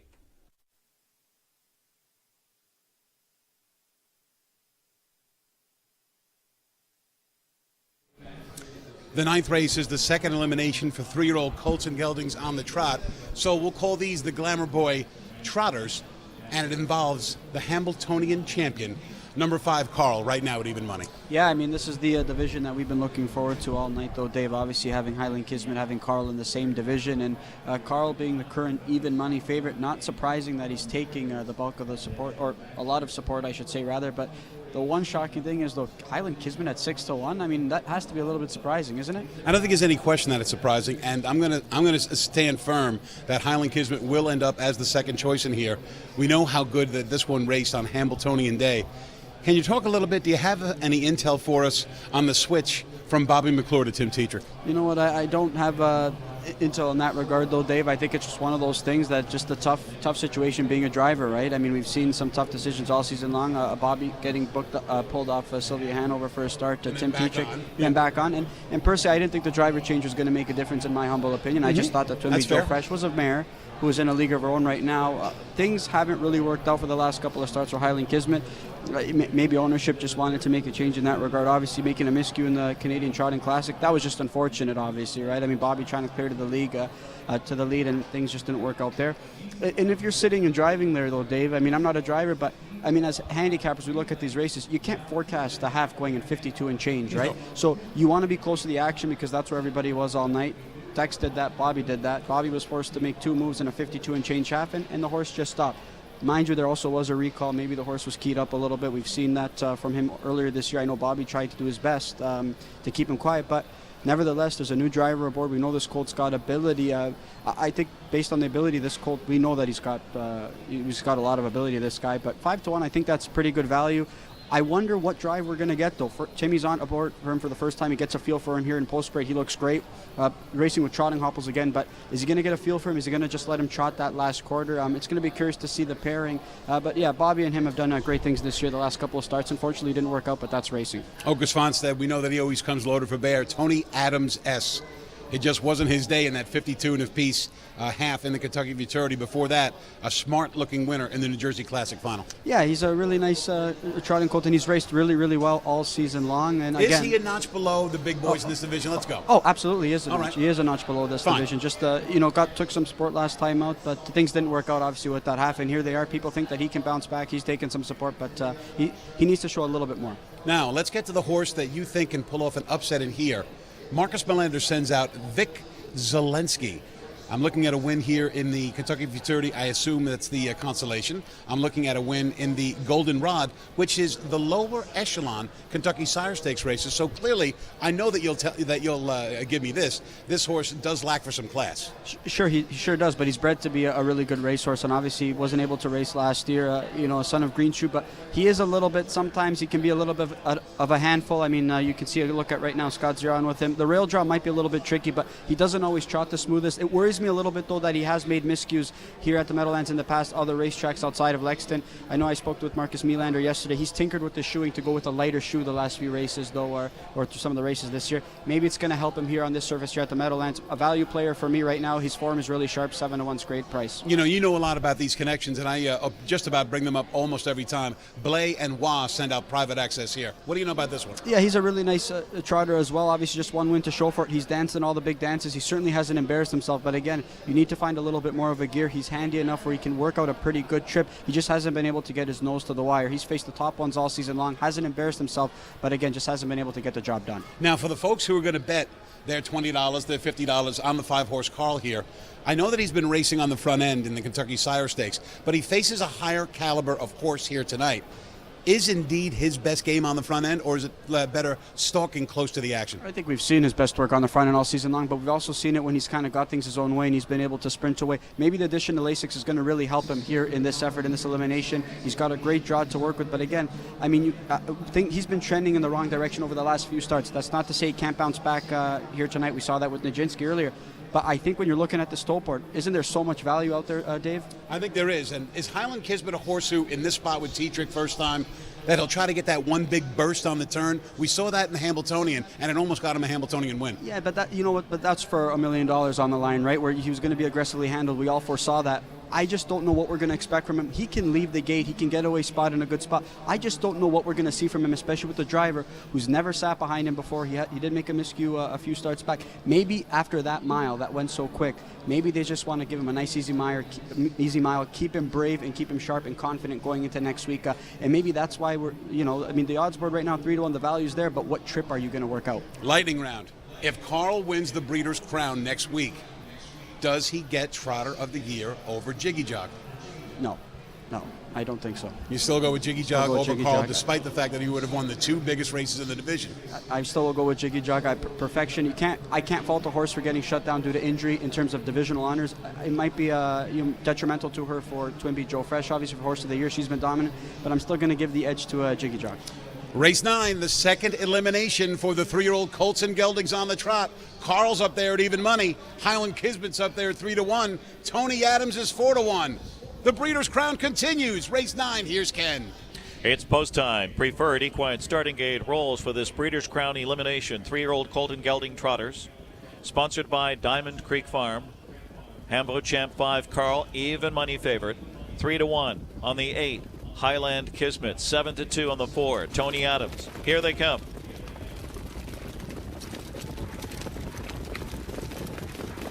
Three-year-olds off and trotting. Private Access and Tony Adams away together. Tony Adams and Private Access duking it out early here.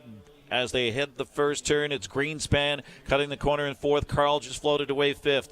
Benny J takes a seat in 6th on the inside. Then it's Highland Kismet looking to go up, followed by Vic Selensky off to a slow start. Then 4 July, and the early trailer is Daiquiri Hanover at the opening quarter. It's Tony Adams, but not for long. Here comes Carl to challenge. Private Access 3rd. A crisp opening quarter of 27 flat across the backstretch. Greenspan 4th on the inside. Benny J is next in line 5th. Gap of 2 lengths there to Highland Kismet, followed by Vic Selensky on the inside in 4 July and Daiquiri Hanover. And the Hambletonian winner, Carl, has taken over. It's Carl in front for Jingra. Looking for a breather here, it's Tony Adams in the 2nd spot. Private Access on the inside 3rd. Going on a break there was Vic Selensky. 55-2 was the rated half. Uncovered now. Highland Kismet gets in gear. 4th, 3rd, and gaining a live toe for Benny J on the outside 5th. On the inside, Greenspan is 6th. A late move on the outside, and getting back involved on the outside is 4 July, but he's got a long way to come. And then it's Daiquiri Hanover over by 3/4, and Carl has company as it's Highland Kismet on the outside taking it to him. Tony Adams needs to shake loose from the pocket spot. 123-2 for 3/4. Highland Kismet with a big effort. Carl on the inside is digging and trying to fend him off. Highland Kismet and Carl slugging it out.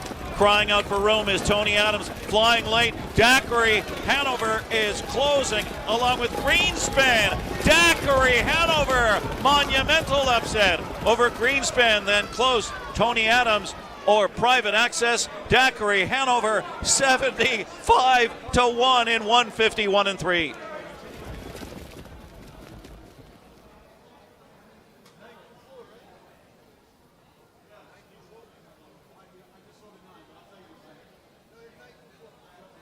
Photo called 151-3. Judges inquiry. Inquiry sign is up. Photo and judges inquiry.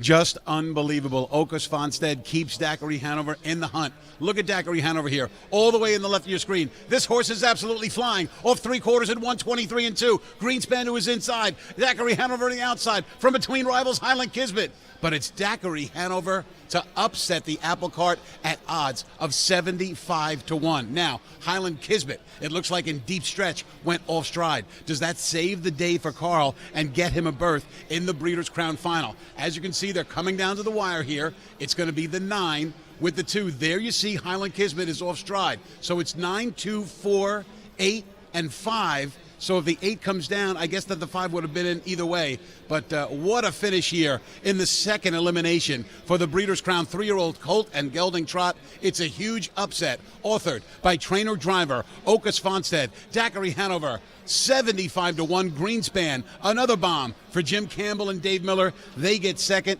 Tony Adams, he was on the lead, but he just couldn't hold on. That's another Okus Fonstead trainee. That one's going to be in the final as well. There's a photo, there's an inquiry, but I can tell you with great certainty, the winner of the 9th race in upset fashion is Daiquiri Hanover. Inquiry continues with regards to that breaking horse at the wire, the 8 Highland Kismet. Continue to hold on to all tickets. 9 Daiquiri Hanover first in the photo at 75 to 1. 2 Greenspan was second at 60 to 1. 4 Tony Adams finishing third. 3 Private Access fourth. 9-2-4-3. Continue to hold on to all tickets.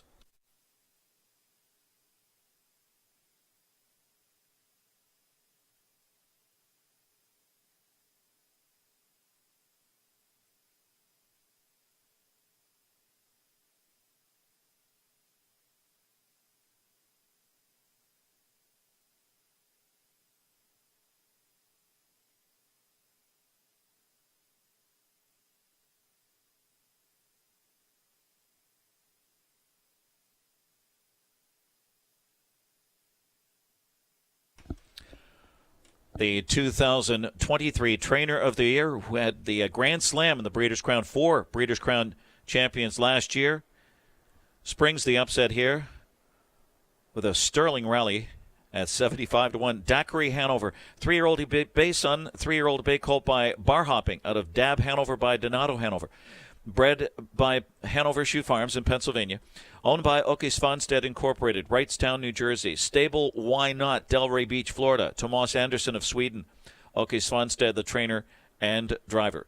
Second win as a 3-year-old, his 3rd career victory, a new lifetime mark by far, 151-3. Winning this Breeders' Crown elimination. John Campbell with the trophy presentation. This Breeders' Crown elimination sponsored by Diamond Creek Farm.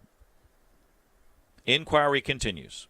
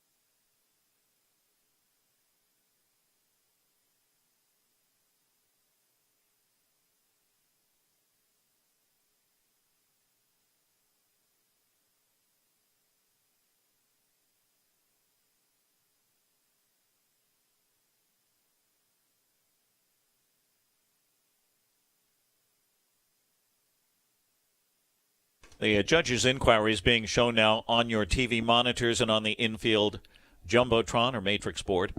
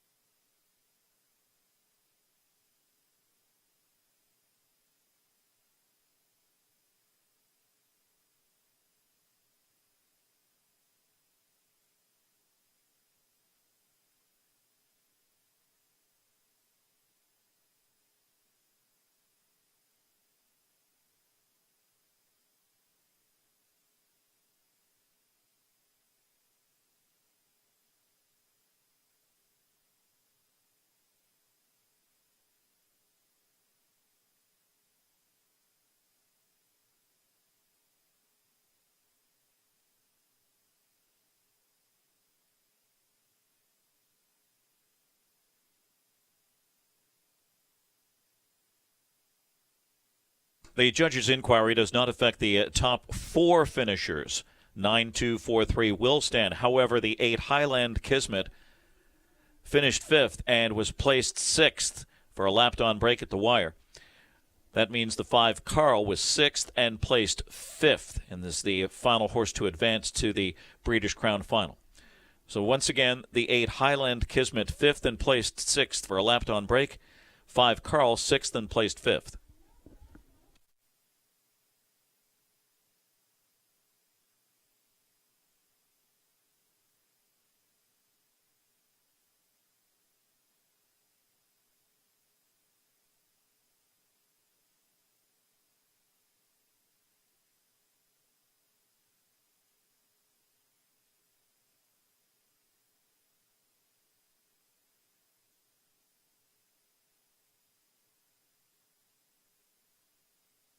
It's official 9 in the 9th race, number 9. Daiquiri Hanover pays $160.40, 50, 60, and 19.40. The 2 Greenspan, 53.20 and 21.20.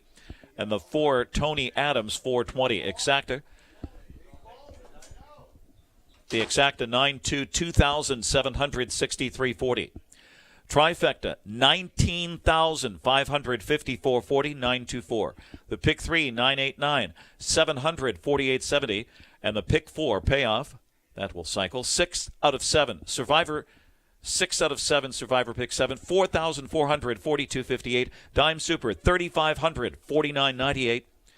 And the pick 4, there it is again, $3,460.80. 4989. Post time for race 10 is 10:10. No changes. It starts the 50-cent late pick 4 with a $50,000 guarantee.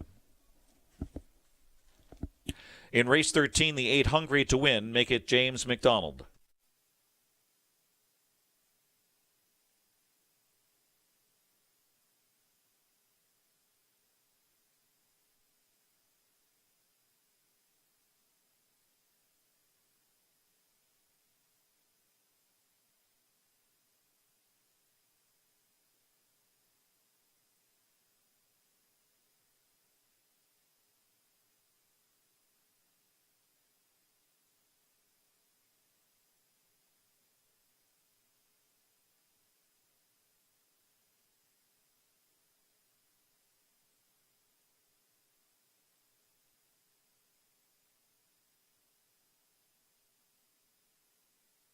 Daiquiri Hanover pulls off a major upset in this Breeders' Crown elimination for 3-year-old trotting colts. I'm here with Sarah Svanstedt of Team Svanstedt here. Sarah, just this 5th start going into tonight, what can you tell us about this guy and his development so far? We found out after the Hamiltonian that he had a chip in his front ankle and he had been sore, but a lot of x-rays, but we found it, so I'm happy for that, and he had the surgery done, and he was in good shape before the surgery, so it wasn't that big of a thing to get him back either, but to expect him to do this, I wasn't really sure he was going to be ready for it, so I'm very proud of him. You know, obviously a lightly raced and a big effort there tonight, but how was his week going into it, and did you tinker with anything after the surgery or maybe going to the start? No, everything have looked good after the surgery with him, and he have improved for each week training, and he qualified good, so we kind of said, like, let's give this a shot, and it worked out. A 3rd place finish for Tony Adams as well. What did you do with him after that pretty fast mile early up in Kentucky in the Futurity? How did he respond throughout the weeks leading up to tonight? He has been in the paddock and resting. So we should expect an even better and a tighter effort next week, I assume. Yes. All right. Best of luck next week, Sarah. Thanks a lot. Thanks. All right. There's Daiquiri Hanover, who gets it done here in this Breeders' Crown elimination.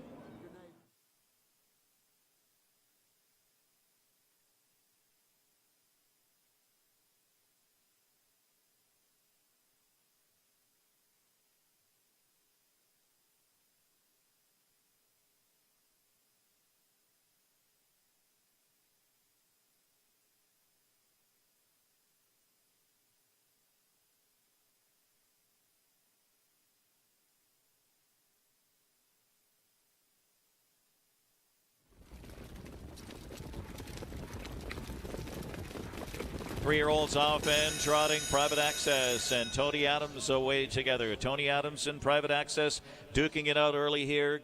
As they head the first turn, it's Greenspan cutting the corner in fourth. Carl just floated away fifth. Benny J takes a seat in sixth on the inside. Then it's Highland Kismet looking to go up, followed by Vic Selensky off to a slow start. Then 4 July, and the early trailer is Daiquiri Hanover at the opening quarter. It's Tony Adams, but not for long. Here comes Carl to challenge. Private Access third. A crisp opening quarter of 27 flat across the backstretch.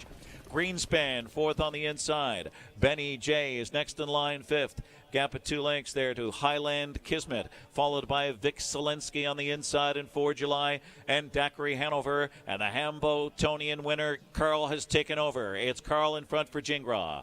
Looking for a breather here, it's Tony Adams in the second spot. Private Access on the inside third. Going on a break there was Vic Selensky. 55-2 was the rated half. Uncovered now. Highland Kismet gets in gear. Fourth, third, and gaining a live toe for Benny J on the outside fifth. On the inside, Greenspan is sixth. A late move on the outside, and getting back involved on the outside is 4 July, but he's got a long way to come. And then it's Daiquiri Hanover over by 3/4, and Carl has company as it's Highland Kismet on the outside taking it to him. Tony Adams needs to shake loose from the pocket spot. 1:23-2 for 3/4. Highland Kismet with a big effort. Carl on the inside is digging and trying to fend him off. Highland Kismet and Carl slugging it out. Crying out for room is Tony Adams, flying late. Daiquiri Hanover is closing along with Greenspan. Daiquiri Hanover, monumental upset over Greenspan, then close. Tony Adams or Private Access. Daiquiri Hanover 75-1 in 151-3. Vic Selensky was 8th, Greenspan 2nd, Private Access 4th, Tony Adams 3rd. Carl was 6th and placed 5th. Benny J 7th, 4 July 9th. Highland Kismet 5th and placed 6th for a lapped-on break at the wire. Daiquiri Hanover was the winner. 8-2-4-3, 6th and placed 5th. 7-9, 5th and placed 6th. Daiquiri Hanover in 151-3.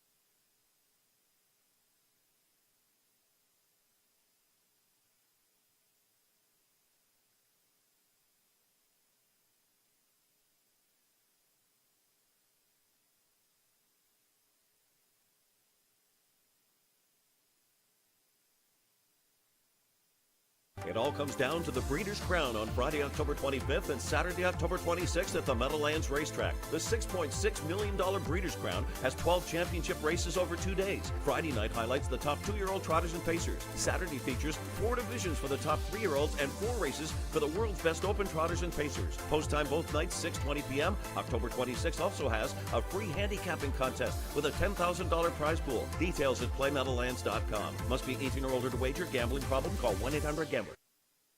New Holland Workmaster Compacts and Boomer Tractors at Clinton Tractor are tough on jobs and easy on your wallet. And New Holland offers a long list of attachments, implements, and accessories to expand the versatility. Add a loader, backhoe, mid-mounted mower, or brush cutter to take care of your land, yard, or job site. These implements add to the reasons why Workmaster Compact and Boomer Tractors are the best for the money. We are the leader in service, Clinton Tractor. ClintonTractor.net. Ever dream of owning your own racehorse? How would you like to get in the winner's circle with the #1 harness racing partnership in the U.S., VIP Stable? There's nothing like the thrill of your horse coming down the stretch. To find out more, call VIP Stable at 877-VIP-WIN1 or visit us on the web at www.vipstable.com. Turning horse racing fans into racehorse owners. Be a winner. The Standardbred Retirement Foundation has been helping find homes for harness horses for decades, with complete placement service from the application process to follow-up visits years later. They're professional, reliable, and proactive, helping both owners and adoptees. Standardbreds are mild-mannered with fabulous temperaments and can excel at practically every discipline with retraining.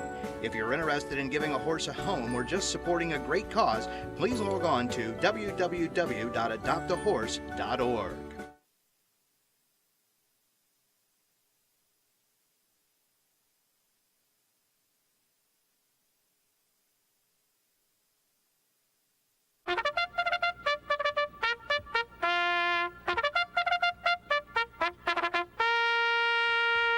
Breeders' Crown Elimination Open Pacers, sponsored by Woodbine Mohawk Park, Oakwood Ardennes, number 1 with Andrew McCarthy, trained by Robert Cleary for Royal Wire Products. Number 2, Why Not Now with Matt Kakeli, trained by Travis Alexander for Greg Luther Racing. 3, Rock and Roll Runa, Mark McDonald drives for Larry Stahlbaum. The 4, Backstreet Shadow with Jason Bartlett for Travis Alexander and New York Seb Incorporated. The 5, Ruthless Hanover, Andy Miller drives for Tom and John Cancelleri. Number 6, El Rey, Todd McCarthy, Andrew Harris, William Pollock, and Bruce Harriman. 7, South Beach Star, Dave Miller drives for Mark Silva and All-Star Racing. 8, A Buckabet Hanover, Dexter Dunn, Andrew Harris, trains and cones with William Pollock and Bruce Harriman. And number 9 is Huntin' the Last Dollar with Yannick Gingras for Per Engblom, E5 Racing, and John Fielding. First 5 advance to the final. This Breeders' Crown elimination sponsored by Woodbine Mohawk Park, Exacta Trifecta, 50-cent late pick 4, $50,000 guarantee, and the 8 of Buckabet Hanover is 2-1. A steady sort with major wins this season in the Dave Brower, the William Houghton and Dayton Derby, plus narrow losses in the Canadian Pacing Derby, the Hoosier Park Pacing Derby, and All-Arage Farms. Great season. 5, Ruthless Hanover at 3-2. He made it back-to-back wins in the Joseph Auger with a stunning 147-1 at Harrah's Philadelphia. Recent runner-up in the Dayton Derby. He won his Big M qualifier with plenty. And the 1, Oakwood Ardennes at 5-1 finished a close third in the Canadian Pacing Derby. Well known for his explosive rallies here. He qualified just behind Ruthless Hanover. Gets a chance to stock the speed from the rail. 8-5-1. Late pick 4 time.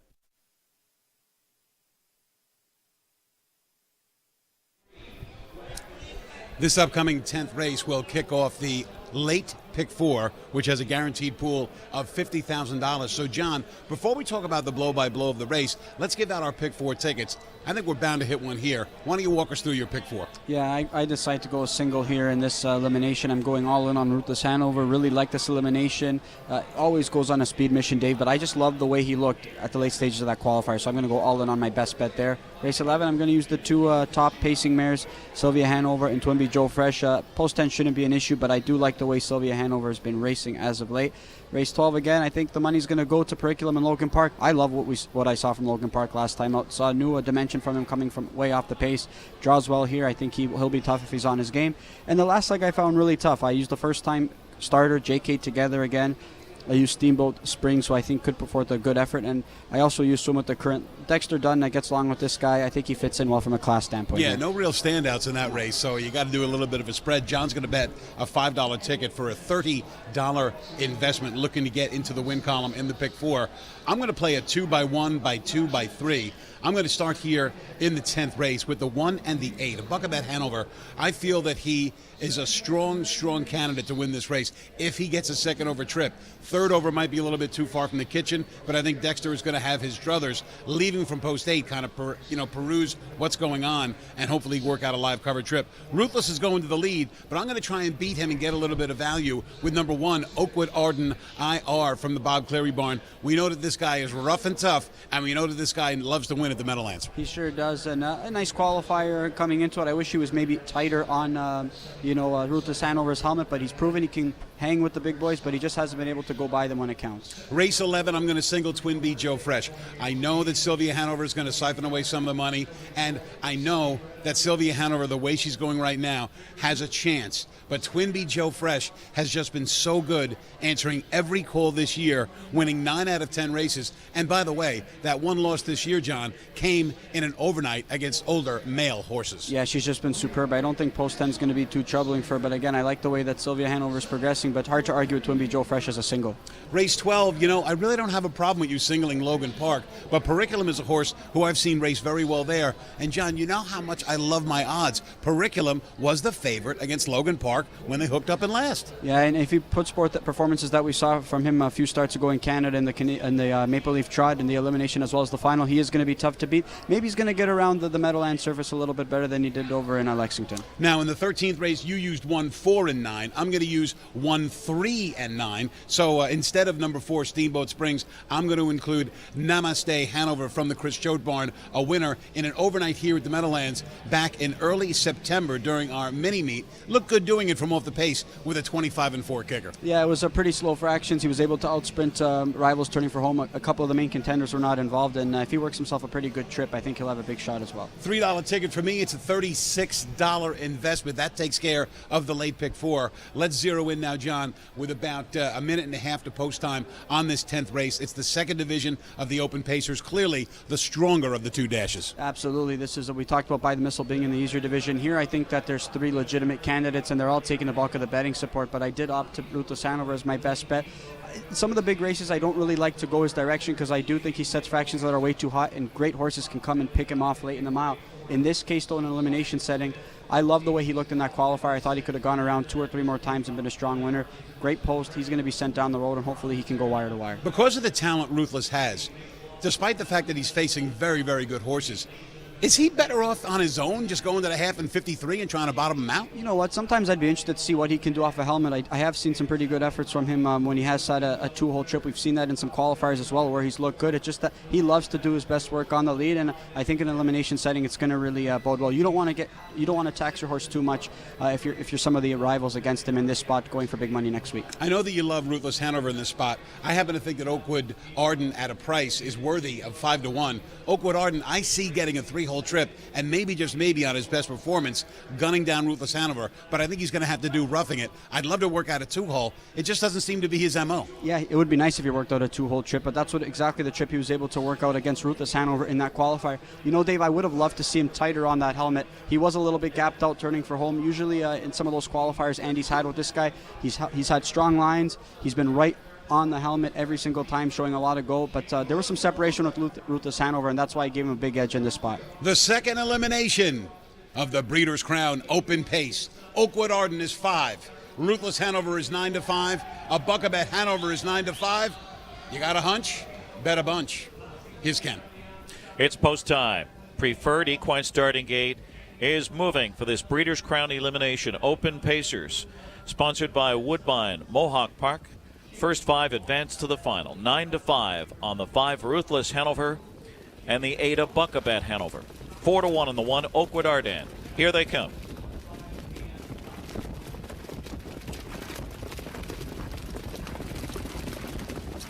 And they're off. South Beach Star guns from the outside. Ruthless Hanover out there with speed. Why not now from the inside? Leaves sharply as well, as Rock and Roll Runa is going to settle in 4th position, and a Buckabet Hanover going up from 5th on the outside, just off the speed.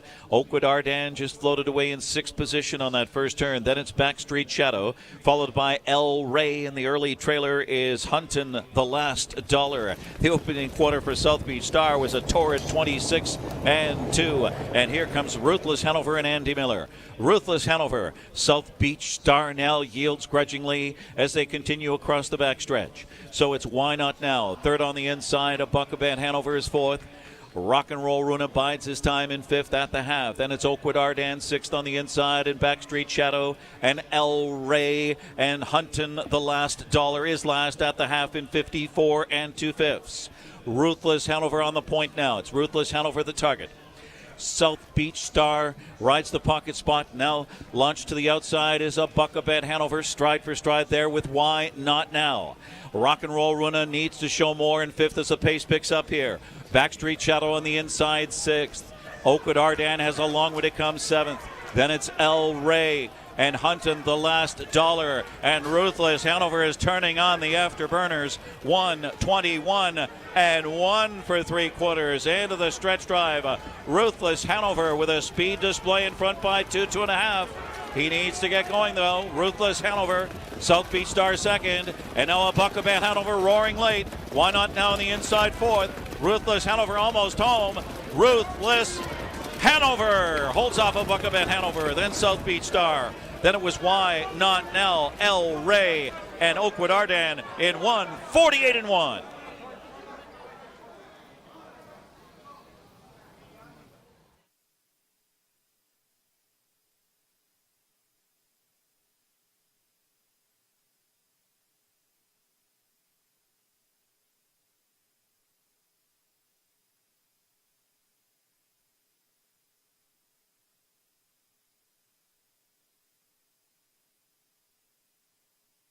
Judges have posted 5 Ruthless Hanover 1:48 and 1. 8 a Buckabat Hanover second. 7 South Beach Star third, and 2 Why Not Now fourth. 5-8, 7-2.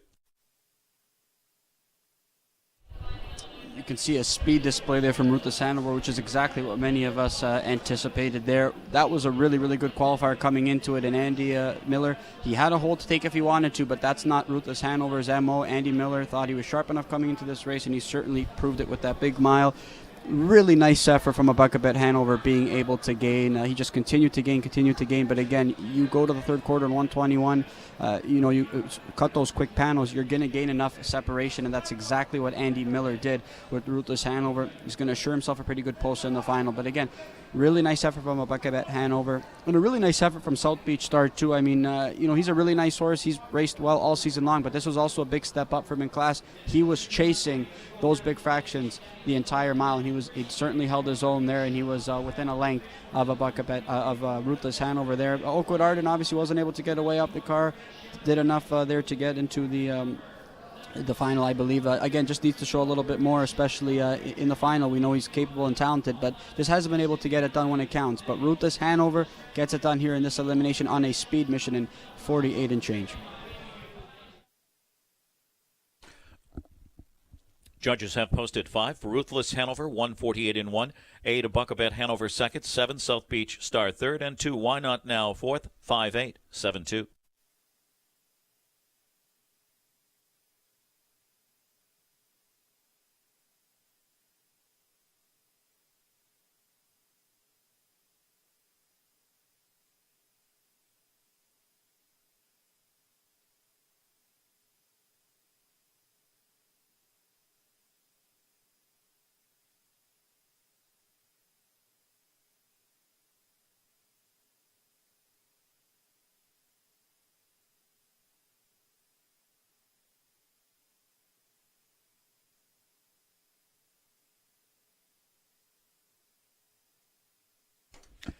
Number 5, a Ruthless Hanover, a Bay Gelding 7-year-old by Some Beach Somewhere, out of Rock Around the Track by Rock and Roll Hanover, bred by Hanover Shoe Farms in Pennsylvania.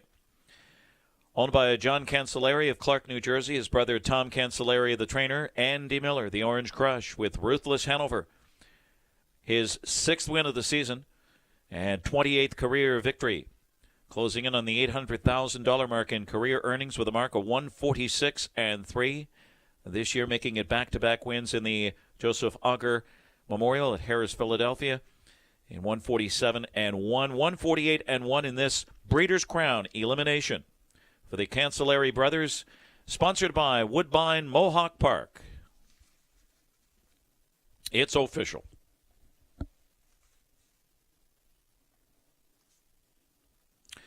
Number 5, Ruthless Hanover pays $6, $262.40. The 8 of Buckabat Hanover, $260.260. The 7 South Beach Star, $780. Exacta 5-8, $12.20. The 5-8-7 Trifecta, $136.60. Post time for race 11 is 10:37, no changes. Exacta Trifecta, it starts a pick 3. Race 13, the 8, Hungry to Win, James McDonald. Dave Little standing by with the Orange Crush.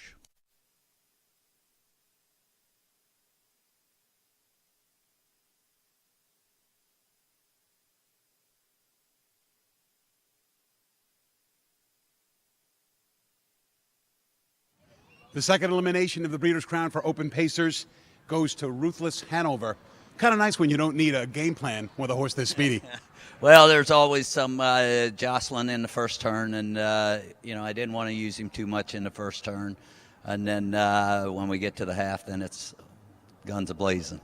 You know, with a horse like this, obviously he's got loads of talent and loads of speed. But let's just say in the final, somebody goes crazy and goes to the front end and gets in front of you. Is he okay off a helmet? I've raced him a couple times off a helmet, and he sprinted home hard. So, he drew bad in the one race, and I raced him from the back, and he paced home really hard all the way.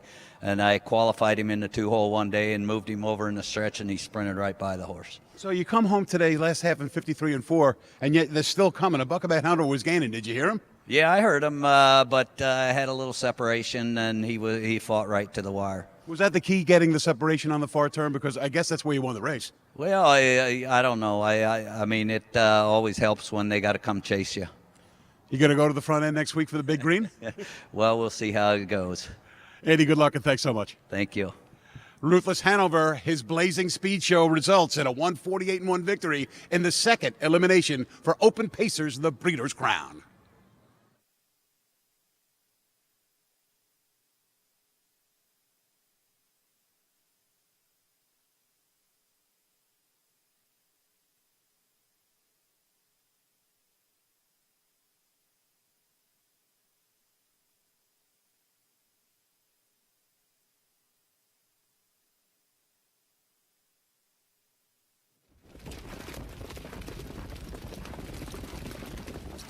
And they're off. South Beach Star guns from the outside. Ruthless Hanover out there with speed. Why Not Now from the inside leaves sharply as well, as Rock and Roll Runa is going to settle in fourth position, and a Buckabat Hanover going up from fifth on the outside, just off the speed. Oakwood Ardan just floated away in sixth position on that first turn. Then it's Backstreet Shadow, followed by El Rey, and the early trailer is Huntin' the Last Dollar. The opening quarter for South Beach Star was a torrid 26-2, and here comes Ruthless Hanover and Andy Miller.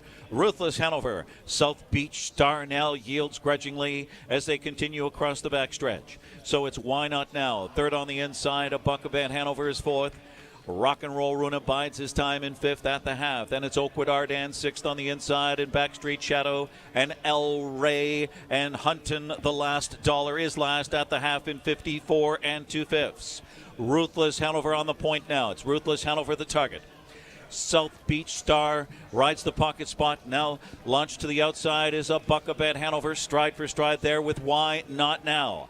Rock and Roll Runa needs to show more in fifth as the pace picks up here. Backstreet Shadow on the inside sixth.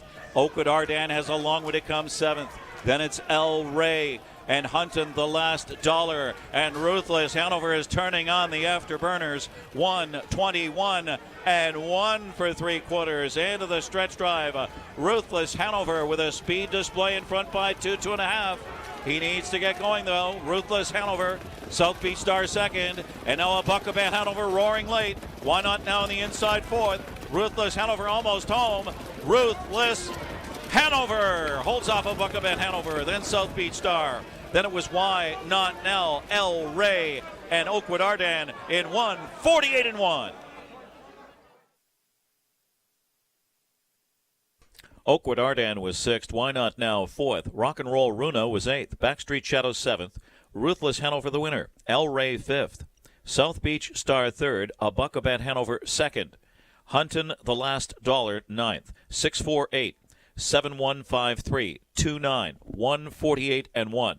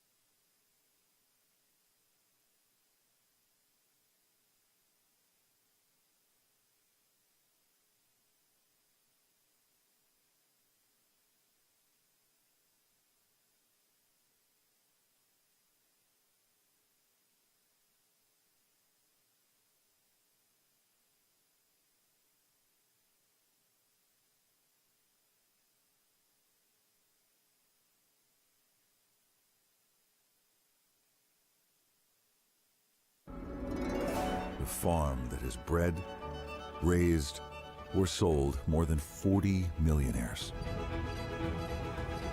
Where each athlete is individually developed to reach their full potential. Where time-honored traditions and excellence in horsemanship cultivate enduring legacy.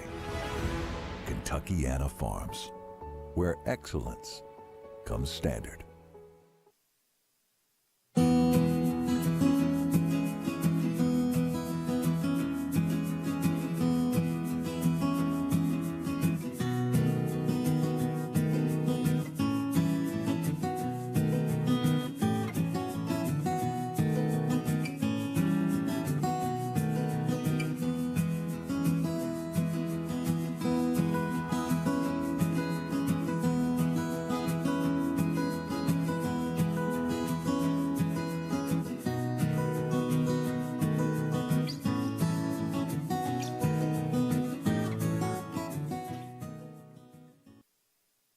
Master harness racing with the power of DRF Harness. It's a must for every standardbred player. Read fresh stories from award-winning writers like Jay Bergman, Derek Givner, and more. Raise your game with best-in-class harness IPPs and analysis from top tracks. Visit drf.com/harness to sign up for the free DRF Harness Digest newsletter and get informed today. Deo Valente Farm stands 3 of the top pacing stallions in North America, including Perfect Sting, Dan Patch Award winner and 2-time Breeders' Crown champion, Lazarus N, twice named New Zealand Horse of the Year, and O'Brien Award winner, Tattoo Artist, who won on every size track, earned over $2.8 million, and won the 2023 Canadian Pacing Derby. Breed to these outstanding Deo Valente stallions and take advantage of New Jersey's Rich Sire Stakes program. Hey crypto enthusiasts, Big Red here to introduce game-changing utilities in our ecosystem. First up, our cutting-edge education platform. Learn crypto for free at your own pace with top pros. Next, Big Red Connect, the crypto-powered Fiverr. List gigs, earn crypto, and thrive. All powered by the Avalanche blockchain. Don't miss out. Join us at thebigredcrypto.com. Big Red, where learning and earning come together in one powerful ecosystem.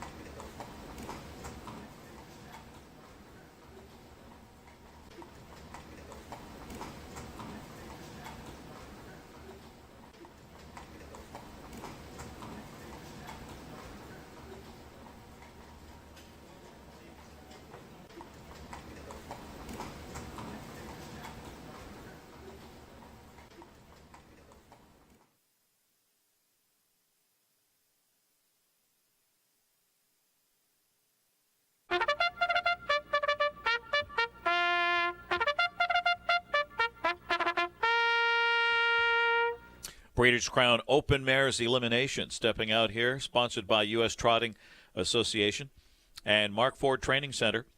Beach Cowgirl, number 1, Jason Bartlett for Ron Burke. Joseph Descala Jr., Zip It Racing Stable, Scarlet Stables. The Barn Dogs watching, number 2 with Tim Tetrick for David Maneri and Julia Ferguson. Always Be Naughty, number 3, Yannick Gingras. Nancy Tactor trains for Let It Ride Stables, Odds On Racing, RBH Ventures, and Nancy Tactor. 4, Sylvia Hanover. Bob McClure driving for Mark Stacey and Hudson Standardbred Stable. Grace Hill, number 5. It's Todd McCarthy for Virgil Morgan Jr. and Tom Hill. 6 is Villardo Hyris. Mark McDonald in the bike for Åke Svanstedt and Knutson Trotting Incorporated. 7, Prohibition Legal. Louis Waugh for Nick Gallucci and Miller Farms. 8 is Kobe's Gigi with Dave Miller. Ron Burke trains for Leander Schwartz and Black and White Stable. 9, Zanata. Joe Bongiorno for Jennifer Bongiorno and One Legend Stable.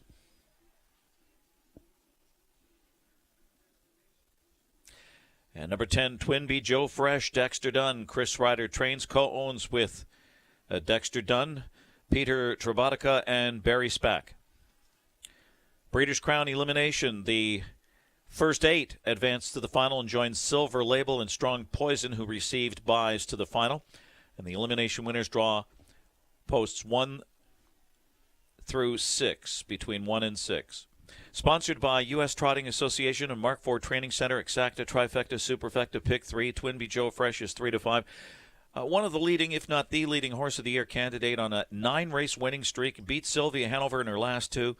Freshened nicely with a mark of 147.3 here at the Big M. Stands out despite post 10.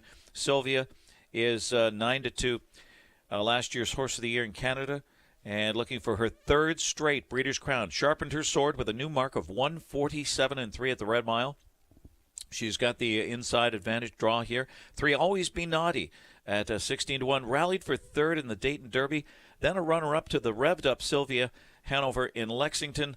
Ramping up at the right time here and draws inside for Team Tactor. 10-4-3. Good luck.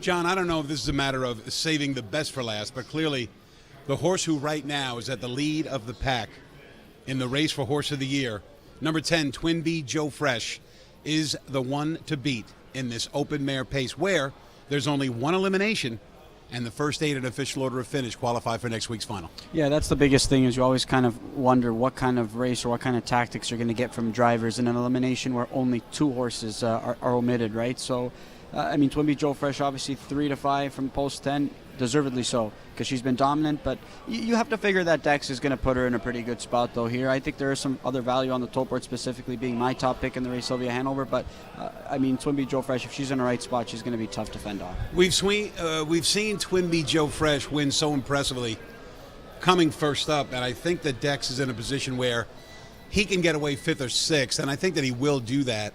And I think he's going to come first over. And if he's lucky enough to pick up a live toe, well, then so be it. But that makes this one even tougher. Yeah, I think that when you're winning races so easily, we've seen her make big brush moves to the lead, having to go first up, whether it be second over. It doesn't really seem to matter. She doesn't look like she's tired in any of those efforts. So even if you're saying an elimination, do you want to be first over? It doesn't matter. For her, it just doesn't matter. She's breathing different air right now. She's been so dominant. And, that shouldn't change tonight. But obviously, I'm kind of hoping for it based on who I want to win on top. You say breathing different air, and I absolutely agree with you. Is there a scenario where she gets beat tonight, where she gets excess cover? It just really depends if the cover doesn't advance. Sure, she can get beat depending on where Sylvia is in that mile, because she is trending in the right direction. But I wouldn't look too much into tonight. I'd be more focused on next week, and I think that's what they've got her pointed towards. Last year, Sylvia was better than Twinbee Joe Fresh. This year, Twinbee Joe Fresh is better than Sylvia. But Sylvia is off a good-looking score in the Alarage at Lexington's Red Mile. Where is she right now? I think she's back to where she was last year. But again, being back to where you were last year, it's still not enough to be Twinbee Joe Fresh, because she's taken 2 leaps forward. Like, she's just taken such a big leap this year. But Sylvia being second, in the Dayton Derby there, I mean, that was a really big mile, being parked the mile. To still be second, I know it was over 4 lengths to be Joe Fresh, but again, you're parked the entire mile and you're still finishing second in that effort. You got to love that. For me, the turnaround was in the Milton final over at Mohawk.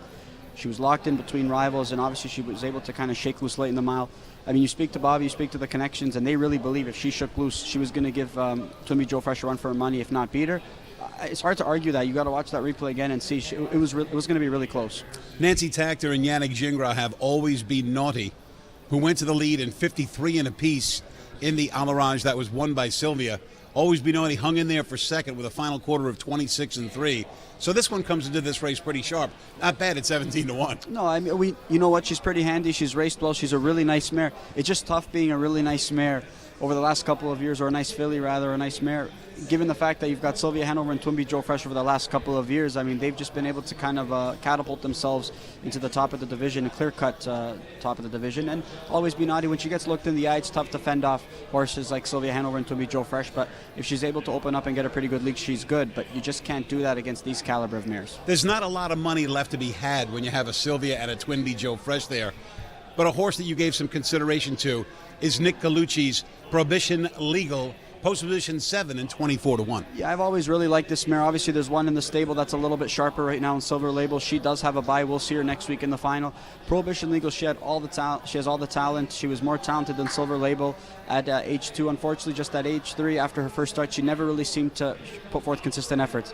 And we haven't seen those consistent efforts even as an aged mare, but she has all the speed late in the mile. Hopefully she can put it together and just put forth a pretty good effort. Again, only 2 don't make it.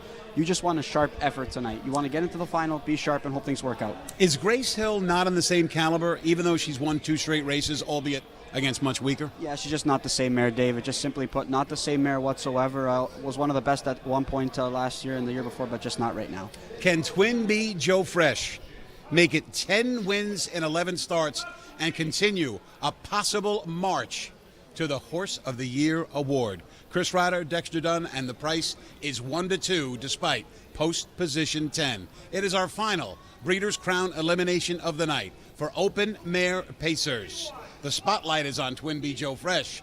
Will she be able to shine? Here's Ken Workington with the call. It's post time. Preferred Equine starting gate is rolling for race 11. Breeders' Crown Elimination Open Mares Pace. Top 8 to the final here. Sponsored by U.S. Trotting Association and Mark Ford Training Center. Odds on 1-2. Twinbee Joe Fresh. Post 10 here, going for 10 consecutive wins. Here they come.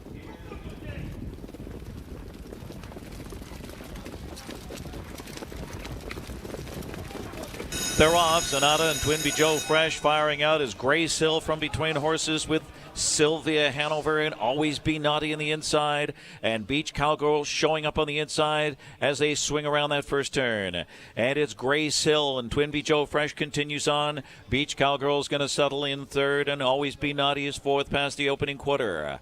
And next it's Sylvia Hanover taking a seat in fifth. That one followed by the Barn Dogs Watchin' sixth on the inside. And then Villar, Doe Hyris. That one followed by Prohibition Legal. Underway from the back is Kobe's GG. Kobe's GG is picking them off from the rear of the field. And the opening quarter was 26 3/5. That early trailer is not far from the leader. It's Twinbee Joe Fresh, the big favorite here at 1-5. Twinbee Joe Fresh in that long winning streak, 9 in a row, hits the half with Grace Hill second in a reasonable 55 seconds. Took a breather. Beach Cowgirl on the inside third. As they round the far turn, uncovered is Sylvia Hanover. Sylvia Hanover is towing the Barn Dogs Watching on the outside. A shuffle for Always Be Naughty on the rails. They continue towards 3/4. That's Kobe's GG. She's up third over on the outside in a pretty dull flow. Then Villar, Doe Hyris on the inside. Zanata has a long way to come. And Prohibition Legal is last. At 3/4, it's Twinbee Joe Fresh, the best there. Twinbee Joe Fresh in 1:23.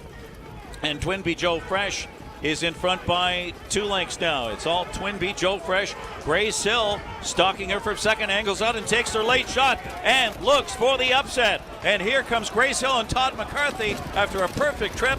And it's going to be Grace Hill at 10-1 over Twinbee Joe Fresh. Then Always Be Naughty and Sylvia Hanover. and Kobe's GG and Velardo Hyris 148-4.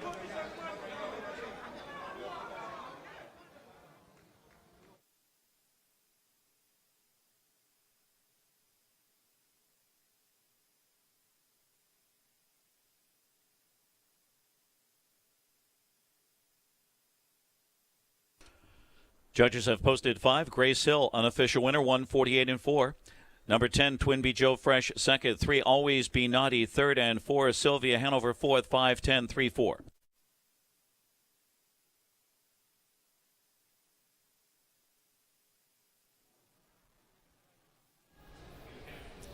Just remarkable. Twinbee Joe Fresh cuts out 3/4 in 123, and there you see on the replay, Grace Hill, Todd McCarthy, they pull right alongside inside the 16th pole and go right on by. Grace Hill completes a natural hat trick for Virgil Morgan and Todd McCarthy, who authors his second big upset of the night.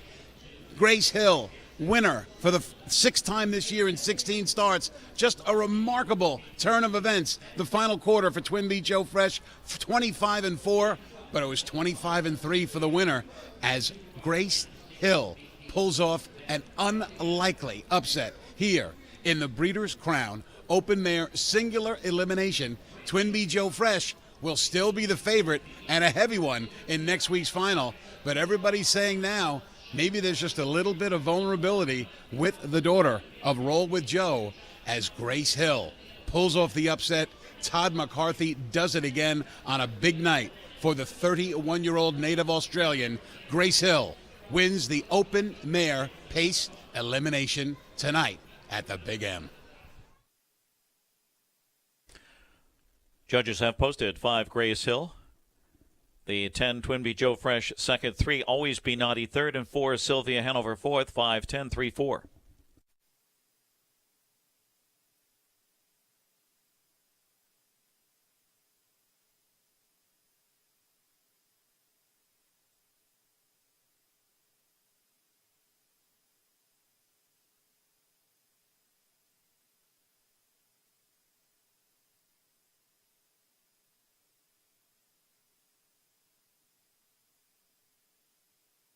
Well, back in 2022, Grace Hill upset division champion Test of Faith and equal the stakes record of 148-4 for Virgil Morgan Jr.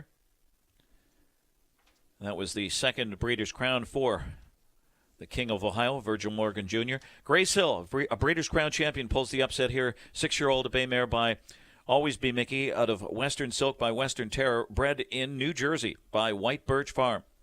Owned by Tom Hill, Lancashire, United Kingdom, and trained by Virgil Morgan Jr., Todd McCarthy with a double tonight. Win number 6 on the season, 35 career victories, closing in on the $2 million mark in career earnings. And the best mile of her season by far, 148-4. Final quarter on the board was 25 4/5. Winning this Breeders' Crown elimination, the lone elimination for the Open Mares, sponsored by the United States Trotting Association and Mark Ford Training Center. It's official 5, Grace Hill, pays $22.60, $5.40, and $3.60. The 10, Twinbee Joe Fresh. Twinbee Joe Fresh was second. And 3, Always Be Naughty, third, $4.20. That was 210 on Twinbee Joe Fresh. 510 exacta, $41.80. 510-3 trifecta, $191. The pick 3, $8,863.10. Dime Superfecta, 5-10-3-4, 21-11. No changes in race 12. Post time 11:01. Exacta, Trifecta, Superfecta, and the final pick 3. Race 13, the 8, Hungry to Win. James McDonald drives. John Rallis will be standing by here to get winner's circle reaction.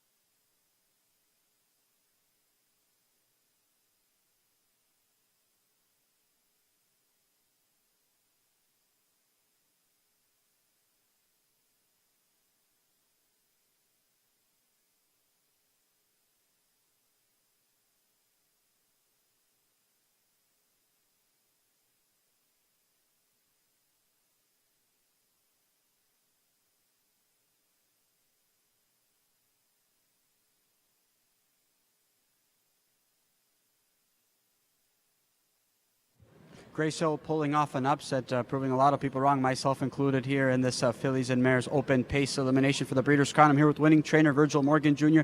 First and foremost, Virgil, congratulations. And second off, there was a bit of a lull period for 4 starts from the Barton and some overnights over at Scioto.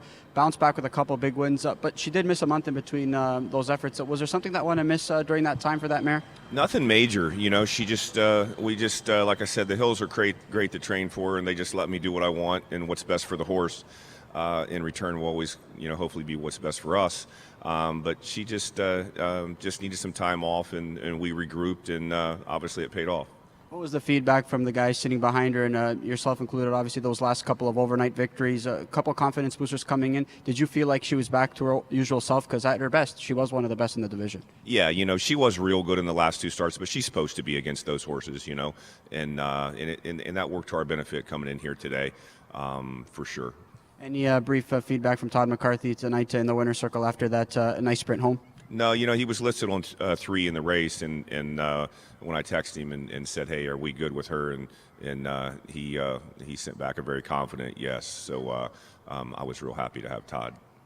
Congratulations, Virgil. Best of luck next week. Thank you so much. All right, there's Virgil Morgan, Grace Hill, and Todd McCarthy getting it done here in this Open Mare Pace Division.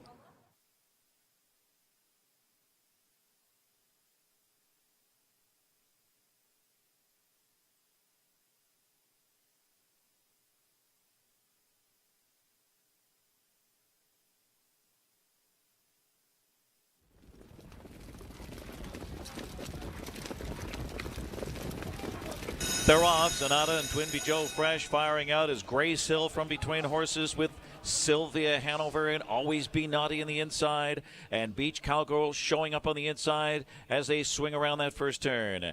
And it's Grace Hill, and Twinbee Joe Fresh continues on. Beach Cowgirl's going to settle in third, and Always Be Naughty is fourth past the opening quarter. And next it's Sylvia Hanover taking a seat in fifth. That one followed by the Barn Dogs Watchin' sixth on the inside. And then Villar, Doe Hyris. That one followed by Prohibition Legal. Underway from the back is Kobe's GG. Kobe's GG is picking them off from the rear of the field. And the opening quarter was 26 3/5. That early trailer is not far from the leader. It's Twinbee Joe Fresh, the big favorite here at 1-5. Twinbee Joe Fresh in that long winning streak, 9 in a row, hits the half with Grace Hill second in a reasonable 55 seconds. Took a breather. Beach Cowgirl on the inside third. As they round the far turn, uncovered is Sylvia Hanover. Sylvia Hanover is towing the Barn Dogs Watching on the outside. A shuffle for Always Be Naughty on the rails. They continue towards 3/4. That's Kobe's GG. She's up third over on the outside in a pretty dull flow. Then Villar, Doe Hyris on the inside. Zanata has a long way to come. And Prohibition Legal is last. At 3/4, it's Twinbee Joe Fresh, the best there. Twinbee Joe Fresh in 1:23. And Twinbee Joe Fresh is in front by 2 lengths now. It's all Twinbee Joe Fresh. Grace Hill stalking her for second, angles out and takes her late shot and looks for the upset. And here comes Grace Hill and Todd McCarthy after a perfect trip. And it's going to be Grace Hill at 10-1 over Twinbee Joe Fresh. Then Always Be Naughty and Sylvia Hanover and Kobe's GG and Villardo Hyris, 1:48-4.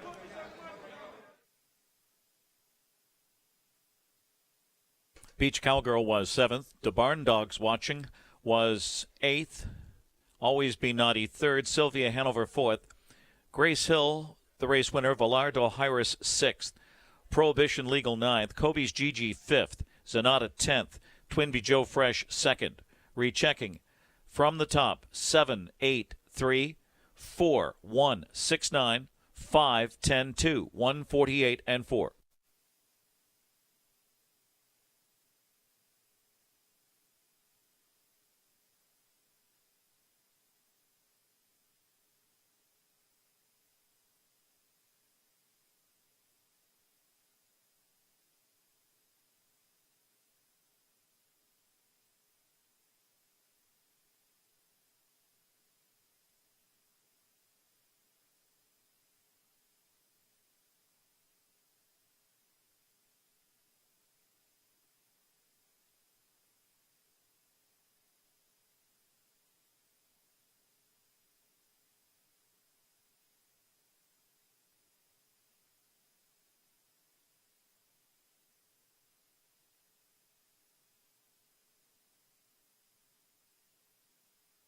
Poppy Rob Hanover, world champion, son of legendary sire of sires, Some Beach Somewhere.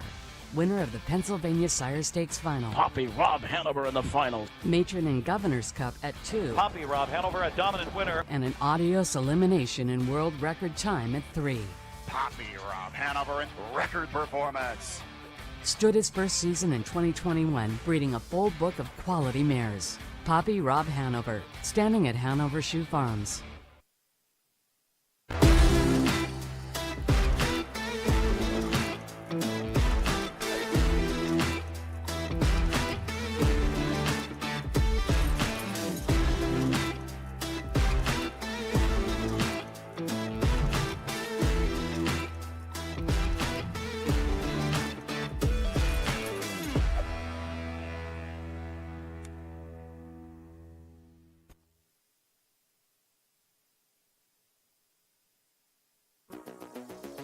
Midland Acres, doing our best to bring you the best with the newest addition to our stallion roster, Millionaire Stakes winner Ready for Money. Ready for Money is by the world's all-time leading money-winning trotter and champion French sire Ready Cash, and from a daughter of Horse of the Year Moneymaker, a winning combination of French and American bloodlines that is second to none. Contact Midland Acres today to secure a booking for your mare.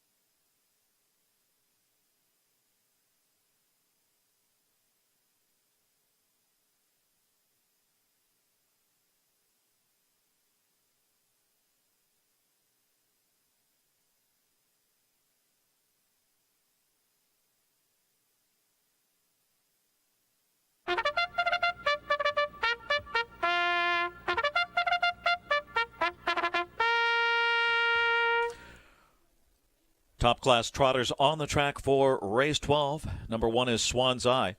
She's driven by Braxton Boyd for Vincent Campolong. Warwiesinia, number 2, Jason Bartlett driving for Mark Stacey.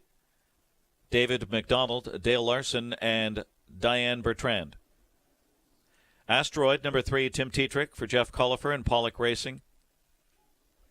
Oh Well, number 4, Todd McCarthy and Marcus Melander, SRF Stable.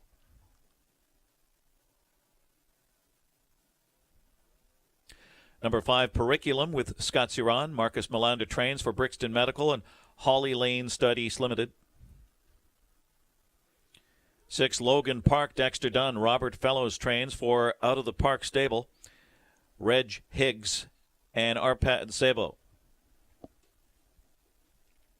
And number 7, Hasty Bid, James McDonald driving for Nancy Tactor, a numbered Ontario company, and Paige McDonald. Race 12, Exacta, Trifecta, Superfecta, final pick 3 here. Logan Park at 8-5, the 2023 O'Brien Award winner, arrives on a 3-race winning streak, including the Dayton Derby, and he upset Periculum in the Alarage Farms and retains Dexter Dunn. The 5, Periculum, is 7-2, a dominant winner of the Maple Leaf Trot. Second from post 10 to Jiggy Jog in the International Trot, and just missed to Logan Park in the Alarage Farms with a 26-2. And the 4, Oh Well, is 3-1, a stablemate to Periculum, who closed from 10th to grab second in the Maple Leaf Trot, and then a solid second in the Caesars, freshened by Team Melander with a confident Big M qualifier. 6-5-4.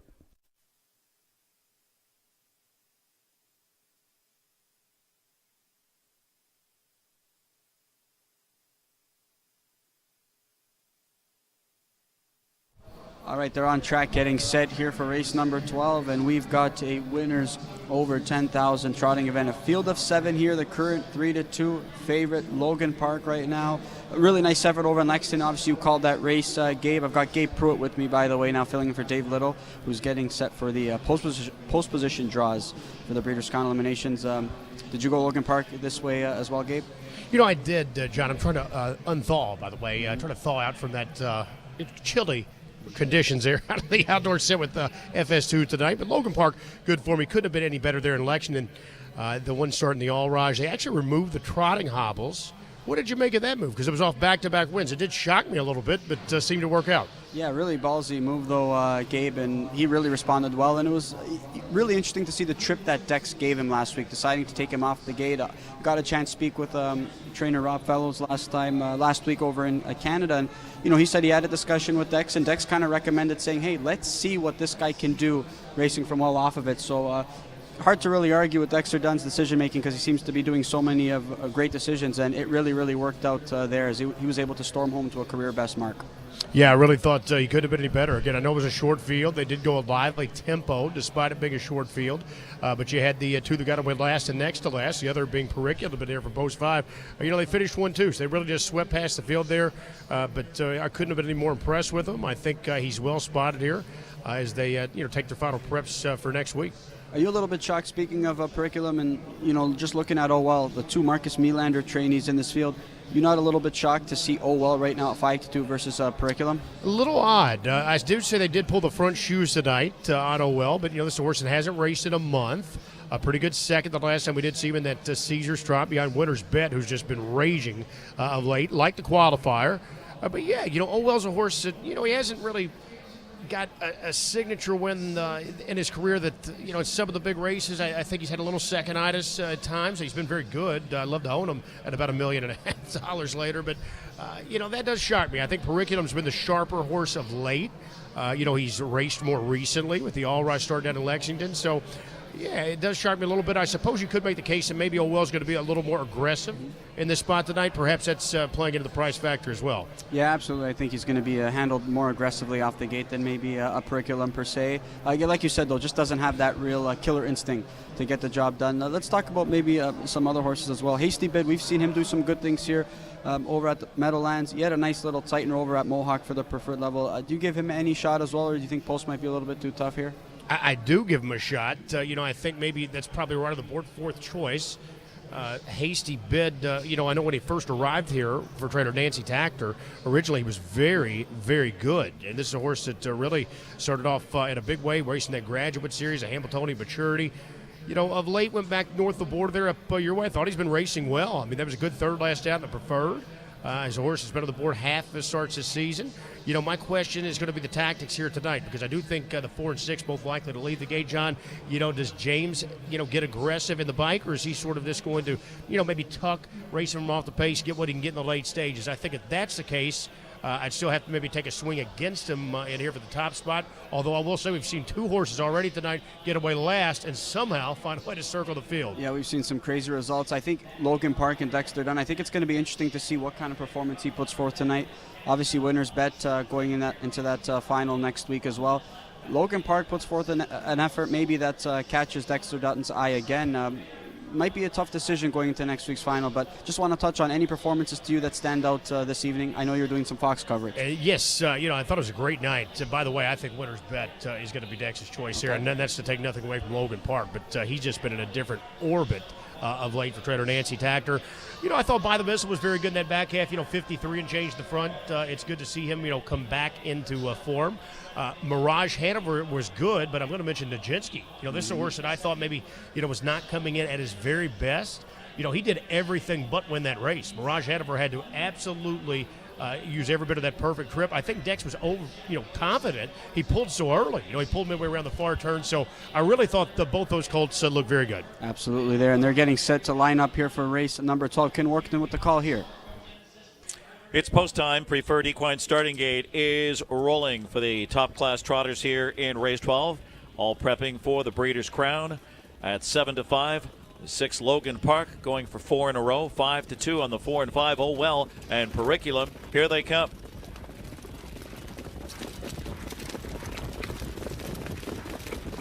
And they're off and trotting. Hasty Bid out of there quickly with Logan Park on the outside, but there goes Asteroid. Asteroid shooting out hard, and Swan's Eye, she's flashing early speed. Into the first turn, Asteroid, Swan's Eye on the inside second as they continue towards the opening quarter. And Oh Well looks to go up on the outside and challenge for the lead now as Hasty Bid dives in a 4-hole tuck as they trot past the opening quarter. Then comes Warwi Xenia on the inside and Periculum, and Logan Park is the trailer at 6-5. 28 a soft opening quarter. It's Asteroid in front with Tetrick. Asteroid paves the way. Oh Well trotting in second across the backstretch. Swan's Eye is third and Hasty Bid is fourth, followed by Warwi Xenia. She is fifth. Periculum sixth, and Logan Park is the trailer seventh.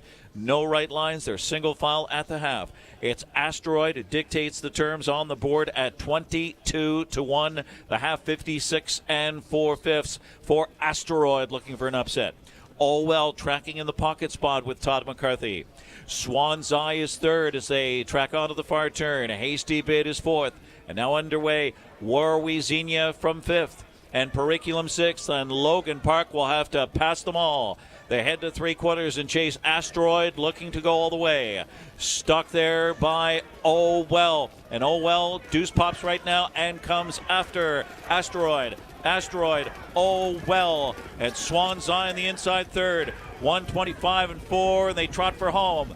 It's Asteroid digging in after a perfect trip. Oh Well and Todd McCarthy right by. Some late trot from Warwi Xenia between horses from way out of it. Logan Park way too late. It's Oh Well at 7-2. Oh Well, then Logan Park, then Periculum, and Warwi Xenia 152 and 2.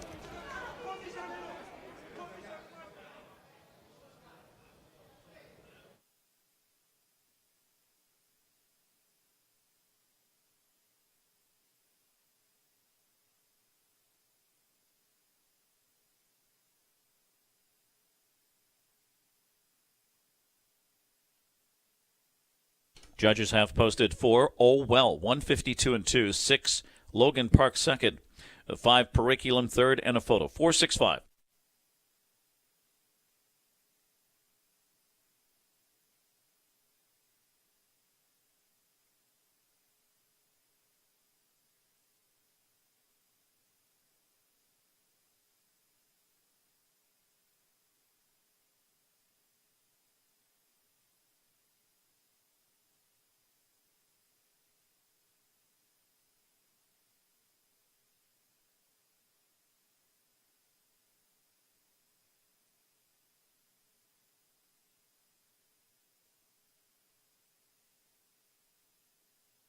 Number 2, Warwi Xenia was fourth, 4-6-5-2.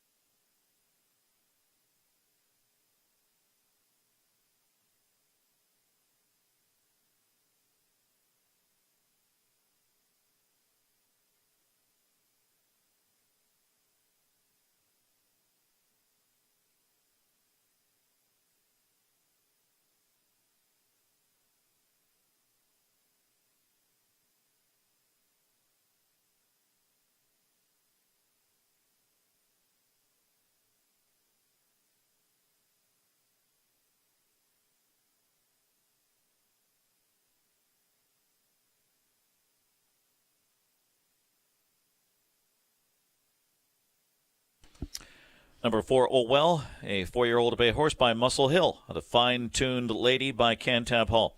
Bred in New Jersey by Concord Stud Farm.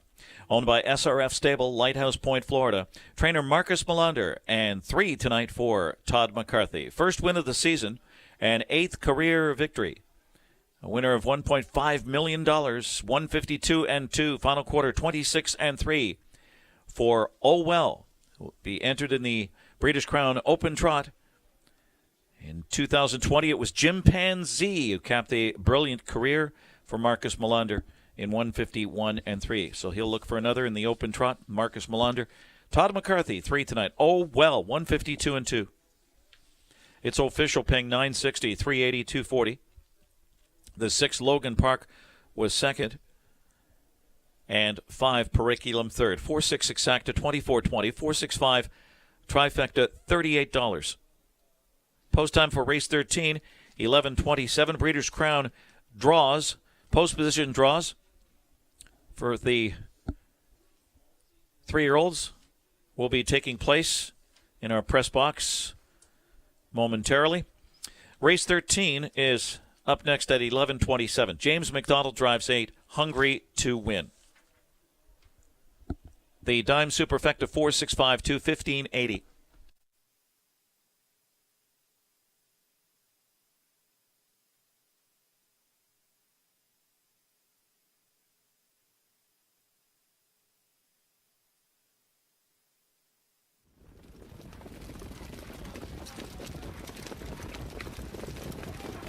They're off. Sonata and Twinbee Joe Fresh firing out as Grace Hill from between horses with Sylvia Hanover and Always Be Naughty in the inside, and Beach Cowgirl showing up on the inside as they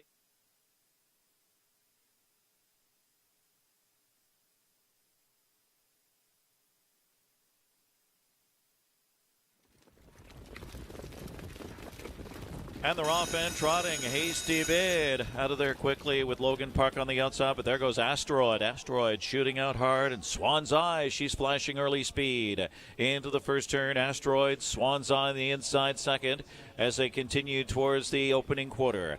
And Oh Well looks to go up on the outside and challenge for the lead now as Hasty Bid dives in a 4-hole tuck as they trot past the opening quarter. Then comes Warwi Xenia on the inside and Periculum, and Logan Park is the trailer at 6-5. 28 a soft opening quarter.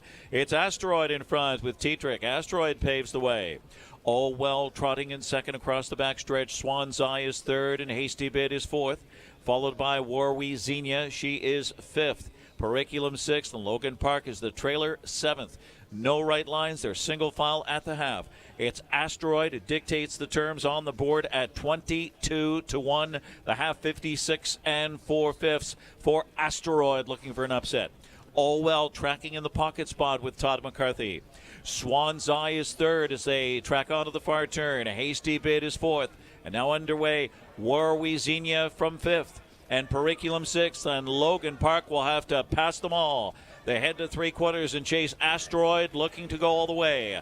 Stuck there by Oh Well. And Oh Well deuce pops right now and comes after Asteroid. Asteroid, Oh Well, and Swan's Eye on the inside third. 125 and 4, and they trot for home. It's Asteroid digging in after a perfect trip. Oh Well and Todd McCarthy right by.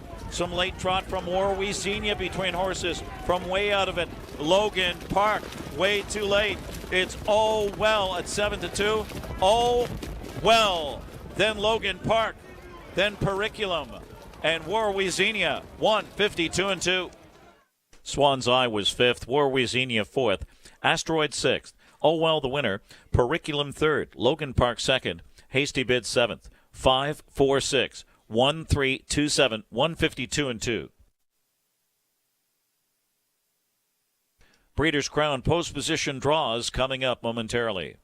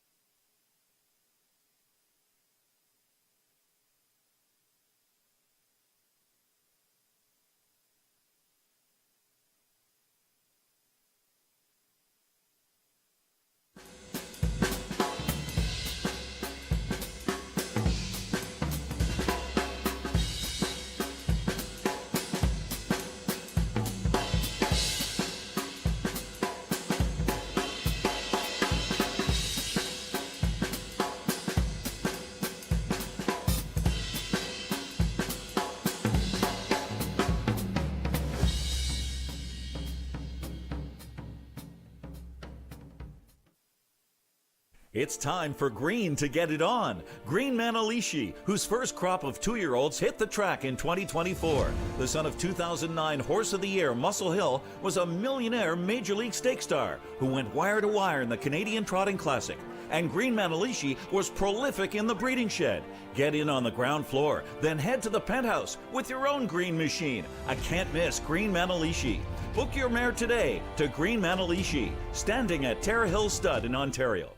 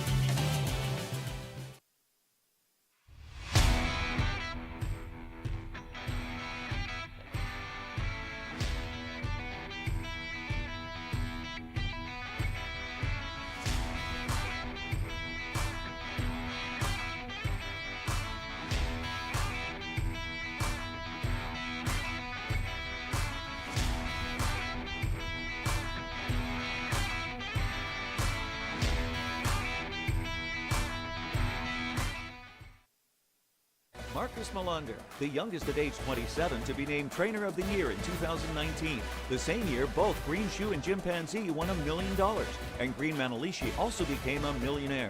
Melander has quickly risen to prominence with back-to-back Trotters of the Year, Green Shoe, and graduate champion and 3-time Breeders' Crown winner Chimpanzee. Melander enhanced his elite status in 2021 with Breeders' Crown champion Joviality and Hambletonian Oaks runner-up Iteration. The Melander rising star is shining bright. Just call on Marcus. Andrew Harris is a New Jersey-based third-generation horseman with a proven track record. Leading trainer during the Meadowlands Fall Meet in 2019, Harris passed 1,000 career wins in 2022. With a lock on the overnight game and aspirations of hitting a home run with youngsters, Harris has handled top stars like Jimmy Frey, None Better, and Pennsylvania Sire Stakes champion Pedro Hanover. Twice a Hambletonian player, Harris has consistently produced on the sport's biggest stage, the Arrow Point Skyward. For a rock-solid weekend warrior, find your success with Andrew Harris Racing. On FanDuel Casino, you can play casino floor classics right on your phone, like FanDuel's exclusive World of Wonka or Buffalo, Rich Little Piggies, and more. Plus, you'll get up to $1,000 back in casino bonus on any first day net loss. That's what you get with the #1 rated casino app. Sign up for FanDuel Casino and get up to $1,000 back to play it again. Harness Racing Update is the sport's most comprehensive and timely news source. HRU covers the sport from all angles with news, features, photography, opinion, and analysis of racing. Also, HRU covers breeding and sales, as well as industry stories you need to know. It's all delivered by a deep, diverse, and talented team of writers and photographers. And the best news is that it's free to subscribe.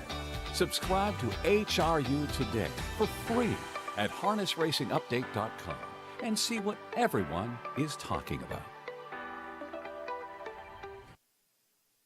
Per Engblom is a successful trainer from Sweden who has managed massive operations, including years with Hall of Famer Jimmy Takter. Engblom launched his own stable in 2019 and made his Hambletonian debut with his Dexter Cup winner, Osterch. Beads, a star of the Engblom barn, had a $250,000 sophomore season in 2020, winning the Muscle Hill in 151 and 2. Beads came back as a 4-year-old to pull a post-10 upset in the Hambletonian maturity. Per Engblom, the man with a proven roadmap for success in New Jersey. For the information of our horsemen and those connected with the Breeders' Crown horses, the post position draws will take place after race 13. Once again, we will have draws for Breeders' Crown races after the 13th race.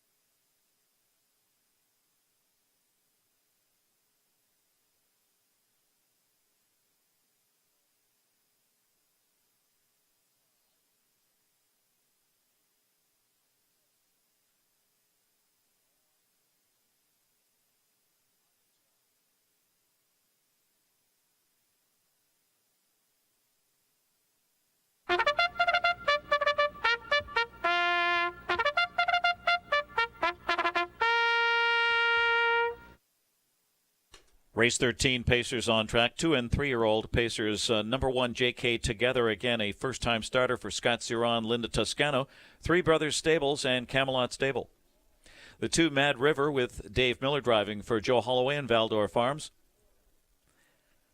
Namaste Hanover, number 3, with Corey Callahan for Chris Choate, Anthony Ruggieri, and Son of a Beach Racing. 4, Steamboat Springs, with Todd McCarthy. Jennifer Bongiorno trains. It's this 2-year-old's owned by Jennifer Bongiorno Stable, Barbara Urcioli and Frank, and Joe Sobraco and Jaff Racing, and Scott Rao. Seaworthy Hanover, number 5, with Jason Bartlett. Jake Lehman trains for Marvin Runick. 6 is Stay Focused. It's Yannick Gingras for Ron Burke and Brad Grant. Number 7 is Captain Bazinga. Andy Miller drives for Tom and John Cancelleri. Number 8, Hungry to Win. James McDonald driving for Tony Alagna and Stephen Bromberg. And number 9 is Swim with the Current with Dexter Dunn. Ron Burke trains. Burke Racing Stable, Beastie, Jerry and Teresa, Silva Purnell and Libby, and Weaver Buscemi. Race 13, Exacta, Trifecta, Late Double, Dime Superfecta. We're on the 4 here at 3-1. Steamboat Springs, lightly raced Sweet Lou Gelding's been gathering momentum elsewhere for Team Bongiorno and draws well fresh off a solid step-up effort against Stakes Company. Todd McCarthy looking for the Grand Slam. 4-3-9.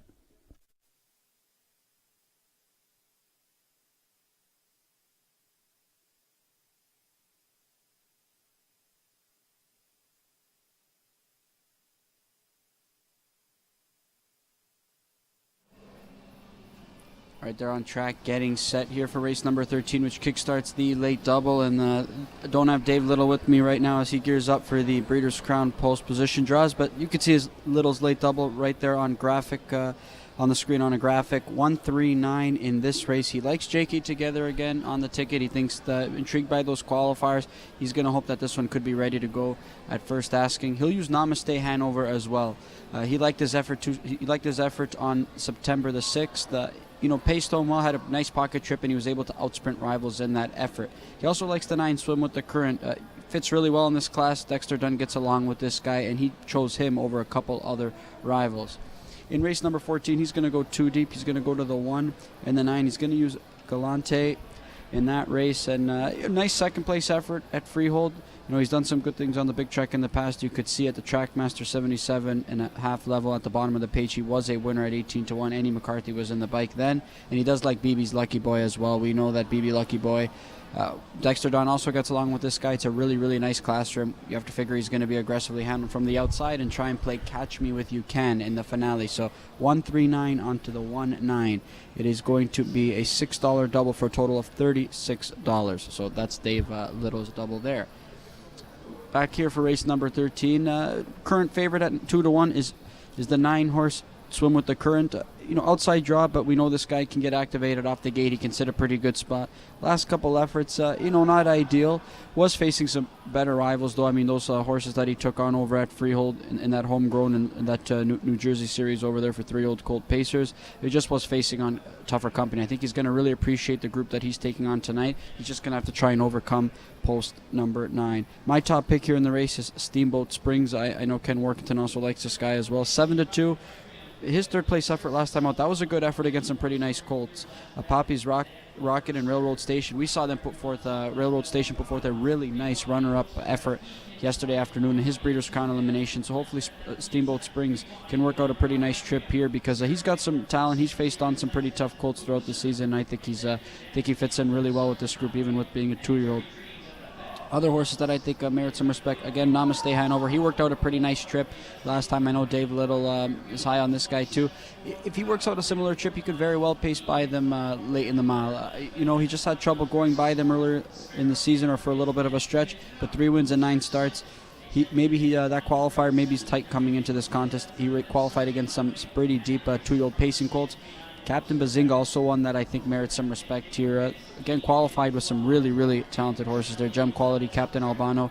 Sometimes just doesn't stay pacing all throughout the mile. He's got post 7. I think that he can get activated off the switch if Andy Miller so chooses to do that here tonight. Definitely one that's talented enough, but again, if the right swim with the current shows up, he could be awfully tough to beat. But I didn't use him in my top 4, just trying to find some value underneath. I'm going to go Steamboat Springs, hopefully that he can pull off the victory here to kickstart the late double. But that's the direction I'm going to go. Kenny Workington also going that direction.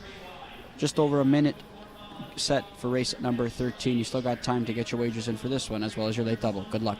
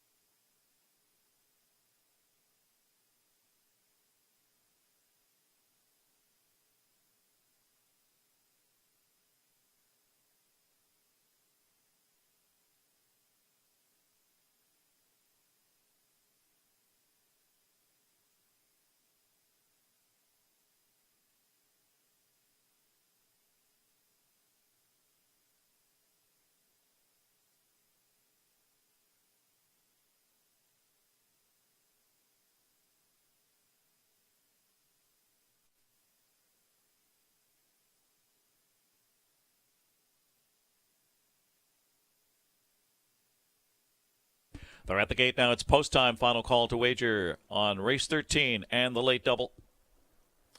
Preferred equine starting gate is rolling for race 13. James McDonald drives 8, Hungry to Win.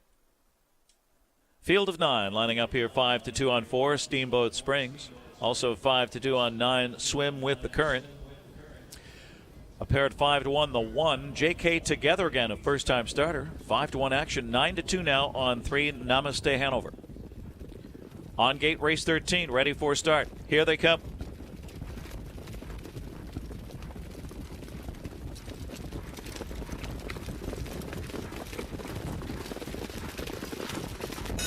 They're off. The Swim with the Current blast off on the far outside there with Namaste Hanover and Steamboat Springs.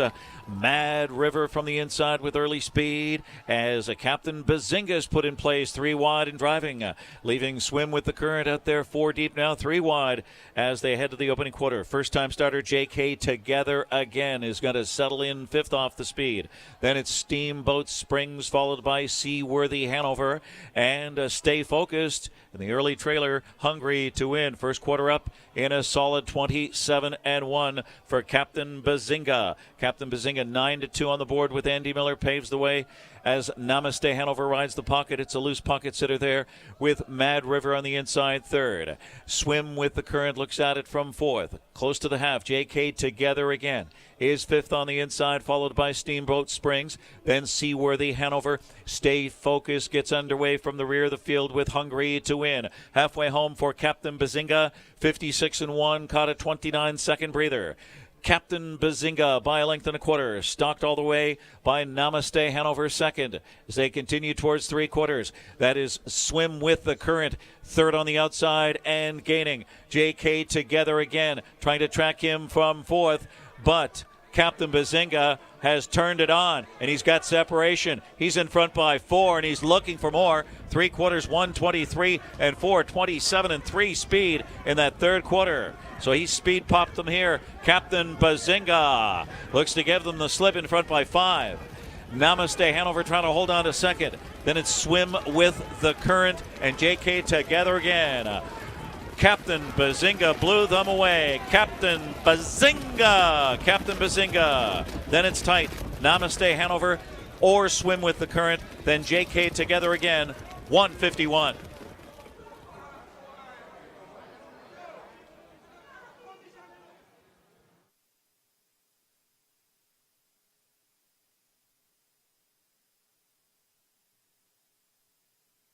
Judges have posted 7. Captain Bazinga, 151, and the photo sign.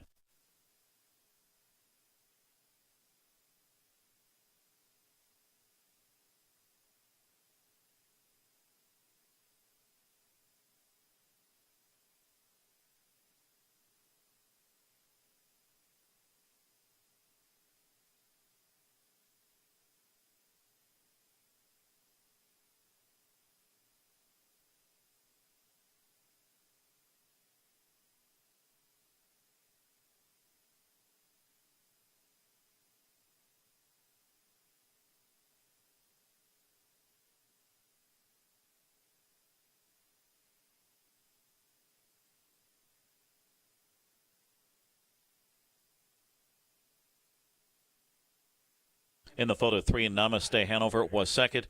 9, Swim with the Current third, and 1, JK Together Again fourth. 7-3-9-1.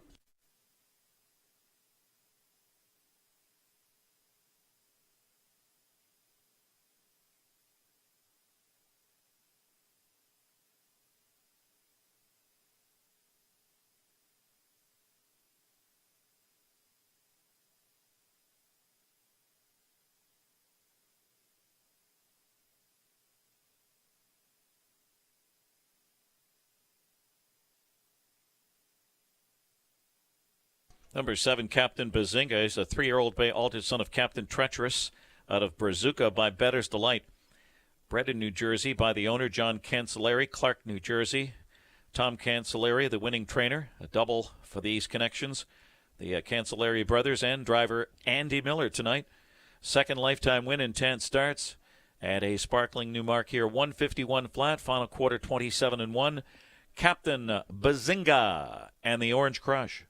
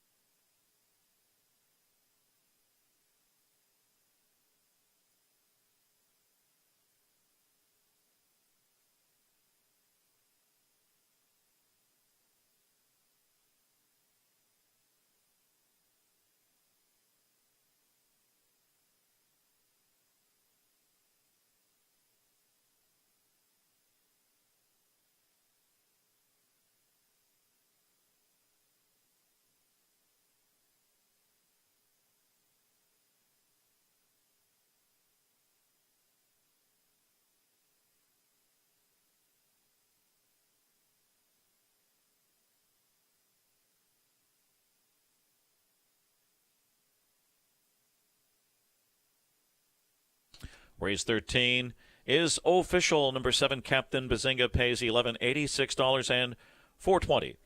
3, Namaste Hanover, $5.60 and $3.60. And 9, Swim with the Current, $3. 7-3 Exacta, $54.80. 7-3-9 Trifecta, $258.20. The pick 6, 5 out of 6, $2,091.38. There is a carryover in the pick 6. The pick 3, $495.50. Late pick 4, 5-5-4-7, $2,885.70. A look at that pick 6 carryover, $10,791.02 for next weekend, Breeders' Crown weekend. Dime Superfecta, $57.67. Post time for race 14, 11:50, no changes. Exacta Trifecta, 10-cent high five. Coming up, a block of drawings for the post position draws for the Breeders' Crown races.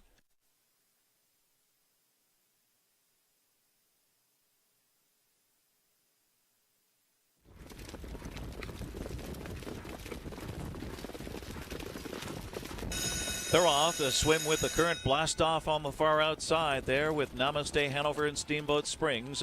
Mad River from the inside with early speed as Captain Bazinga is put in place 3 wide and driving, leaving Swim with the Current out there 4 deep now, 3 wide as they head to the opening quarter. First time starter JK Together Again is going to settle in 5th off the speed. Then it's Steamboat Springs followed by Seaworthy Hanover and Stay Focused in the early trailer, Hungry to Win. First quarter up in a solid 27-1 for Captain Bazinga. Captain Bazinga 9-2 on the board with Andy Miller paves the way as Namaste Hanover rides the pocket. It's a loose pocket sitter there with Mad River on the inside 3rd. Swim with the Current looks at it from 4th. Close to the half, JK Together Again is 5th on the inside, followed by Steamboat Springs. Then Seaworthy Hanover. Stay Focused gets underway from the rear of the field with Hungry to Win. Halfway home for Captain Bazinga, 56-1, caught a 29-second breather.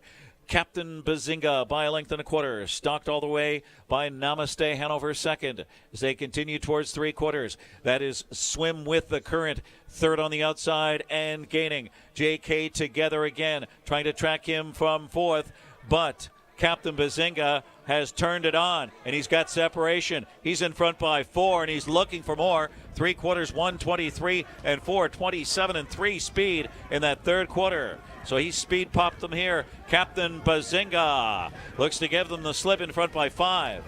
Namaste Hanover trying to hold on to 2nd. Then it's Swim with the Current and JK Together Again. Captain Bazinga blew them away. Captain Bazinga. Captain Bazinga. Then it's tight. Namaste Hanover or Swim with the Current. Then JK Together Again, 151. JK Together Again, 4th. Mad River was 9th. Namaste Hanover 2nd. Steamboat Springs was 6th. Seaworthy Hanover 5th. Stay Focused 7th. Captain Bazinga the winner. Hungry to Win was 8th. Swim with the Current 3rd. Rechecking 492. 6571 83 151.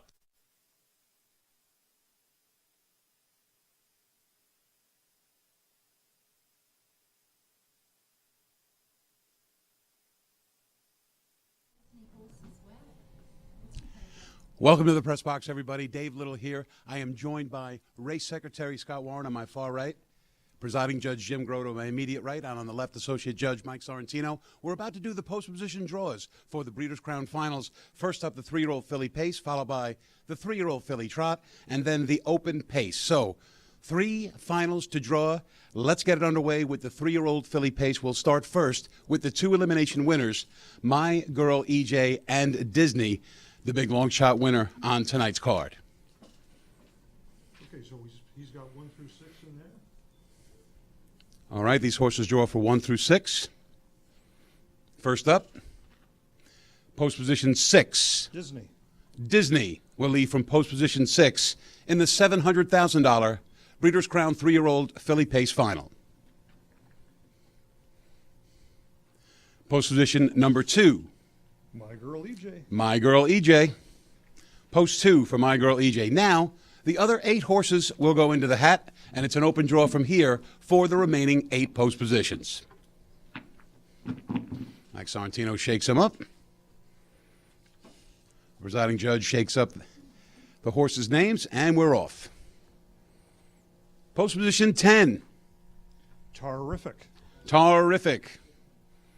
Draws the 10 hole in the $700,000 final. Next up. Post position 7. Rocket Deo. Rocket Deo.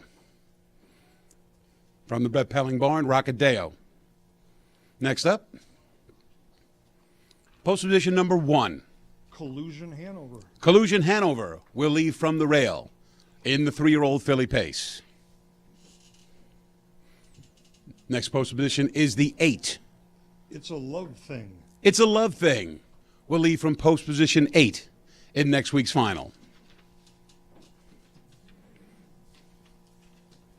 Next up, post position 5. Caviar Bell. Caviar Bell has the 5 hole in the 3-year-old filly pace.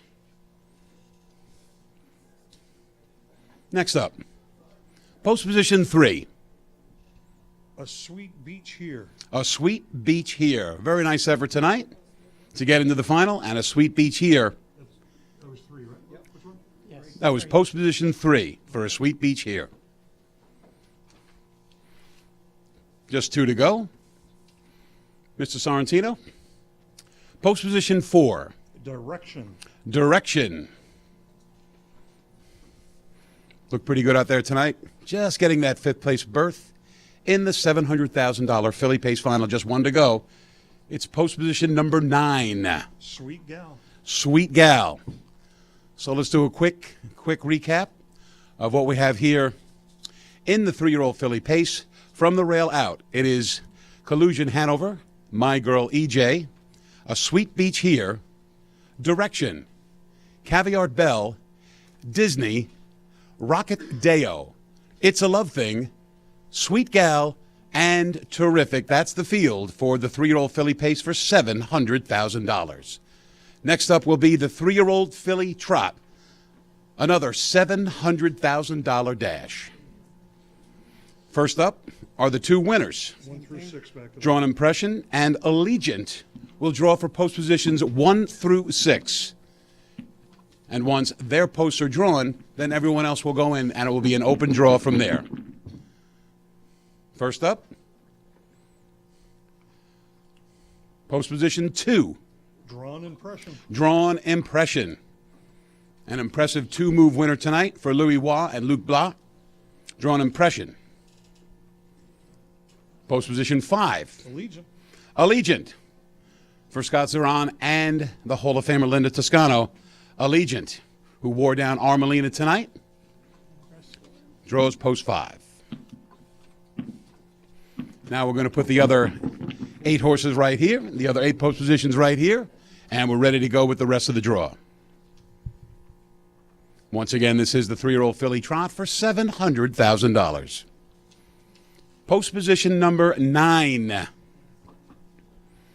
Sad Bird Still Sing. Sad Bird Still Sing will leave from post 9 in the filly trot. I think John will leave. 600,000. 600,000. Ah, okay, 600,000. That's my mistake. I got it off the sheet. 600,000 for the filly trot. Next up is post position number 6. Alista Hanover. Alista Hanover. The Hambletonian Oaks favorite with a nice effort tonight.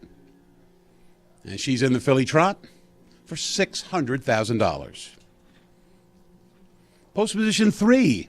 Sugar Instead. Sugar Instead will leave from the 3-hole in next week's filly trot. Of course, these 3-year-old races will take place next Saturday night. Post position 10. War Wee Michelle. War Wee Michelle, the Hambletonian Oaks winner from the Oakes Fonstead stable, draws post position 10 in the filly trot final. Next up is post position 1. Willie's Home Run. Willie's Home Run will leave from the 1. Willie's Home Run from the rail. Post position number 7. Date Night Hanover. Date Night Hanover. Date Night Hanover will leave from post position 7. Just 2 to go. Post position 8. Armelina. R. Molina, the speedball from the John Boot and Shane barn, just got gunned down on the wire tonight, will leave from post position number 8. And finally, post position number 4, Soiree Hanover. Soiree Hanover, who got him by virtue of a 5th place finish. Here's a review of the 3-year-old filly trot for $600,000. Leaving from the rail will be Willie's Home Run, 2, Drawn Impression, 3, Sugar Instead, 4, Soiree Hanover, 5, Allegiant, 6, Alista Hanover, 7, Date Night Hanover, 8, R. Molina, 9, Sad Birds Still Sing, and the 10, Warrawee Michelle. That's the 3-year-old filly trot for next Saturday night. The third and final of our post draws that we're going to do right now is the $600,000 open pace. The winners tonight were by the missile, I should say, and Ruthless Hanover. So they'll go in the hat for posts 1 through 6.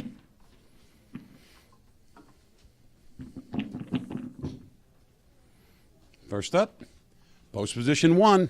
Ruthless Hanover. Ruthless Hanover. The Tom Cancelleri Speedball, who won tonight in 148-1.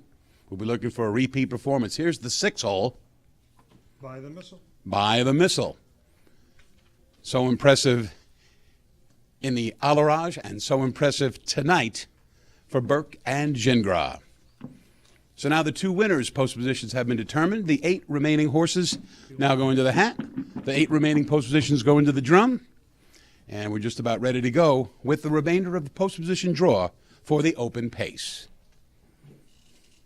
First up, post position number 9. El Rey. El Rey. In tonight by virtue of a 5th place finish, will leave from post 9. Post position 7.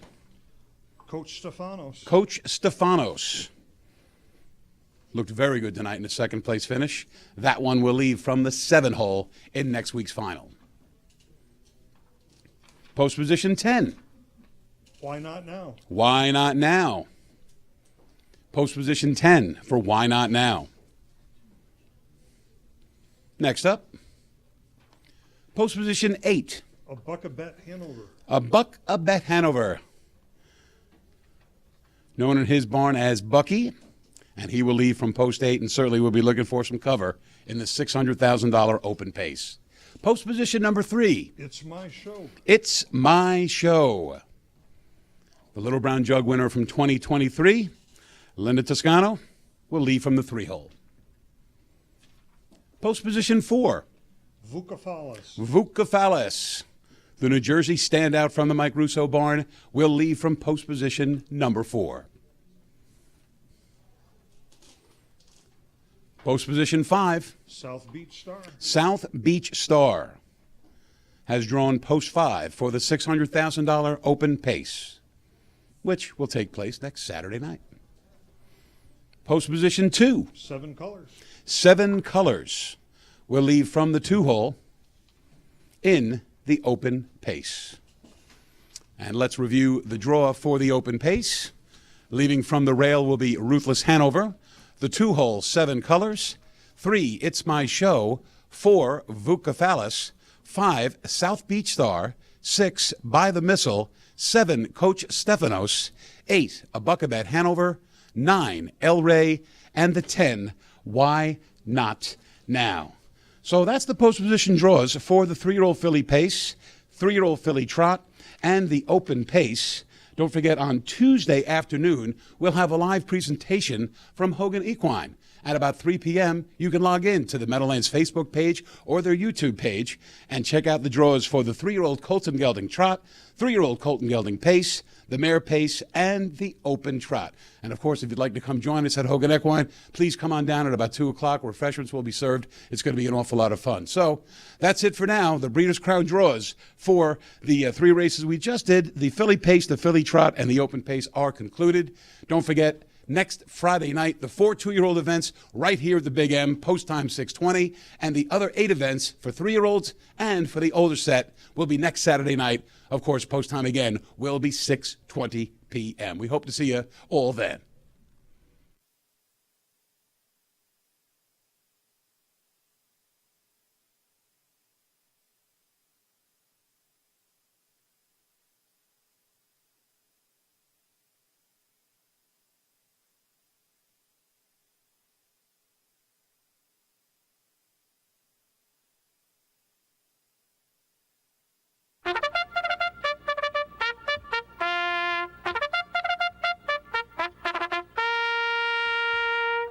They're on the track for race 14, 10-cent high five. The one Galante with Jason Bartlett for Sean Valley and John Moderack.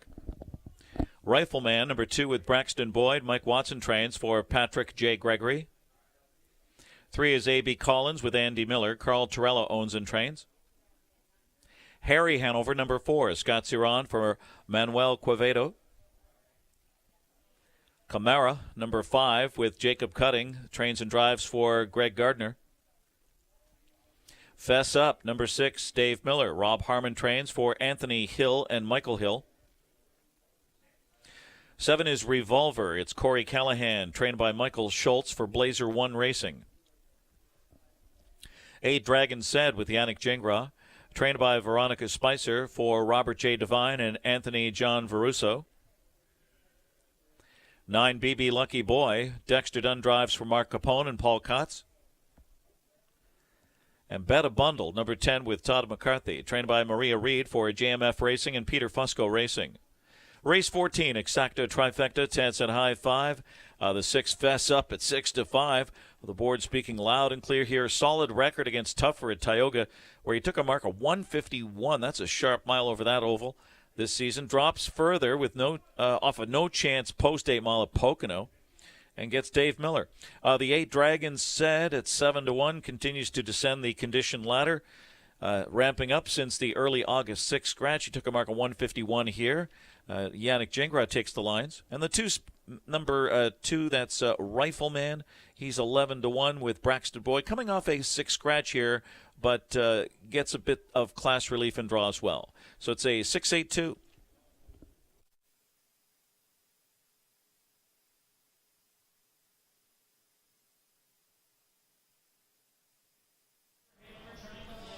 All right, we're on track as we get set for the finale here this evening. A really, really fun night of racing overall. A lot of really neat elimination performances tonight as we get set for next week. But before we close the night, we still have one more dash left on this card, and the current 6-5 favorite is the 6 Fess Up. Taking a little bit of a drop in class, shipping in from Pocono. A couple of, last effort, never really had a chance to get involved. Draws well here, picks up Dave Miller in the bike, even money, taking a lot of support. I was sure BB Lucky Boy would be the favorite in this event. We've seen him do some good things at this class level in the past. Dexter Dunn, sitting aboard him, has done some good things as well, and typically likes to go on a speed mission. And I think from post number 9, we'll still see that take place here in this finale. But just a matter of if he's going to be able to fend some rivals who will likely be coming late. Speaking of rivals coming late, the guy we see on screen, Dragon Said, currently sitting at 9-1. He likes to do his best work chasing. He can float up for early positioning and maybe pick off some rivals. The last time Yannick Gingras did sit behind this guy, he was able to pick off some rivals and get the job done at 2-1. So he's got a little bit of familiarity with him. If he's got fractions to chase up front, he very well could be live late in that mile. Galante, another rival here that I think figures to be in contention. Nice second place effort last time out at Freehold. We've seen some good tries from this guy on the big track and draws the rail. I think he could very well work himself out a pretty cozy trip. And there's some other horses that wouldn't be surprising if they got the job done, but I think the ones I mentioned are likely the main rivals there. But obviously Dave Little busy with the post draws, not able to join me to close out this weekend of racing here, but really, really fun the last couple of days. Just a little bit of a taste of what we're going to see next week. Again, a lot of horses that go back and watch those eliminations. A lot of horses to really keep your eye on. I think we're in store for some big finals, and I think it's really interesting to see where maybe some of the top or upper level horses in some of those divisions who figure to be one of the better ones, where they drew, and some horses who really raced well, they didn't draw too well. Another indication that sometimes it's pretty valuable to want to win your elimination to assure yourself a pretty good spot on the gate. But yeah, some really, really nice performances from even horses who didn't get the job done tonight, horses who did win. Really, really excited. We're in store for some great racing next week as well, and we just got to see. We got a little bit of a taste of that this weekend here, so it was really, really fun working alongside Dave. A little, he's going to take you through the action next week as well. And speaking of which, guess who's joined me back on set? Yeah, it's great to be back from the post draw. And John, I just want to remind everybody, as I did just upstairs, that we're going to do some more post position draws from Hogan Equine Tuesday afternoon. The party starts at about 2 o'clock. Everybody is welcome to join us. And if not, you can check it out on our Facebook page and on our YouTube page. At about 3 o'clock or so, we'll do the post-position draws for the Colton Gelding Trot, Colton Gelding Pace, the Mare Pace, and the Open Trot. Now, John, I can't let you go until I ask you, what do you think happened with Twin Bee Joe Fresh tonight? You know what? Just typical, just an elimination likely needed that tight, or we hadn't seen a race. I think that maybe if the fractions went a little bit quicker, maybe the result would have been different. But I don't know. Grace Hill was really good tonight. I was wrong. I honestly thought she wasn't going to put forth maybe an effort of that caliber. We haven't really seen that as of late, but clearly those two efforts were an indication that she was ready to be trending towards the right direction. I think that adds a little bit of a wrinkle into next week, but she's going to be the favorite next week to be Joe Fresh regardless. She's still going to be the one to beat, so you're going to have to bring your best effort next weekend in the final. A horse who was really good in defeat tonight to me was a Buckabat Hanover. Is that the one you're going to pick on top, you think, in the open pace? I'm going to have to look at look at the post position draws again, look at how the race is going to shape out. Like I said, with the Hanover, we're going to go on another speed mission. He's really good, but again, By the Missile was just so good as well. I think those two horses definitely figure next week. All right, next week, Friday night, we'll have the 2-year-old finals. Next Saturday, we'll have the 3-year-olds. We'll have the older horses. It's going to be an exciting weekend of racing right here at the Big M with purses totaling, get this, over $7.5 million. Please make plans to be with us. And, John, we'll see you down the road. Well, and Pick 6 carryover next weekend as well, a pretty nice number. Oh, that's going to be great. Let's go to Ken Warkentin as we say goodnight on this Saturday night. It's post time for race 14, preferred equine starting gate rolling, and we have an even money favorite, the 6 Fess Up. 9-2, the 9 BB Lucky Boy. They're on gate for race 14. 10-cent high five. Here they come.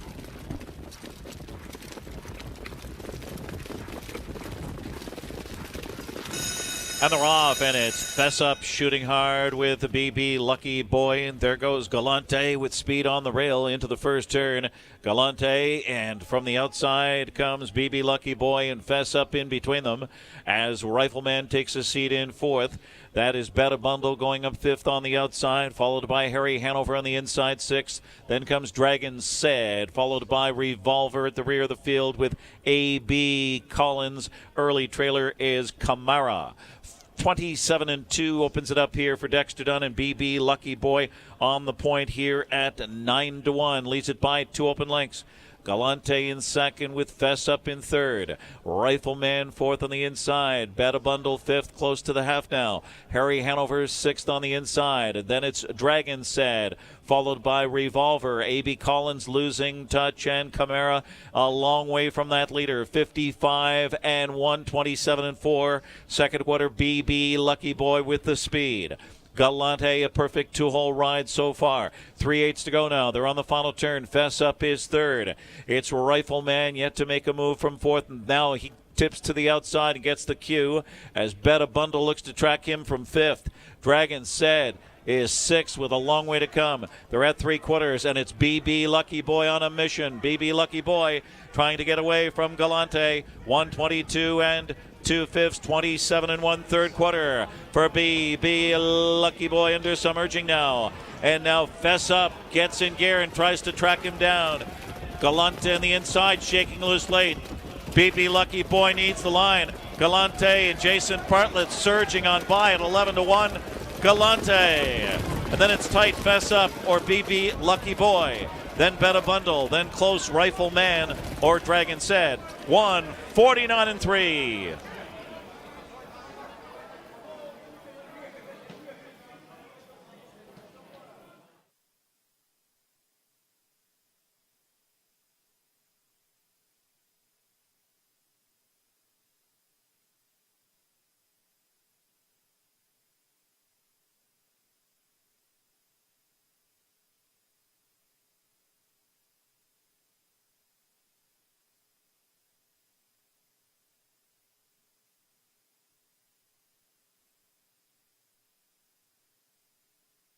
Judges have posted number 1, Galante, the unofficial winner, 149-3, and the photo sign.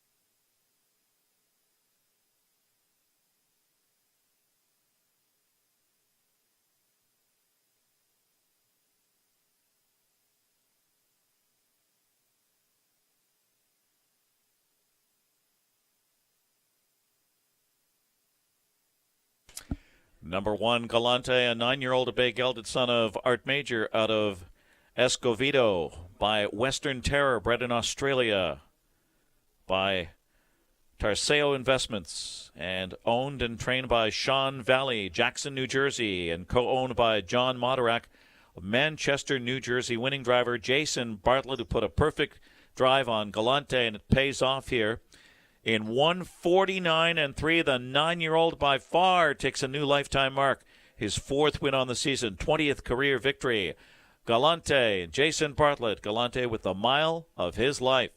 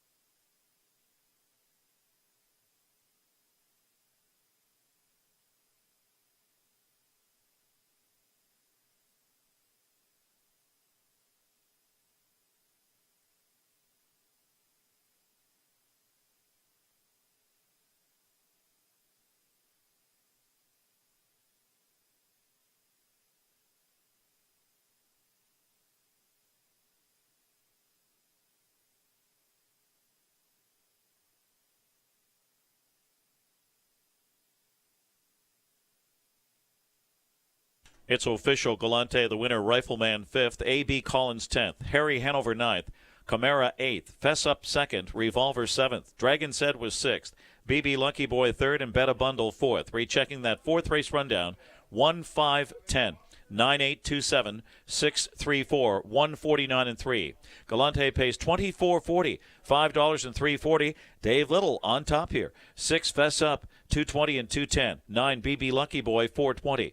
Exacta, $43.80, 16. Trifecta, $218.20, 169. Daily Double, 7-1, $73.60. The late pick 3 or final pick 3, $219.30, 471. And the Pentafecta was 169, 10-2, $140.71 for that high five payoff. Race 14 official, prices paid. That concludes our Saturday program. Don't miss the $7 million Breeders' Crown next Friday and Saturday, post time 6:20. Post position draws, remaining Breeders' Crown post position draws will take place on Tuesday afternoon. Facebook page, YouTube channel at 3 p.m. Live and complete information at playmeadowlands.com and hambletonian.com. From all of us here at Meadowlands Racing and Entertainment, this is Ken Warkentin thanking you for joining us and coming to the races. Enjoy your football Sunday. Take care, and we'll talk to you soon. Good night.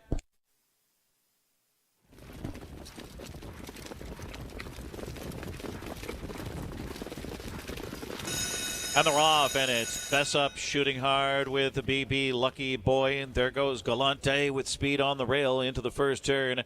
Galante, and from the outside comes BB Lucky Boy and Fess Up in between them as Rifleman takes a seat in 4th.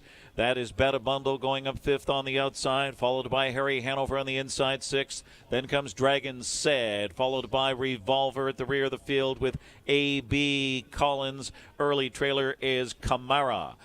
27-2 opens it up here for Dexter Dunn and BB Lucky Boy on the point here at 9.